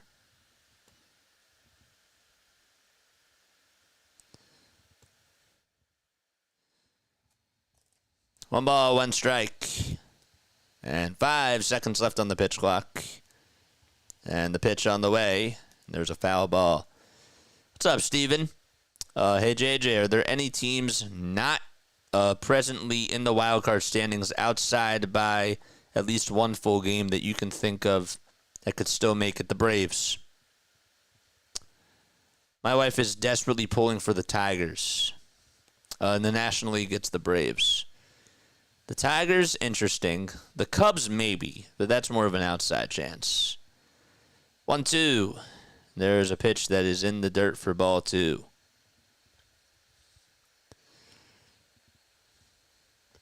Another team, maybe the Mariners. The Mariners, I think, have a shot.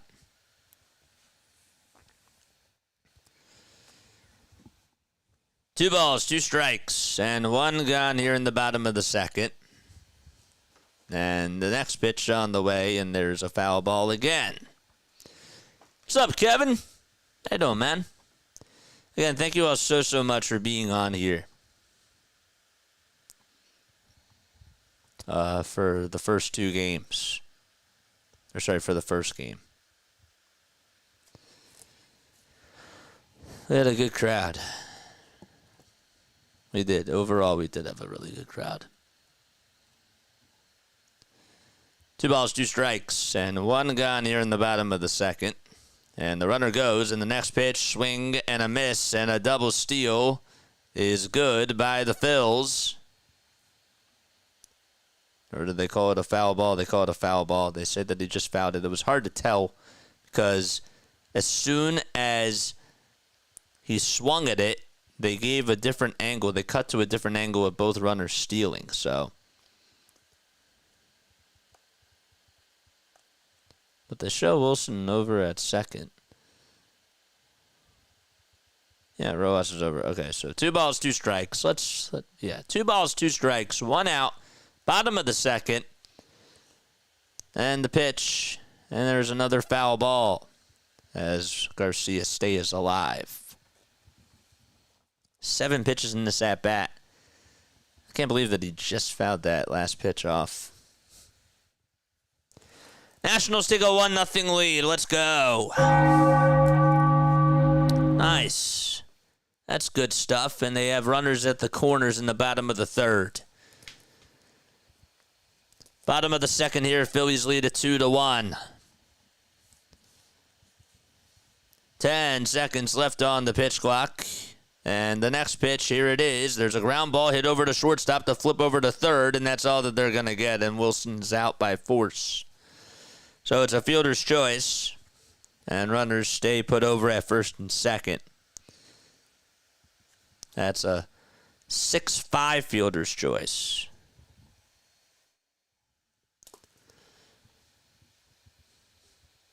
So the Nationals scored, and it's 1-0 Washington.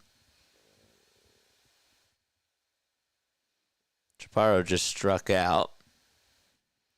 But they got the run on an RBI single by Cruz.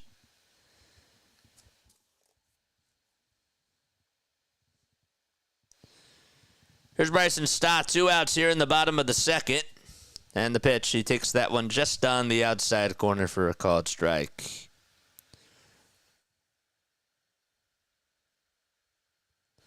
I want the Braves out. I'm tired, brother. We're 10 hours today. I feel you, man. The ball is 1 strike. And the pitch. And there's a ball that's up high. The Diamondbacks, too. The Diamondbacks are the team that I think are the biggest threat. They don't scare me, but, well, they kind of do scare me a little bit. But they pose the biggest threat to the Phillies. The 1-1. That's outside again for ball 2. Time that we got started. We got started at 3 o'clock, so we've been on here for 4 hours and 25 minutes. So good stuff. Good stuff. 2-1 to Bryson Stott. And the next pitch is just outside for ball 3. Would be really nice to see Stott try to get aboard here. Scott, if the magic number is cut down to 2 on Monday, I'm not doing the Eagles game because that's a potential clinch day. So we got to wait and see. The 3-1 delivery, that was ball 4. It's popped up, hit out over towards the third base side and foul ground, and making the grab over at third base will be Junior Caminero. And the inning is over. No runs. The Phillies have 2 men left. And we head to the top of the third. It is 2-1, Philadelphia. The Nationals strike again and take a 2-0 lead on an RBI single by James Wood. Good stuff. Man,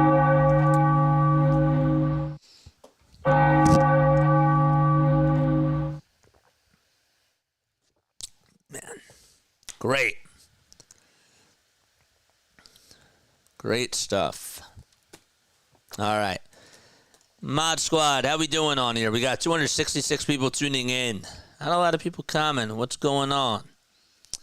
What's going on? Swinging at that is insane, says KGB. It is.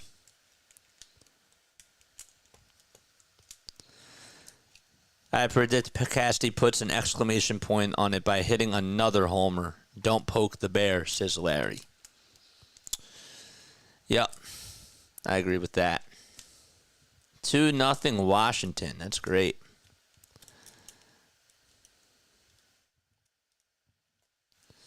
Freed is on the bump. Already 2 earned runs and 7 hits allowed in 2 1/3. I feel bad for Ronaldo Lopez, though, man. 130 likes. Good. We got 100 coming into the game, so that means 30 more people have liked. Bases loaded now for the Nationals. And there's still 1 out in the bottom of the third. Wow. Well, this is good. I'll take that. I did not expect the Nationals to try to potentially help us out. So that's nice. Hopefully they get some more runs here.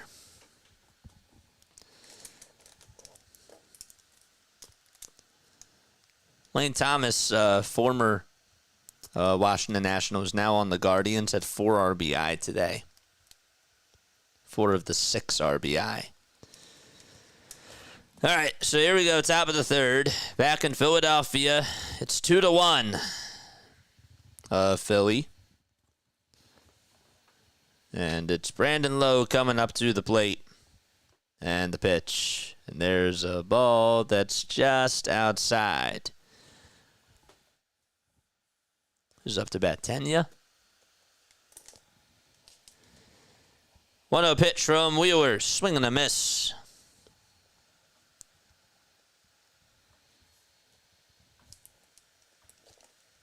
Brandon Lowe flied out to center. That was his first time up. And the pitch on the way. Fly ball hit out over towards deep right center field, and that's going to hit off the top of the wall. And it goes all the way over towards straightaway center field. Rounding second, going over to third is Lowe. The throw over to the plate, or throw over to third, is not in time. And there's a leadoff triple by Brandon Lowe. I mean, that thing almost got out of here. And the tying run is over at third. Rojas, I don't really know if he did a good job at reading where that was going to hit. I want to see again. This thing was smoked. It really was. Rojas, it did. It took a little bit of a weird bounce compared to like what he expected and sort of died out in center field.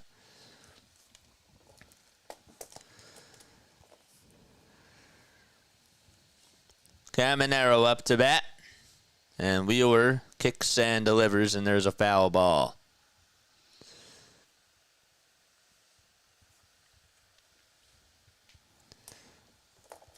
$30 more subs till we get to 4,200.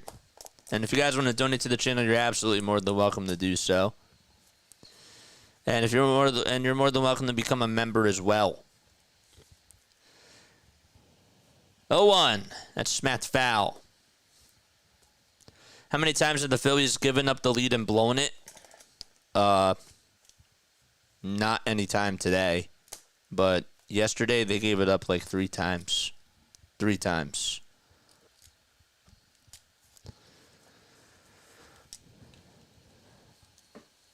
The 0-2. Outside for a ball.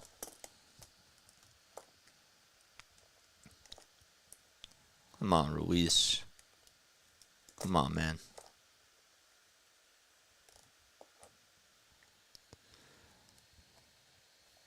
One, two delivery, swing and a miss, and there's a strikeout by Wheeler. That's his 4th of the ball game. Nice, good stuff. That was a critical strikeout there, and Josh Lowe is coming up.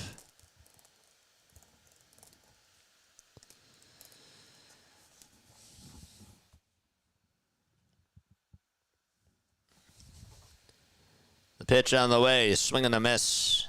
And Wheeler gets a strike there.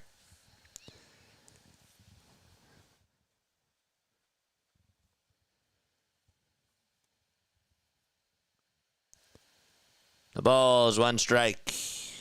And the pitch on the way, swing and a miss. And that makes the count now 0-2.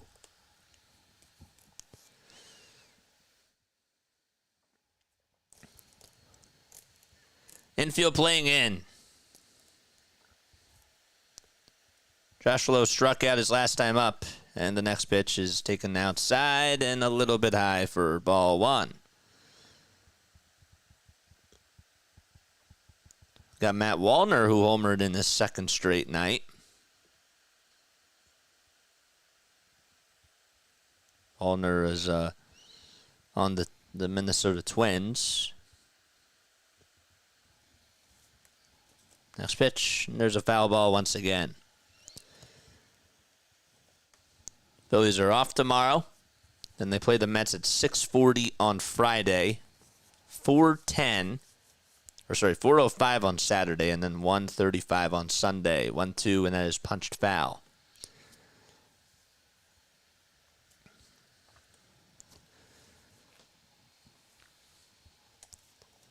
Top of the 3rd, 1 out. And a runner on over at 3rd base. Josh in last night's game went 2 for 5. The 1-2 delivery, swing and a miss. Another strikeout by Wheels.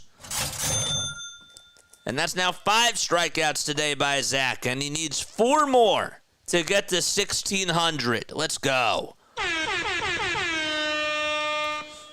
wonder if he can do it tonight. That'd be something. That pitch was a fastball that just was catching the top 3rd of the zone.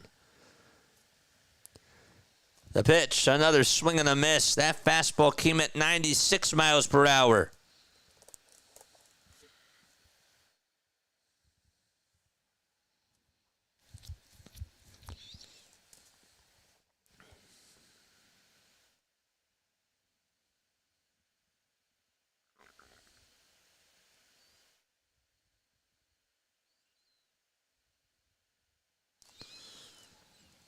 The 0-1, here it is, ground ball, and line drive, and that's a foul ball. Excuse me. What's going on in the chat? We got another troll. I don't know why they do this. That's why I'm not really looking at chat as much now. There's nothing to do with you guys, but I can't get distracted by this stuff.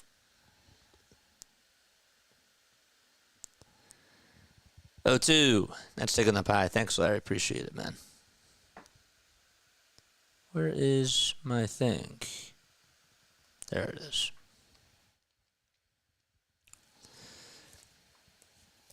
One ball, 2 strikes. Top of the 3rd, and the next pitch. And there's another foul ball. It's a curve ball that is going to go out of play.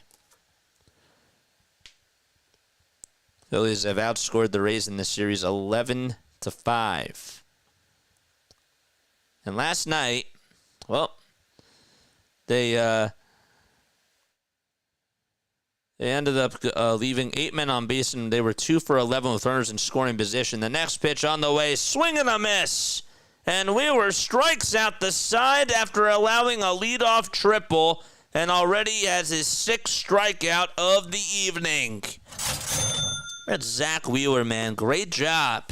After giving up a leadoff triple to Brandon Lowe, he strikes out Caminero, Lowe, and Carlson. Good stuff. And bottom of the third, coming up, it'll be Turner, Harper, and Castellanos for Philadelphia.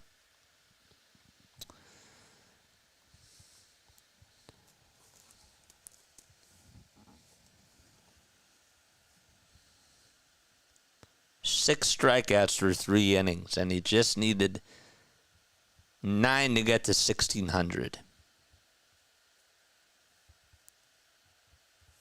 I'm going to type that now.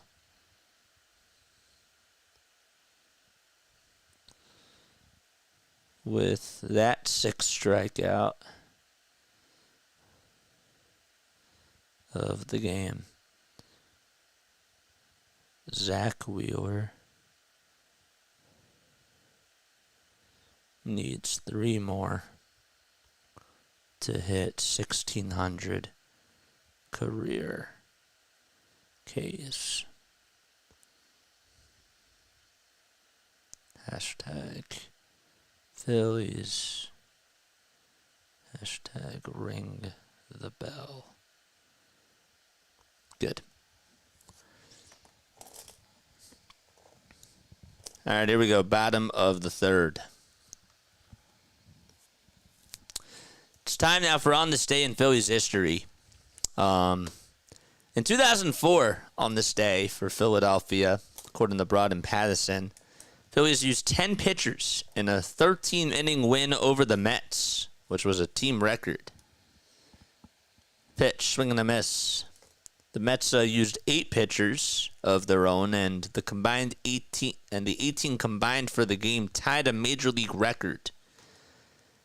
And that was also the same game where Todd Pratt hit the 2-run homer in the 2nd inning and broke the team's old record of 186 team round trippers in a season.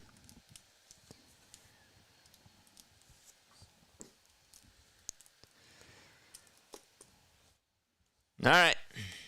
So Trey Turner up to bat. It's 1 ball, 2 strikes as the pitch was taken just outside.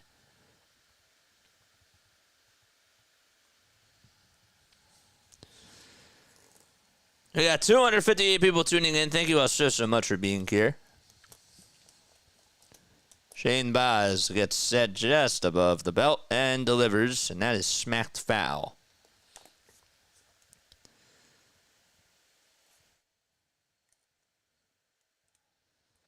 Turner in the month of September is batting .317 this season with 3 homers, 8 runs scored, and 7 RBI. The pitch on the way, fly ball hit out over towards center field, and backing up and being able to make the catch is Jose Siri as he backpedals. And Bryce Harper will get a chance and an opportunity to try to give the Phillies more of a cushion.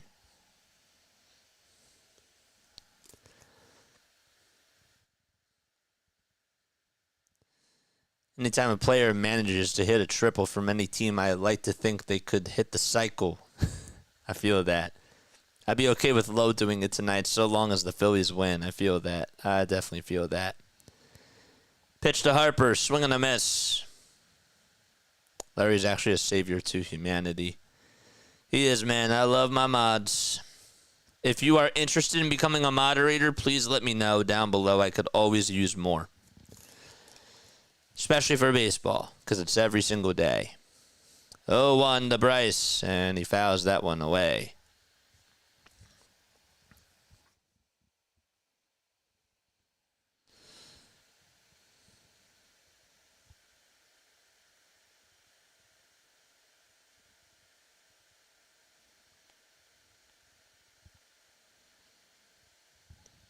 0-2 pitch. And that is high for a ball. Over his last 25 games against the Rays, Harper is hitting .347. Has 25 hits, 2 homers, and 9 RBI.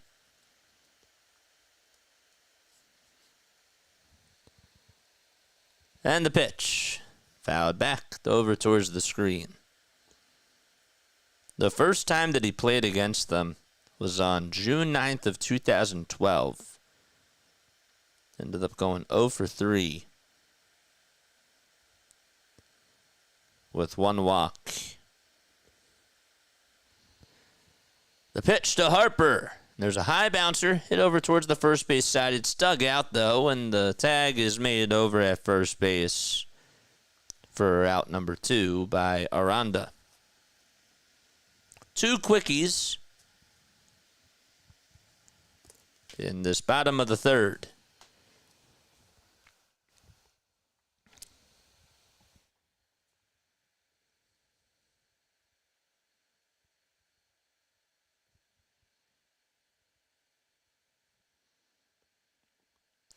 Harper in his career in the postseason is batting .276 with 16 homers and 31 RBI in 49 games. Just thought that was an interesting fact. The next pitch, ground ball hit over towards second base. It's scooped up, and the throw over to first by Morel is in plenty of time, and the Phillies go down 1-2-3 as Shane Baz able to put a blanket over the Phillies. And we head to the top of the fourth. It's 2-1 Philadelphia. Okay. All right. Don't forget to like and subscribe, man, and hit that notification bell icon, man. That's why they call us the Fightins. That's right. That's right, man. How's it only the third inning? Well, because I've been on here for 2 games. So I feel that. But I guess that for you guys, it might feel a little bit longer. It is, the game got started at what, 6:40? It's, 7:42. Wow. It has been a slow game, I guess. Interesting. This game's already been going on for an hour. I didn't realize that. I've been on for 4 hours, so 4.5 hours. So I guess I've been sort of used to it or numb to it today. Nationals got another run. Let's go. 3-0 Washington. That's great. How about that? I'll take that. What happened? Somebody homered? C.J. Abrams just homered and hit it 420 feet. That's great. Oh, what's going on? What is up? What is up? Jamie and the kids. Oh, what's going on? How you all doing? Hi. Hi. Y'all crack me up. You really do. They get so hyped every time they see me on the big screen. And Jamie sends me videos of the kids. He does. He sends me these videos on Instagram. I'll have to post them sometime. But they get so excited. And it makes me blush a little bit because it shows how much of an impact that we do make on here. And it's so cool. 1 ball, no strikes. And here we go, the pitch. And there's a fly ball hit out over to right field, and that's going to hit off the top of the wall. And Castellanos gets to it. Aranda loses the helmet, but cruises on over to second base and gets on with a leadoff double. Stoney says, I take that, go Mets. Yeah, man. So C.J. Abrams, how about that? Good stuff. Thank you, C.J. Leadoff double here in the top of the fourth. Mod Squad, how many likes do we have? And Jose Siri will ground this one over towards the first base side. It's scooped up, though, by Aramis Garcia, and the throw over to first is in time. Heading on over to third, though, is Jonathan Aranda, and he's the tying run. Uncle JJ's on TV. Come on, folks. Hit the like button. Hit the subscribe button as well. We have 249 people tuning in. I'm sure that not all of you are subscribed to Play by Play with JJ. We got 140 likes. It means over 100 of you have not hit that thumbs up button. And the pitch, there it is, swing and a miss. We go on for every single Phillies, Sixers, and Eagles game. Here's Rortvet. Struck out in the second.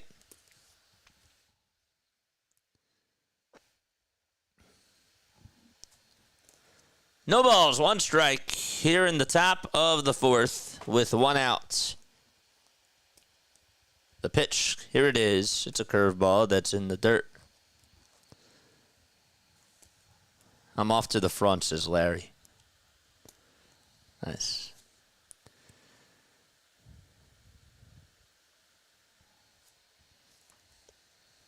The 1-1 delivery, and there's a grounder. Hit over to second base. The throw over to home plate, and Stott throws Aranda out.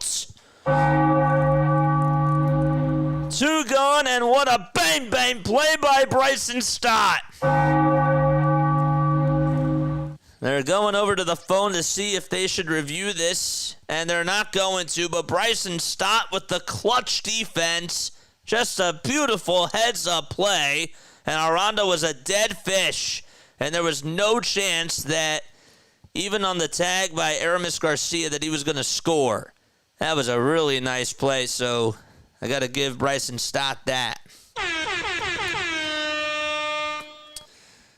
right, let's cut that.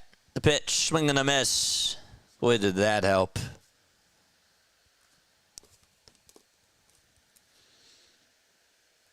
So that is what, a 4-2 fielder's choice. Series at first. And the pitch. That's taken for a strike. Sorry, Rortvet gets on with the 4-2 fielder's choice.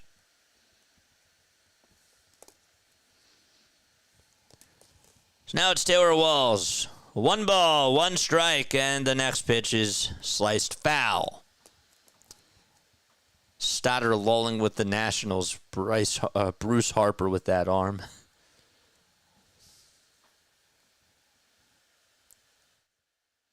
What's up, Colin? How you doing, man? Sorry, I can't get to everybody's chat. I'm trying to focus. 1-2 delivery, and there's a foul ball.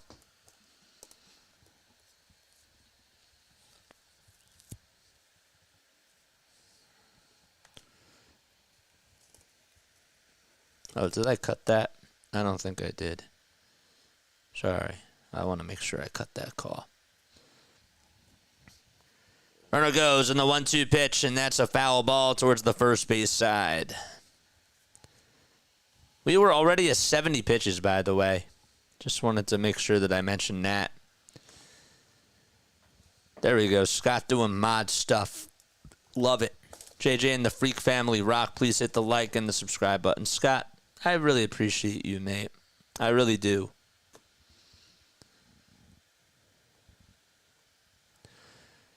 Here's the 1-2 delivery, and that's high and away.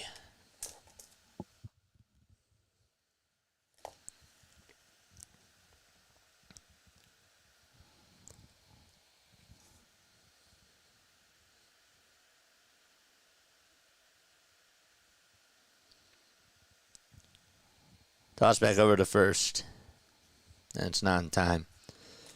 We was on a 3-year contract that's worth $126 million from 2025 to 2027, which is the 4th highest average salary in MLB history. That was reported on March 4th at $42 million. And the pitch, and that's taken high again for ball 3, so it's now a full count.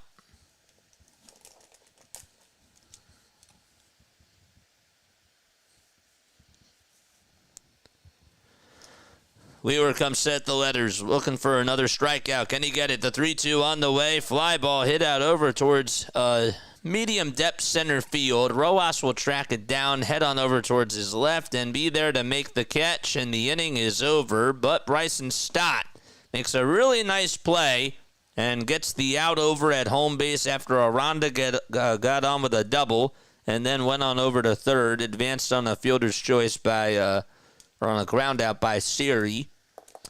And we head to the bottom of the fourth. It's 2-1, Philadelphia. Okay. Ground out over a second. All right, I'm going to take a very, very quick step off. I need to stretch. I really do. I think that's what it is. I need to stretch. I will be right back in just a few moments. Don't go anywhere. I will be right back.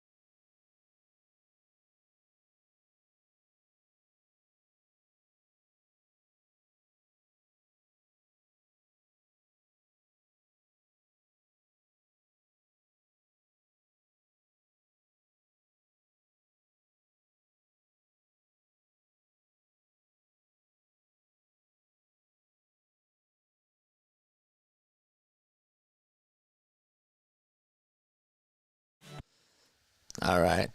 What's up, Liz? What's up, Will? Oh, Jamie sent me another video. Oh, dude, I'll have to go check it out. The pitch. There's a foul ball. I'll have to do that during a break. I'll have to post that on here sometime. I think it's so cool. All right. No balls, one strike here to Brandon Marsh. Phillies are up 2-1, and the 0-1 delivery, and that's fouled back. And the count is 0-2. Boz was 64 pitches. So his pitch count seems like it's pretty high as well. Don't forget to like and subscribe, folks. If you are just tuning in, I would really appreciate that. We're trying to get to 4,200 by the end of this cast. We did the Mets game first, and now we're on for the Phillies game. 0-2 delivery. There's a chopper that's deflected off the glove of the pitcher. It's hit over to second base, and the throw over to first is in time. So that's going to go down as a 1-4-3 ground out.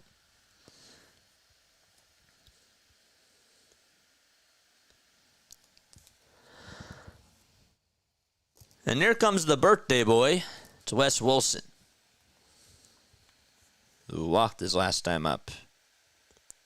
Stott said not today. That was a nice play. Bryson Stott made a heck of a defensive play by throwing out the runner over at home plate on a ground ball. It was a fielder's choice. The pitch to Wilson, and he fouls that one back over towards the screen. If you guys have any feedback and you would like to reach out to me, feel free to email jasonjosephonair@gmail.com. There's the link down below. And if you want to follow me on all the socials, we're on Twitter, we're on TikTok. There's my LINKTREE. All you got to do is just click it. I have this bot thing come on for a reason. 1 ball, 1 strike here to Wes Wilson. And the next pitch, he gets fooled on the curveball that misses in the dirt.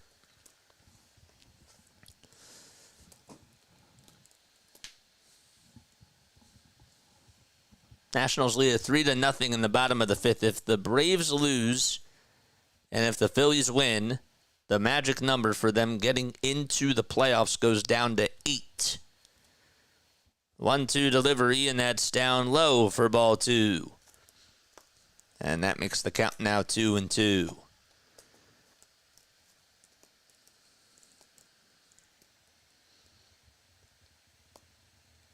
One out, bottom of the fourth. And the 2-2 to Wes Wilson, swung on and missed. He had a curveball that just danced on the inside corner. And Wilson goes down swinging, and there's 2 away.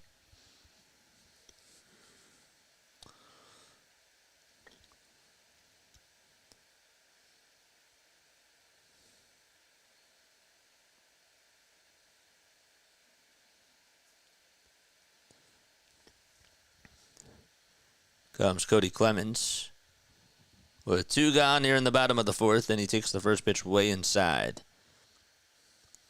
Dan Wilson tweeted out, "From my money, this is the biggest Rays base runner at home plate a Phillies second baseman has ever thrown out."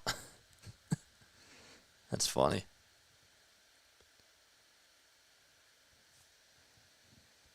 The 1-0 pitch. Popped up and hit out over towards the middle infield. Morel says he has it, and he'll squeeze it for out number 3. Another 1-2-3 inning by Shane Baz, and this is where he looks like he's in Cy Young form. And we head to the top of the 5th. It's still 2-1 Philadelphia.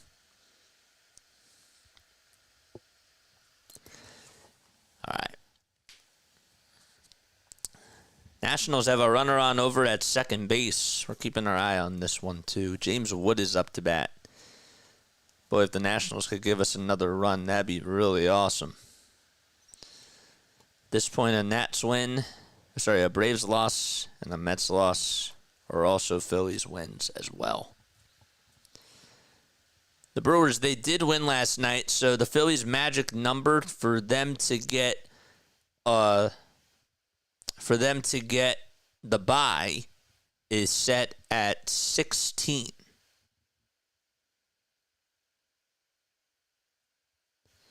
Actually, sorry, it's at 15.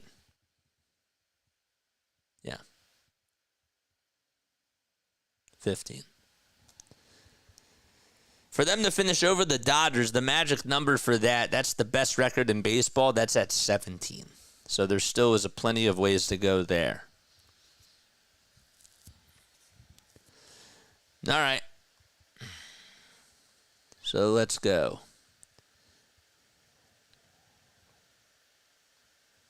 Runners at the corners now for the Nationals with nobody out. Fried's still pitching. 11 hits allowed in 4 innings for Max Fried. And the Braves don't even have a hit yet. Just like the Mets, Jake Irvin is throwing a no-hitter. Yepes grounded into a double play, but they get another run, so it's now 4-0 Washington.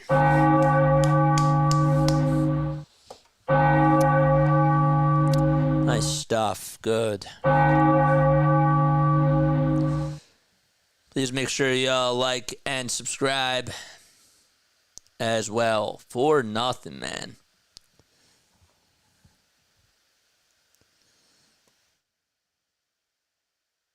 What's going on? Oh, sorry. I didn't even know what was going on. You guys have authority, man. A phone was in the pocket. Gonna fix that now. No worries, man. No worries. 1 ball, no strikes. And the pitch, swing and a miss.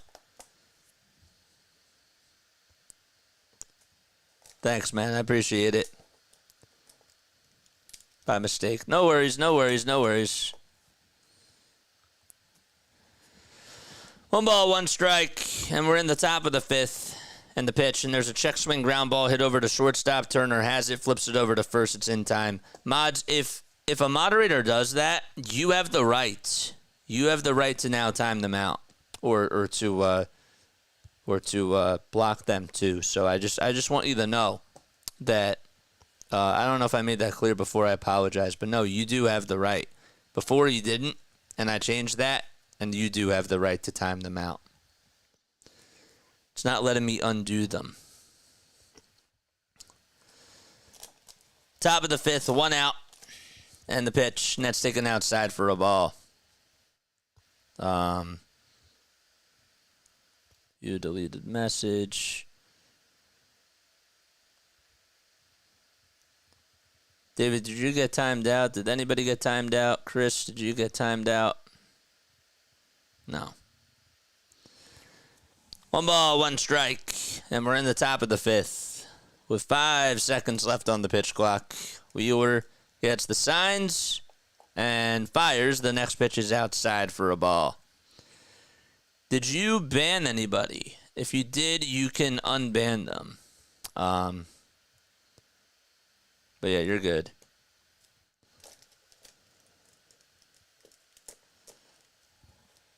Pitch, here it is, and that's outside for ball 3. Take me off of him out if you have to. I understand. No, you're good, man. Just be careful, man. Just be careful. That's all I ask. Just don't forget to lock your phones. That's why I say those things. The pitch, and there's a pitch that's taken outside for a ball. Everyone got timed out. They all need to be untimed out. It's literally everybody. Yeah, but did you ban anybody? Let me see. All right, let me go back. Go back to the studio. We still got 277 people tuning in, so that means not a lot of people got timed, or not a lot of people got banned, so.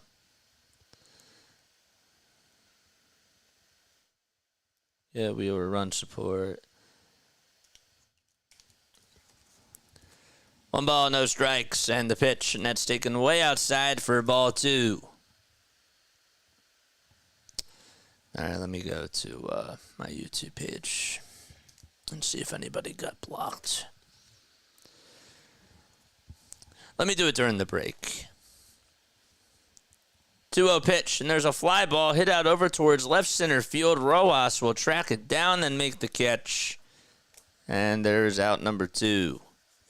There's a big out there. Yandy Diaz has the day off. I forgot to mention that. So Caminero is the one that flies out over the center, and Josh Lowe is coming up. Let's put this one on. There's my channel. We have 276 people tuning in. I appreciate that. Toss back over to first, not in time. All right, let's see if anybody was banned. So how do we do that? We go to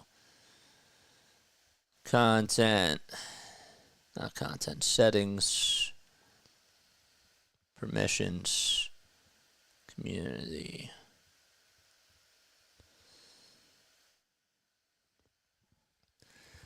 No balls, 1 strike.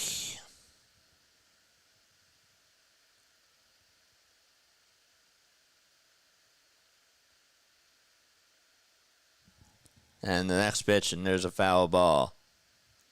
Osama bin Laden. Cottage 81. DFJ, Big Snake. Nobody got banned. Not that I know of. So we're good. No one got banned.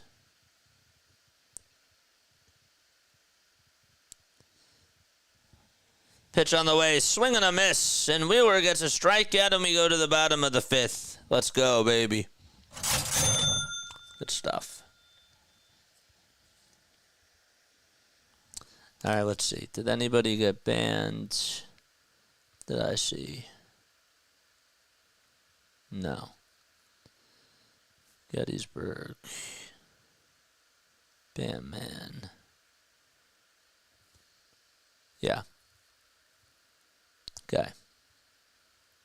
We're good. We're good. We're definitely good. Your name is Education.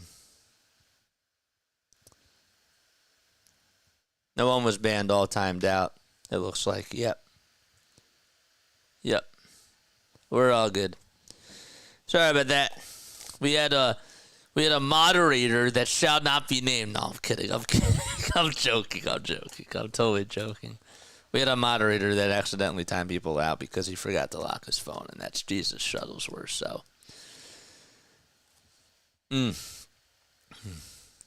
Blue Jays cost me $1K. Bro, they almost had a no-hitter, man.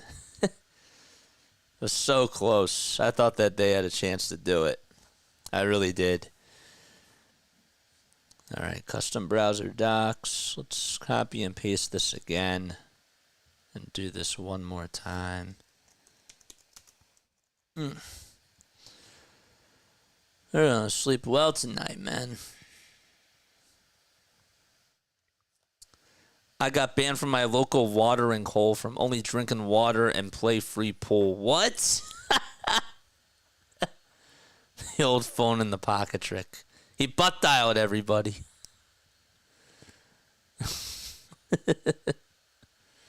Oh, man. All right, here we go. Bottom of the fifth. We're all back in business now, so we're all good.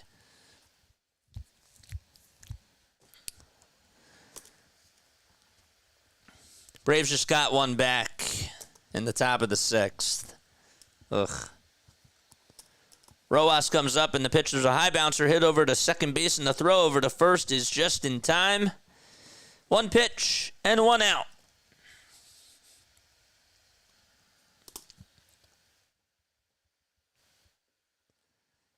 It's good to see the Philly Freak family back to normal again. It is. Don't forget, guys, like and subscribe, and turn on those bells.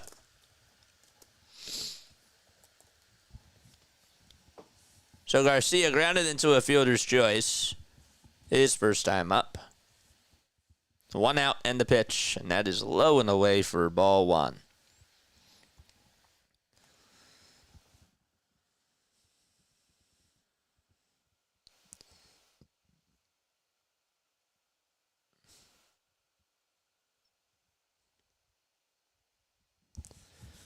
The 1-0, swing and a miss.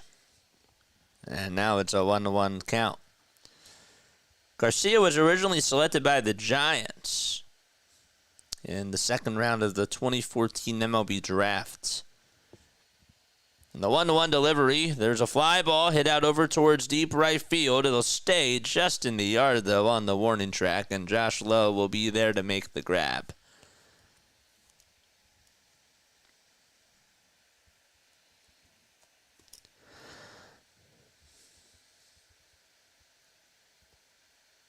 That was the draft where Carlos Rodon was taken third and Kyle Schwarber was the fourth pick. Aaron Nola was the seventh pick by the Phillies. Trey Turner was pick number 13 by the Padres. Jeff Hoffman, look at all these guys. I didn't even realize how big of a draft that year was, like when you look at all the Phillies players that they have now. Stott will fly this one out over towards straightaway center field, and Jose Siri's there to make the catch. And the inning is over. So, no runs, and another 1-2-3 inning by Shane Baz. He's been in cruise control, man. Let's look back as his old Cy Young self as we head to the top of the sixth. So, yeah, Kyle Schwarber, Aaron Nola, Jeff Hoffman, Trey Turner. Who else that's on the Phillies right now was in that draft? I think that's it. Oh, yeah, Aramis Garcia. He's on the Phillies now. Spencer Turnbull was in that draft. This was 2014. That's wild. Jordan Luplow, the Phillies have him, or had him, this year. Rhys Hoskins was a draft pick. I didn't realize that was the same draft as Aaron Nola. Huh. Tanner Scott. That's pretty crazy how many people are on the Phillies right now that were a part of that draft that were really good players. Huh. Interesting. That was the 2014 draft. Aloha from where? From Puna on the Big Island, JJ. You still pet sitting? I'm still dog sitting. Oh, yeah. I'll be here till tomorrow. Oh, yes. Hopefully you're enjoying your trip, though, man. That sounds awesome. These Klondike ads are Killing me. What would you do for a Klondike bar? It's great. Come on, man. We got to get those likes up. What are we doing? Top of the 6th. Phillies are up 2-1. Also a little bit foggy over there. This game is about an hour and a half old, to be exact.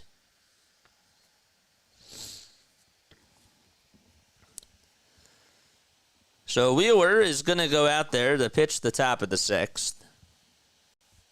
Already with 87 pitches, this may be his last inning.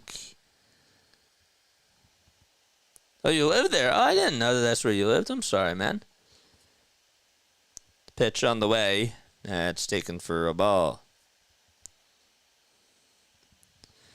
So here's Dylan Carlson, who's batting on the left side.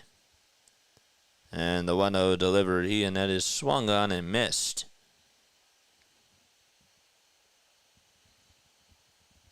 Carlson is 25 years old.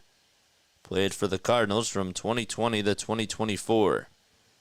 And the 1-1 is grounded foul. From Elk Grove, California. Was a finalist for National League Rookie of the Year. It was back in 2021. Who won Rookie of the Year that year? Let's see.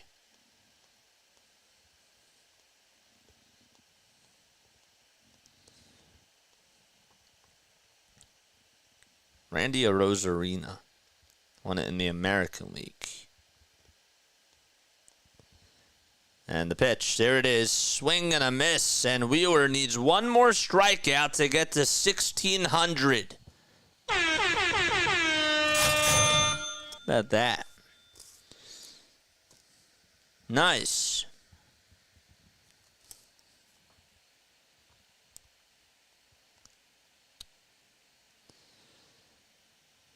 Here comes Aranda, and he takes a ball that's in the dirt.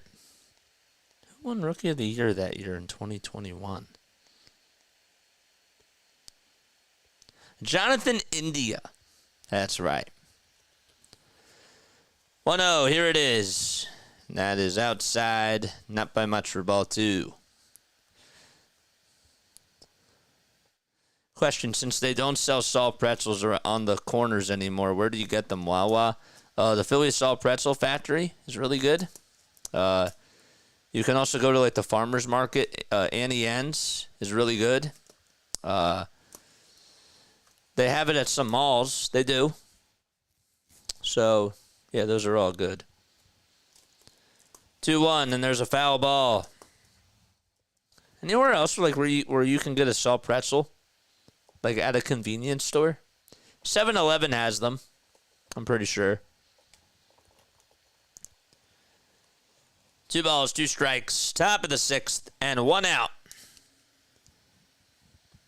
2-1 Phils. And Wheeler kicks and fires. And the next pitch is going to be fouled away. $5 a gallon of diesel. Oof.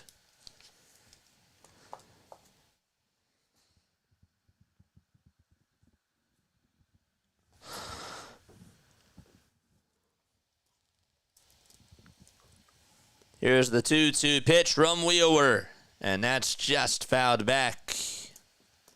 Not by much.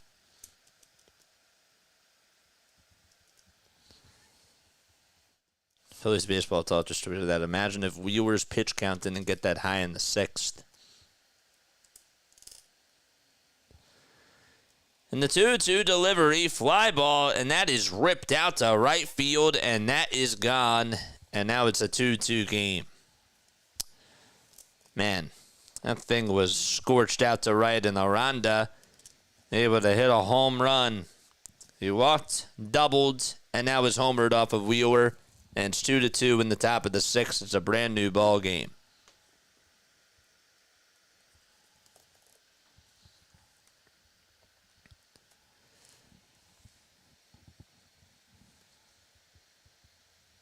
It was just at the knees, and that was golfed.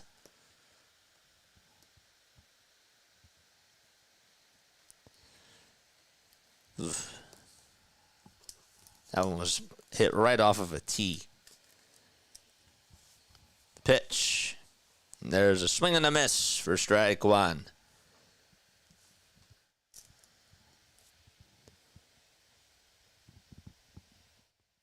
And the 0-1 delivery.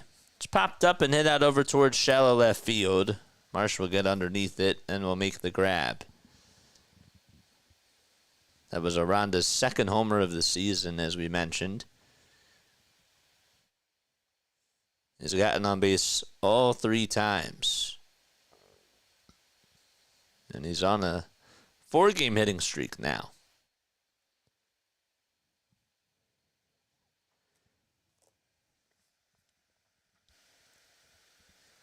Comes Ben Rortvet, who takes a strike right at the kneecaps. Strom is warming up in the bullpen. Wheeler with 101 pitches. This will probably be the last batter that he faces. And the 0-1 pitch, strike 2 called, right on the inside corner.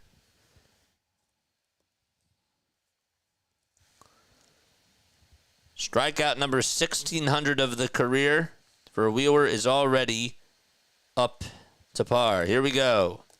No balls, 2 strikes, and the pitch on the way. Swing and a miss. 1,600 career strikeouts for Zach Wheeler. And he ends the 6th inning. He does allow a home run to Jonathan Aranda to tie it up 2-2. However, 9 strikeouts in 6 innings for Wheeler on 2 earned runs allowed. It's pretty good. The pitch count was pretty high, though, but did a pretty good job today. We go to the bottom of the 6th. Phillies looking to retake the lead. It's 2-2 at the bank.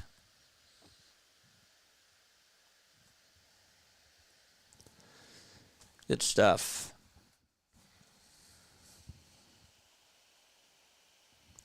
He's allowed 2 earned runs or fewer in 22 of his last 25 starts. That's pretty awesome. That's pretty nice. Now let's get some runs. I agree.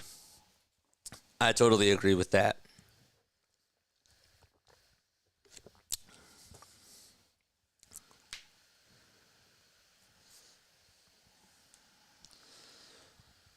All right, we're in the bottom of the 6th. Oh, we should go raid somebody. We'll do that in the top of the 7th, I guess.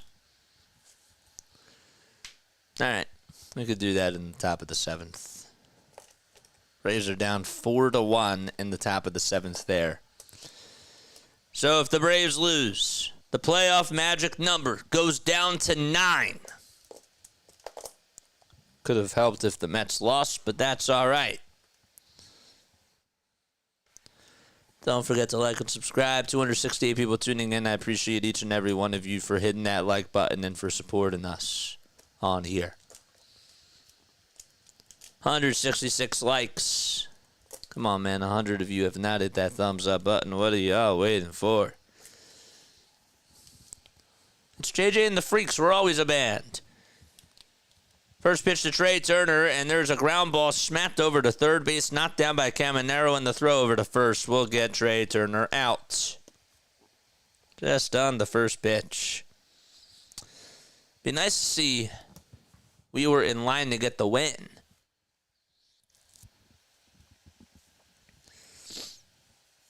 Boz threw 51 pitches in the first 2 innings, and ever since then has thrown 27. And it looks like Boz's night is done as Brady Williams, the bench coach, who is the interim manager for tonight's game because Kevin Cash got suspended. Looks like he will make another move, and we have a call to the bullpen here with 1 out in the bottom of the 6th. Need an early birthday sweep tonight, says the hot corner. I feel that. I feel that. Let's get some offense going, for sure. For sure. All right, so let's go see who's on. Let's go see who's on right now.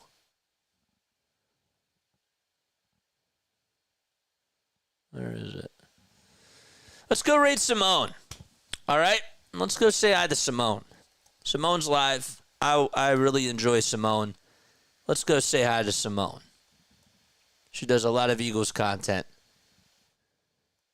Let's go say hi.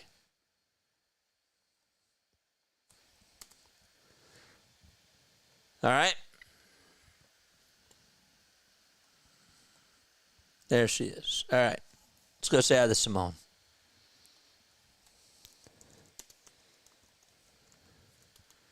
JJ Raid. Fly, Eagles, fly. We love you, Simone.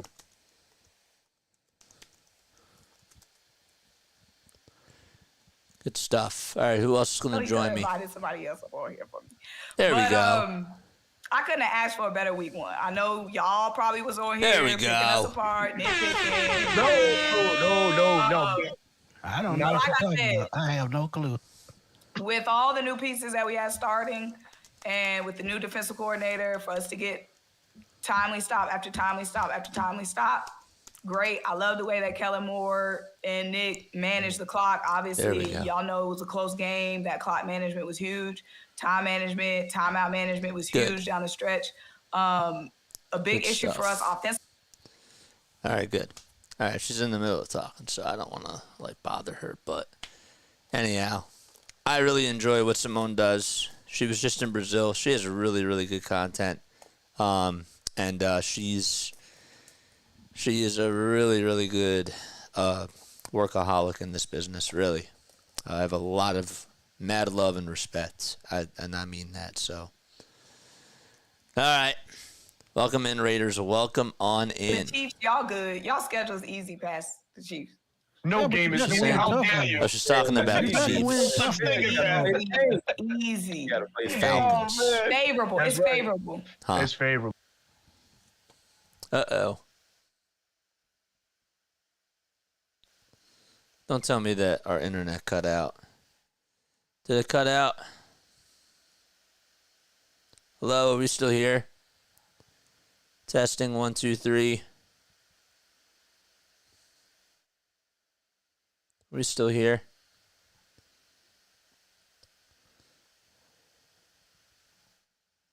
Okay, I think we are. I don't know why this thing froze, but it did. All right, 2 outs here in the bottom of the 6th. That's really weird. I don't know what just happened. Harper grounded out over to first base. All right, good. For some reason, the YouTube thing paused, and usually I think that it's because of the internet, so. But no. All right. At least we went to go say hi to Simone. All right, 2 gone here in the bottom of the 6th. And the next pitch, here it is, and that's taken low for a ball. So we had a pitching change, and Harper grounded out over to first, and Castellanos is up to bat. He had a 2-run homer in the bottom of the 1st. That's all the offense. And the pitch, here it is, and that's taken outside. FFF, hello from Venezuela. Greetings and salutations. What's going on? 2 balls, no strikes. In the bottom of the 6th, we're tied up at 2 apiece, and the pitch to Castille is taken for a strike. The guy that's on the bump is Rasmussen. Comes on in relief for Shane Baz. And Matt Strahm is warming up in the Phillies bullpen, and he'll pitch the top of the 7th. Don't forget to like and subscribe, folks. 2-1. That is slapped foul. Nationals got out of the inning, so that's good. We'll certainly take that. Drew Rasmussen, guy who's 29 years old from Washington, has a 2.55 earned run average. 2 balls, 2 strikes to Nick Castellanos. And the windup and the pitch. That's a breaking ball that's low and away.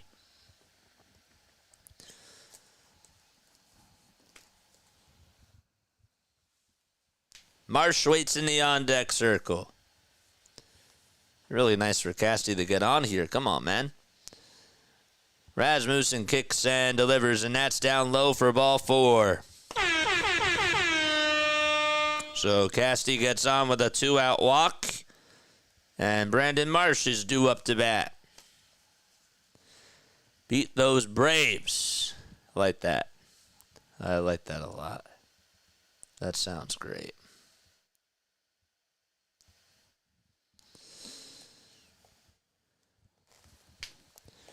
Let's go, Marsh.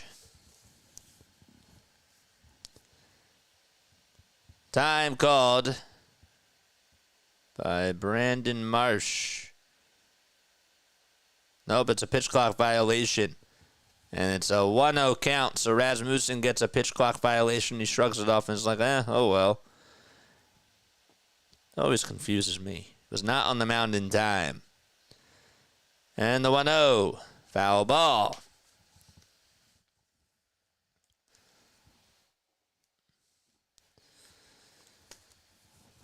One ball, one strike.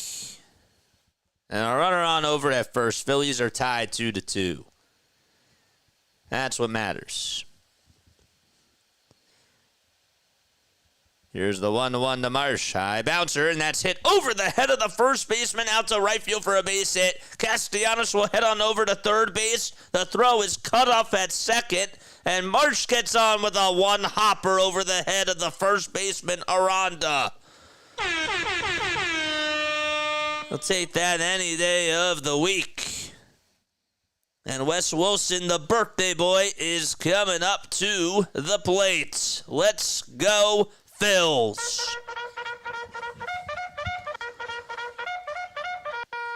Charge! Good stuff. Come on, they got to get another one home here. That's what we got to see. Castellanos is 90 feet away from scoring. And we have time called on the bump right here by the Tampa Bay Rays. And it looks like the pitching coach, Kyle Snyder, is going to go out there to have a conversation with his pitcher.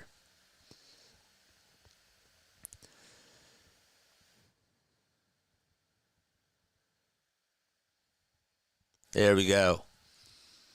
All right, our chat's working again. Here's Wes Wilson.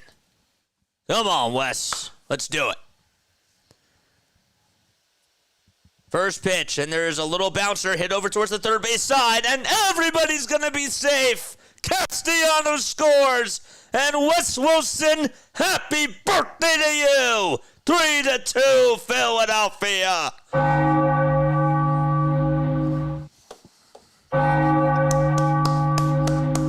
A little cue shot and a little excuse me swing hit over towards the third base side, and Rasmussen could not get there in time. Castellanos was hustling over to home plate, and that's an RBI infield single to put the Phillies back in front 3-2. That's awesome. Let's go. 2 outs here in the bottom of the 6th. In what has been a weird inning for Philadelphia. And here comes Cody Clemens and the pitch, and that's taken just down low for a ball. Clemens 0 for 2, struck out and popped out. 1 ball, no strikes. And the pitch to Cody. Off the plate for ball 2. Yo, let's go. I'm not timed out anymore. Yeah, Jesus Shuttlesworth timed you out by accident, so I apologize. That was off the phone. Or, yeah, he was on the phone. He had it. He didn't lock it. Pitch to Cody, and there's a pop-up. That's a foul ball. Let's go. I ain't timed out anymore. Yeah, Jesus Shuttlesworth timed you all out. Apologize about that. Were y'all still able to tune in? 2-1 is the count. Bottom of the 6th. 2 runners on and 2 outs. And the pitch to Cody Clemens. Ground ball hit over towards the right side. Then the underhanded throw by Morel is in plenty of time. And we head to the top of the 7th. It's 3-2 Phils on an RBI infield single by Wes Wilson as he comes through on his birthday. All right, top of the 7th coming up. Let's go. All right. Time is 8:30. Weaver can still get the win. That's great. Weaver can now win the game. I swear, man, Kevin and Larry just will literally think alike and say the same things at the same time. Like, it happens one time a stream. I swear. I swear that happens. Like, it's so funny to me. It really is. It's pretty hilarious. But yeah. Sorry, I had a brain freeze for a second. John, what's going on? I haven't seen you on here in a while. Hello. Good day from the Philippines. What's up, dude? I haven't seen you on here in forever. He had a hot pocket, Larry. He had a hot pocket. He just was accidentally pressing buttons. So apologize if people were timed out. Again, that's on Jesus, man. But what's going on?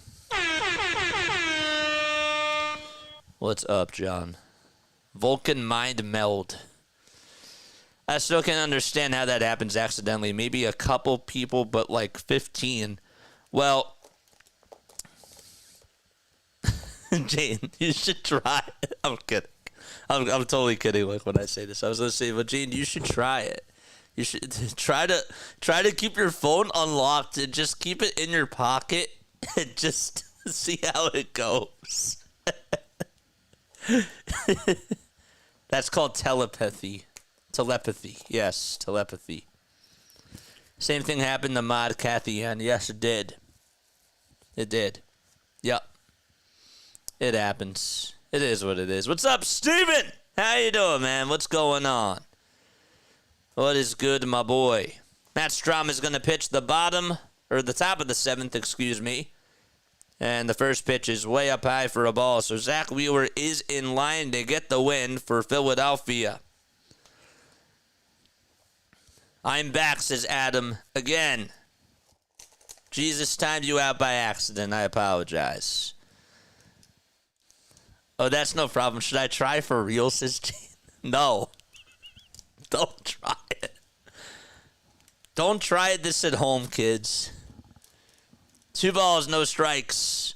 Was timed out, but still listen to you. Yeah, Adam, Jesus accidentally timed 15 people out, so that's what happened. 2-0 pitch, and that's taken for ball 3. If somebody else says that I'm back, if my mods could just, say that for me, I would appreciate it. I apologize about the inconvenience, guys. 3-0 pitch, and there's a strike called right down the heart and soul of the plate.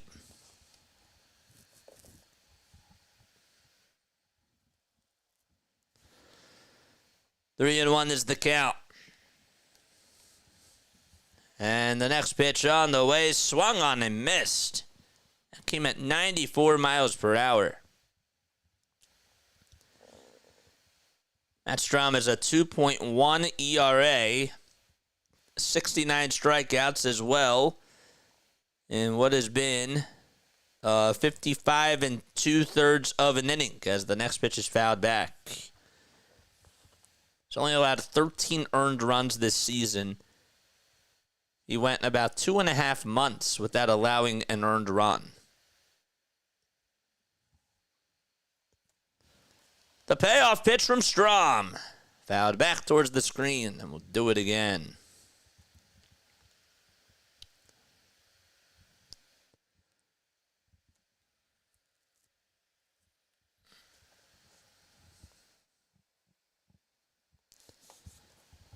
Strom gets set above the letters and winds up and fires the pitch. And there's a high fly ball hit out over towards deep left field, and it is a foul ball, thank goodness.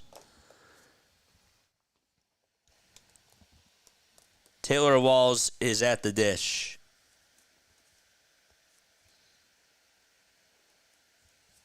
Nine, 1, and 2 due up in the order, and the 3-2 on the way, and that thing is popped up and hit out over towards the infield grass over at third base. Wilson backs up and is there to make the catch for out number 1.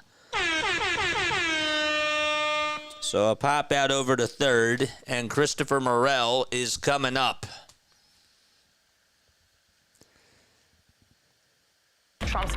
There we go. Sorry about that. Doing okay now that I'm not timed out by mistake. All right, good. So if we win, it's still a W for Wheeler, unless the Rays tie it.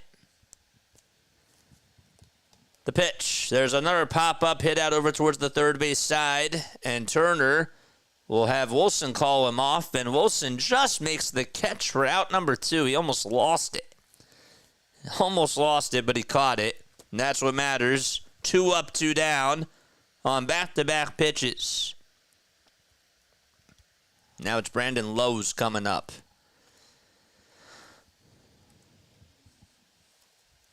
Tying run still at the plate.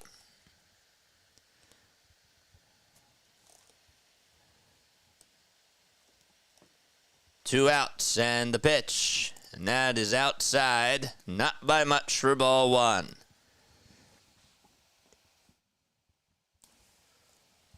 So 1-0 is the count. Lowe tripled and then got on with a walk. Also flied out to center, and the 1-0 is smacked foul.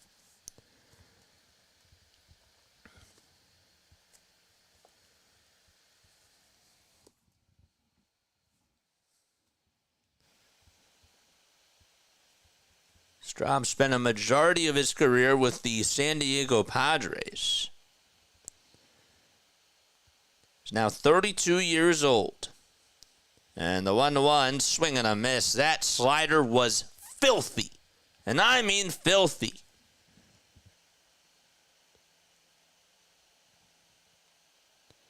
Also played for the Royals, the Red Sox, and has been on the Phillies since 2023. Made his first All-Star appearance this year. And rightfully so. 1 ball, 2 strikes. Strahm kicks and fires, and that's just high.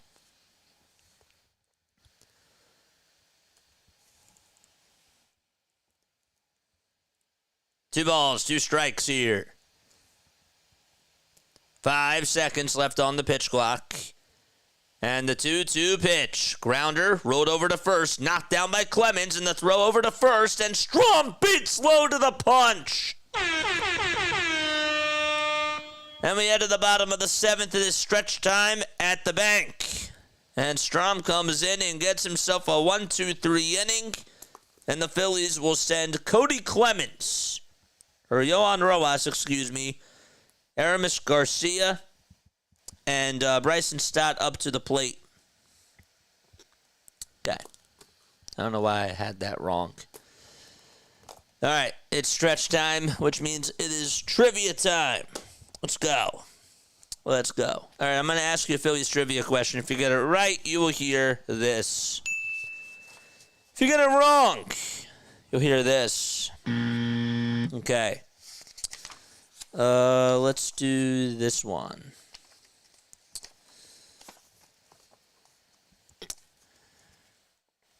What year? I think we did that one. How many times did Mike Schmidt lead the National League in homers? Is my question to you. How many times did Mike Schmidt lead the National League in homers? Let me know down below. We have 344 people tuning in. Make sure y'all like and subscribe, baby.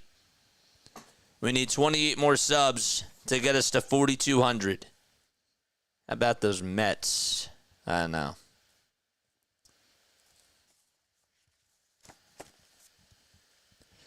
Seven. 8. 8 is correct. Larry said 6, and he was wrong. 8 times. Mike Schmidt led the National League in homers. What years, JJ? What years did he lead the league in homers? 1974. all the way to 76, 80 to 81, 83 to 84, and 86. So that is 8 times. How about that, man? It was a lot of fun and a beautiful night at the bank. Oh, D, you were at the bank tonight? Awesome. Awesome stuff, man. 2 outs in the top of the 8th for the Braves, and they have the tying run up. It's 1 ball and 1 strike there. Come on, Nationals. Let's go Washington, man.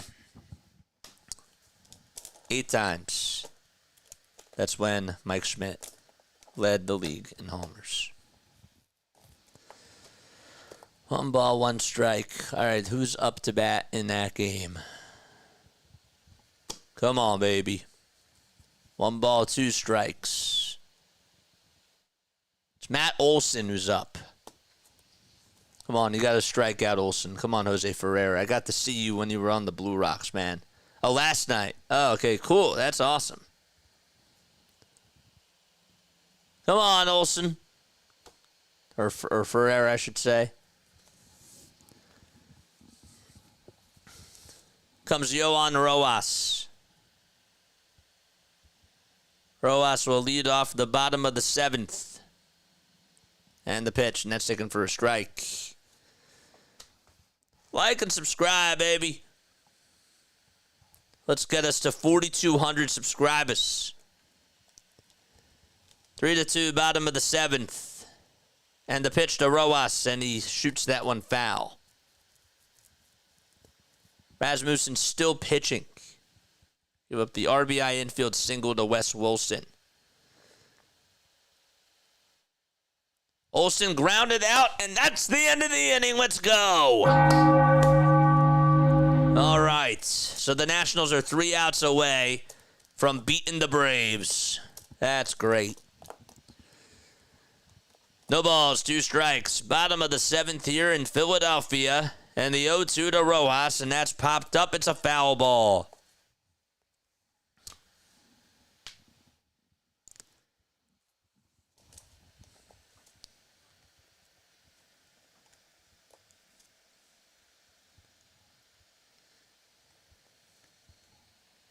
Oh, 2 delivery. Called strike 3. That looked a little bit outside, and Rojas not so happy with the call. And he does a little bat flip to himself. And there's 1 gone.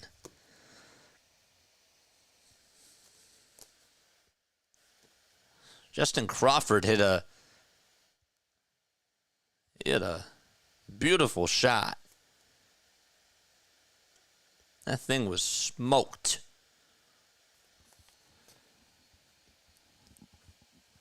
Here's the pitch, and that's taken low for a ball.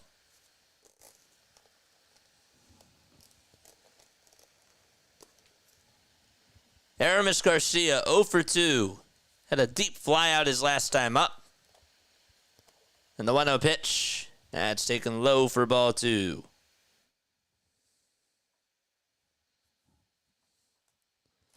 Alvarado warming up in the Phillies bullpen, and they'll pitch the top of the 8th. 2-0 pitch on the way, and that's taken for strike 1.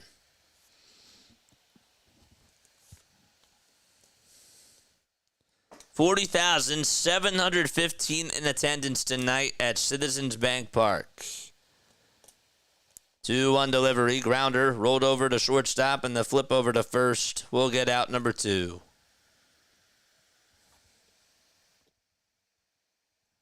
And Stott is going to come on up.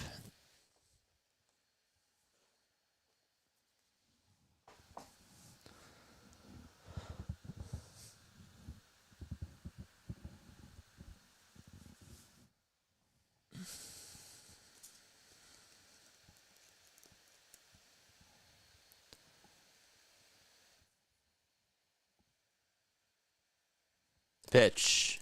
There's a strike.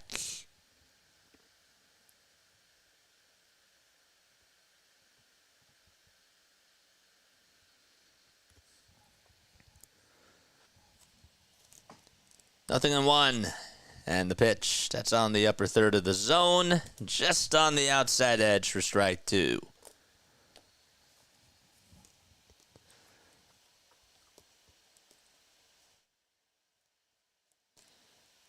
Stott hitless in 3 at-bats. He was batting in the leadoff spot because Kyle Schwarber was a late scratch in tonight's game. 0-2 pitch. There's a foul ball that goes way out of play. Juan Soto just banged his 39th homer of the season.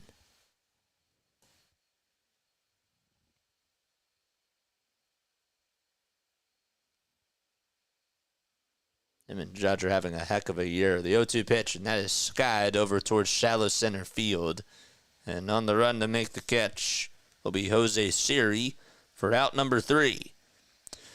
And we head to the top of the 8th. All right. Phillies are up by 1. It's 3-2 at the bank. 344 people tuning in. I need us to get to 4,200 subscribers by the end of tonight. Let's go, baby. Let's go. And Jane, I watched the chat replay last night, and by the way, you absolutely did call that Trey Turner's second home run. That was like perfect timing. Right then, next pitch, it happened. That was like Al Leiter calling Buster Posey's home run right before they went live to the Giants broadcast team. That was great. I have to watch that video again. That was awesome. Did I say Al Leiter? I meant to say Greg Amsinger. I'm sorry. I meant to say Greg Amsinger. All right. Bottom of the 8th in Washington. There's 1 out. If the Braves lose and the Phillies win, the division magic number goes down to 9, and the playoff magic number goes down to 8. Oh, Lord. Thanks, JJ. Love you. He did. He called that. It was beautiful. Soto, that was his 199th career homer. Jeff G, man, what's going on, baby? Let's go. Thank you so much for the $10 super chat. Oh, man. Good job with the multi-game format. Thanks, dude. I appreciate it. It's that time of the year. We did the Mets game first, and now we're on for the Phillies game. It's that time of the season, baby. Come on. It's that time of the season. Mets losses and Braves losses are Phillies wins. That's how it goes. And then it becomes Brewers losses and Dodgers losses. They'll become Phillies wins too. 2 outs, bottom of the 8th for the Nats. Looks like that game's going to finish early. Bro, if I just jinx that. Ugh. The pitch. There's a ball. Judge and Soto are the first Yankees teammates to have 100 or more RBI since 2011. The 1-0 pitch. Nats taking up high for ball 2. Remember, got his 1,600th strikeout on his last batter. I said that. I think. I said that. 2 balls, no strikes. Oh, you're probably just reminding somebody in the chat. And the next pitch on the way. It's popped up and hit out over towards shallow right field. Who's going to get it? Clemens. It's called off by Castellanos, and Castellanos makes the catch. Man, that was close. Stott sort of slid down, and Casti was just there to make the basket catch for out number 1. Oof. So Caminero pops out to right.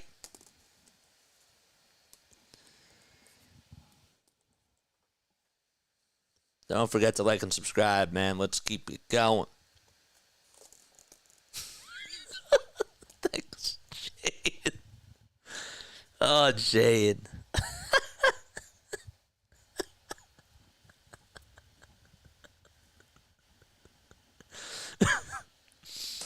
Pitch by Alvarado, and that one's popped up, and that's hit out over towards the first base side in foul ground. Clemens, does he have enough room? He does, and he'll make the catch for out number 2.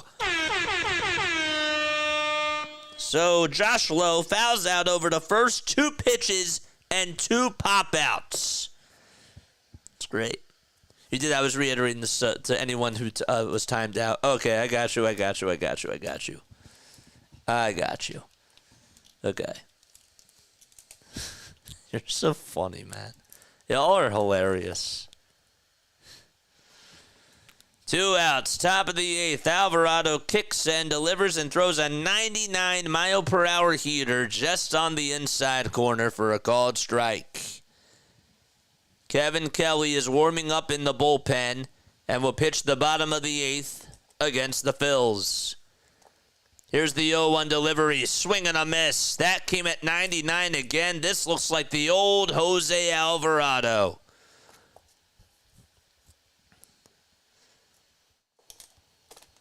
No balls, 2 strikes. To Dylan Carlson, who has walked and struck out a couple of times. 0-2, here it is, on the inside corner for a called strike 3. And a 1-2-3 shutdown inning by Lights Out Alvarado, and we head to the bottom of the 8th. Turner, Harper, and Castellanos all coming up. Ugh. This is the Alvarado I missed.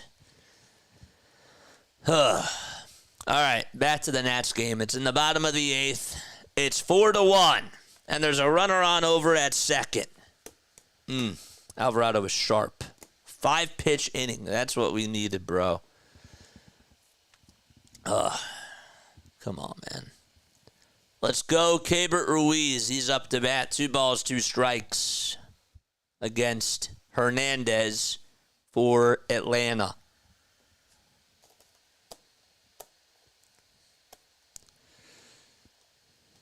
Let's go, Ruiz. Make it 5-1. That'd be awesome. Got it! RBI single by Ruiz. Let's go!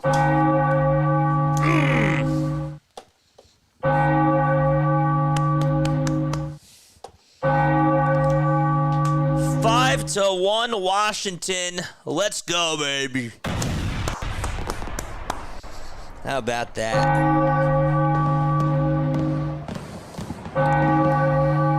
I will take that.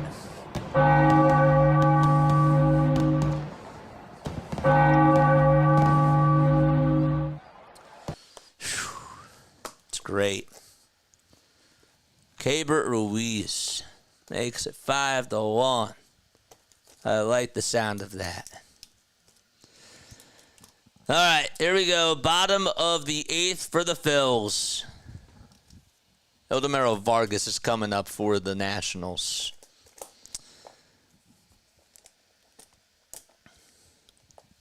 Here we go. Trey Turner up to bat. And the pitch. And there's a strike. Even in his later years, he can nail it. 0-1 is the count to Trey Turner. And the pitch, and that's taken low for a ball.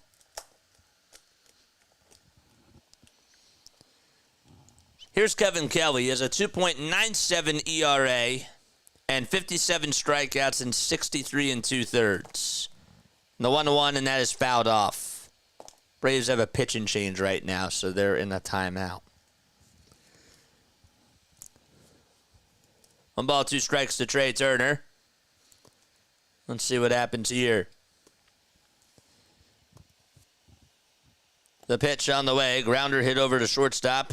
And the throw over to first will get Trey Turner out. And there's 1 gone already.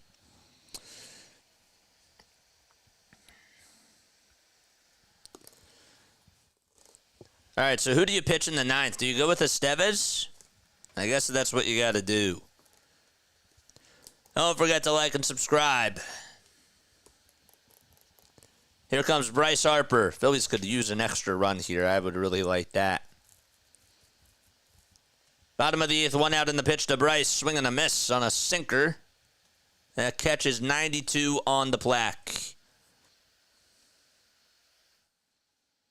385 people tuning in. Mod Squad, how many likes do we have? Estevez is warming up in the pen.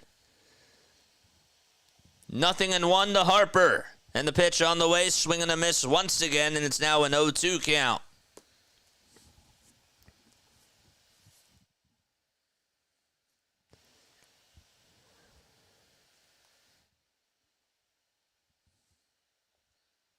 Just could not catch up to it.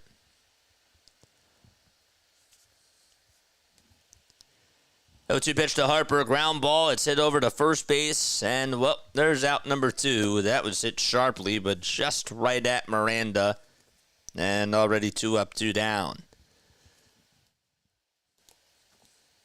Aaron Bummer is on the hill for the Braves, and he's facing Odemero Vargas. The count there is 1-2 with 2 outs.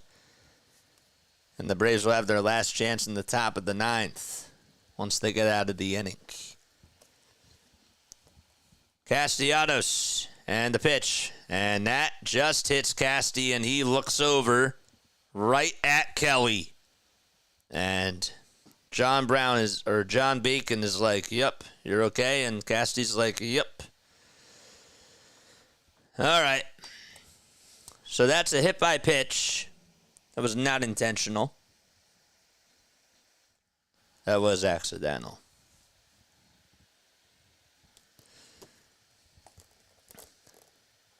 This one seemed unintentional, says Phillies Nation. All right, the Nats are going to the top of the 9th.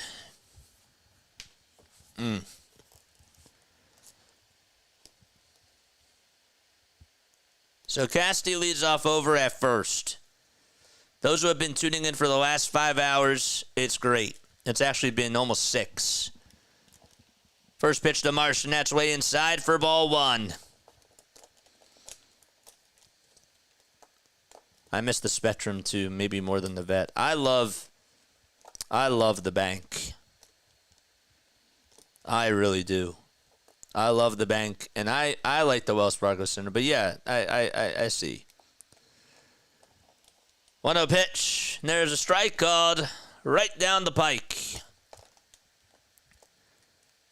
Alvarado in his last 7 games has gone 7 innings, has only allowed 3 hits, and has 9 strikeouts. Maybe that time off was needed. The 1-1 grounder rolled over towards the second base side, and the throw over to first is in time.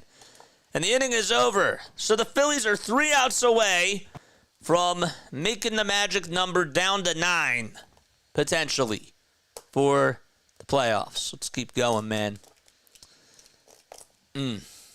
Let's keep it going. All right. Arcia is going to lead off the top of the 9th for the Atlanta Braves.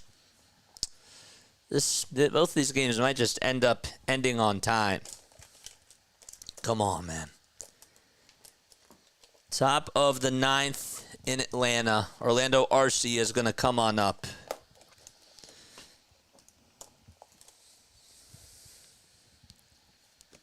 I want to decrease those numbers.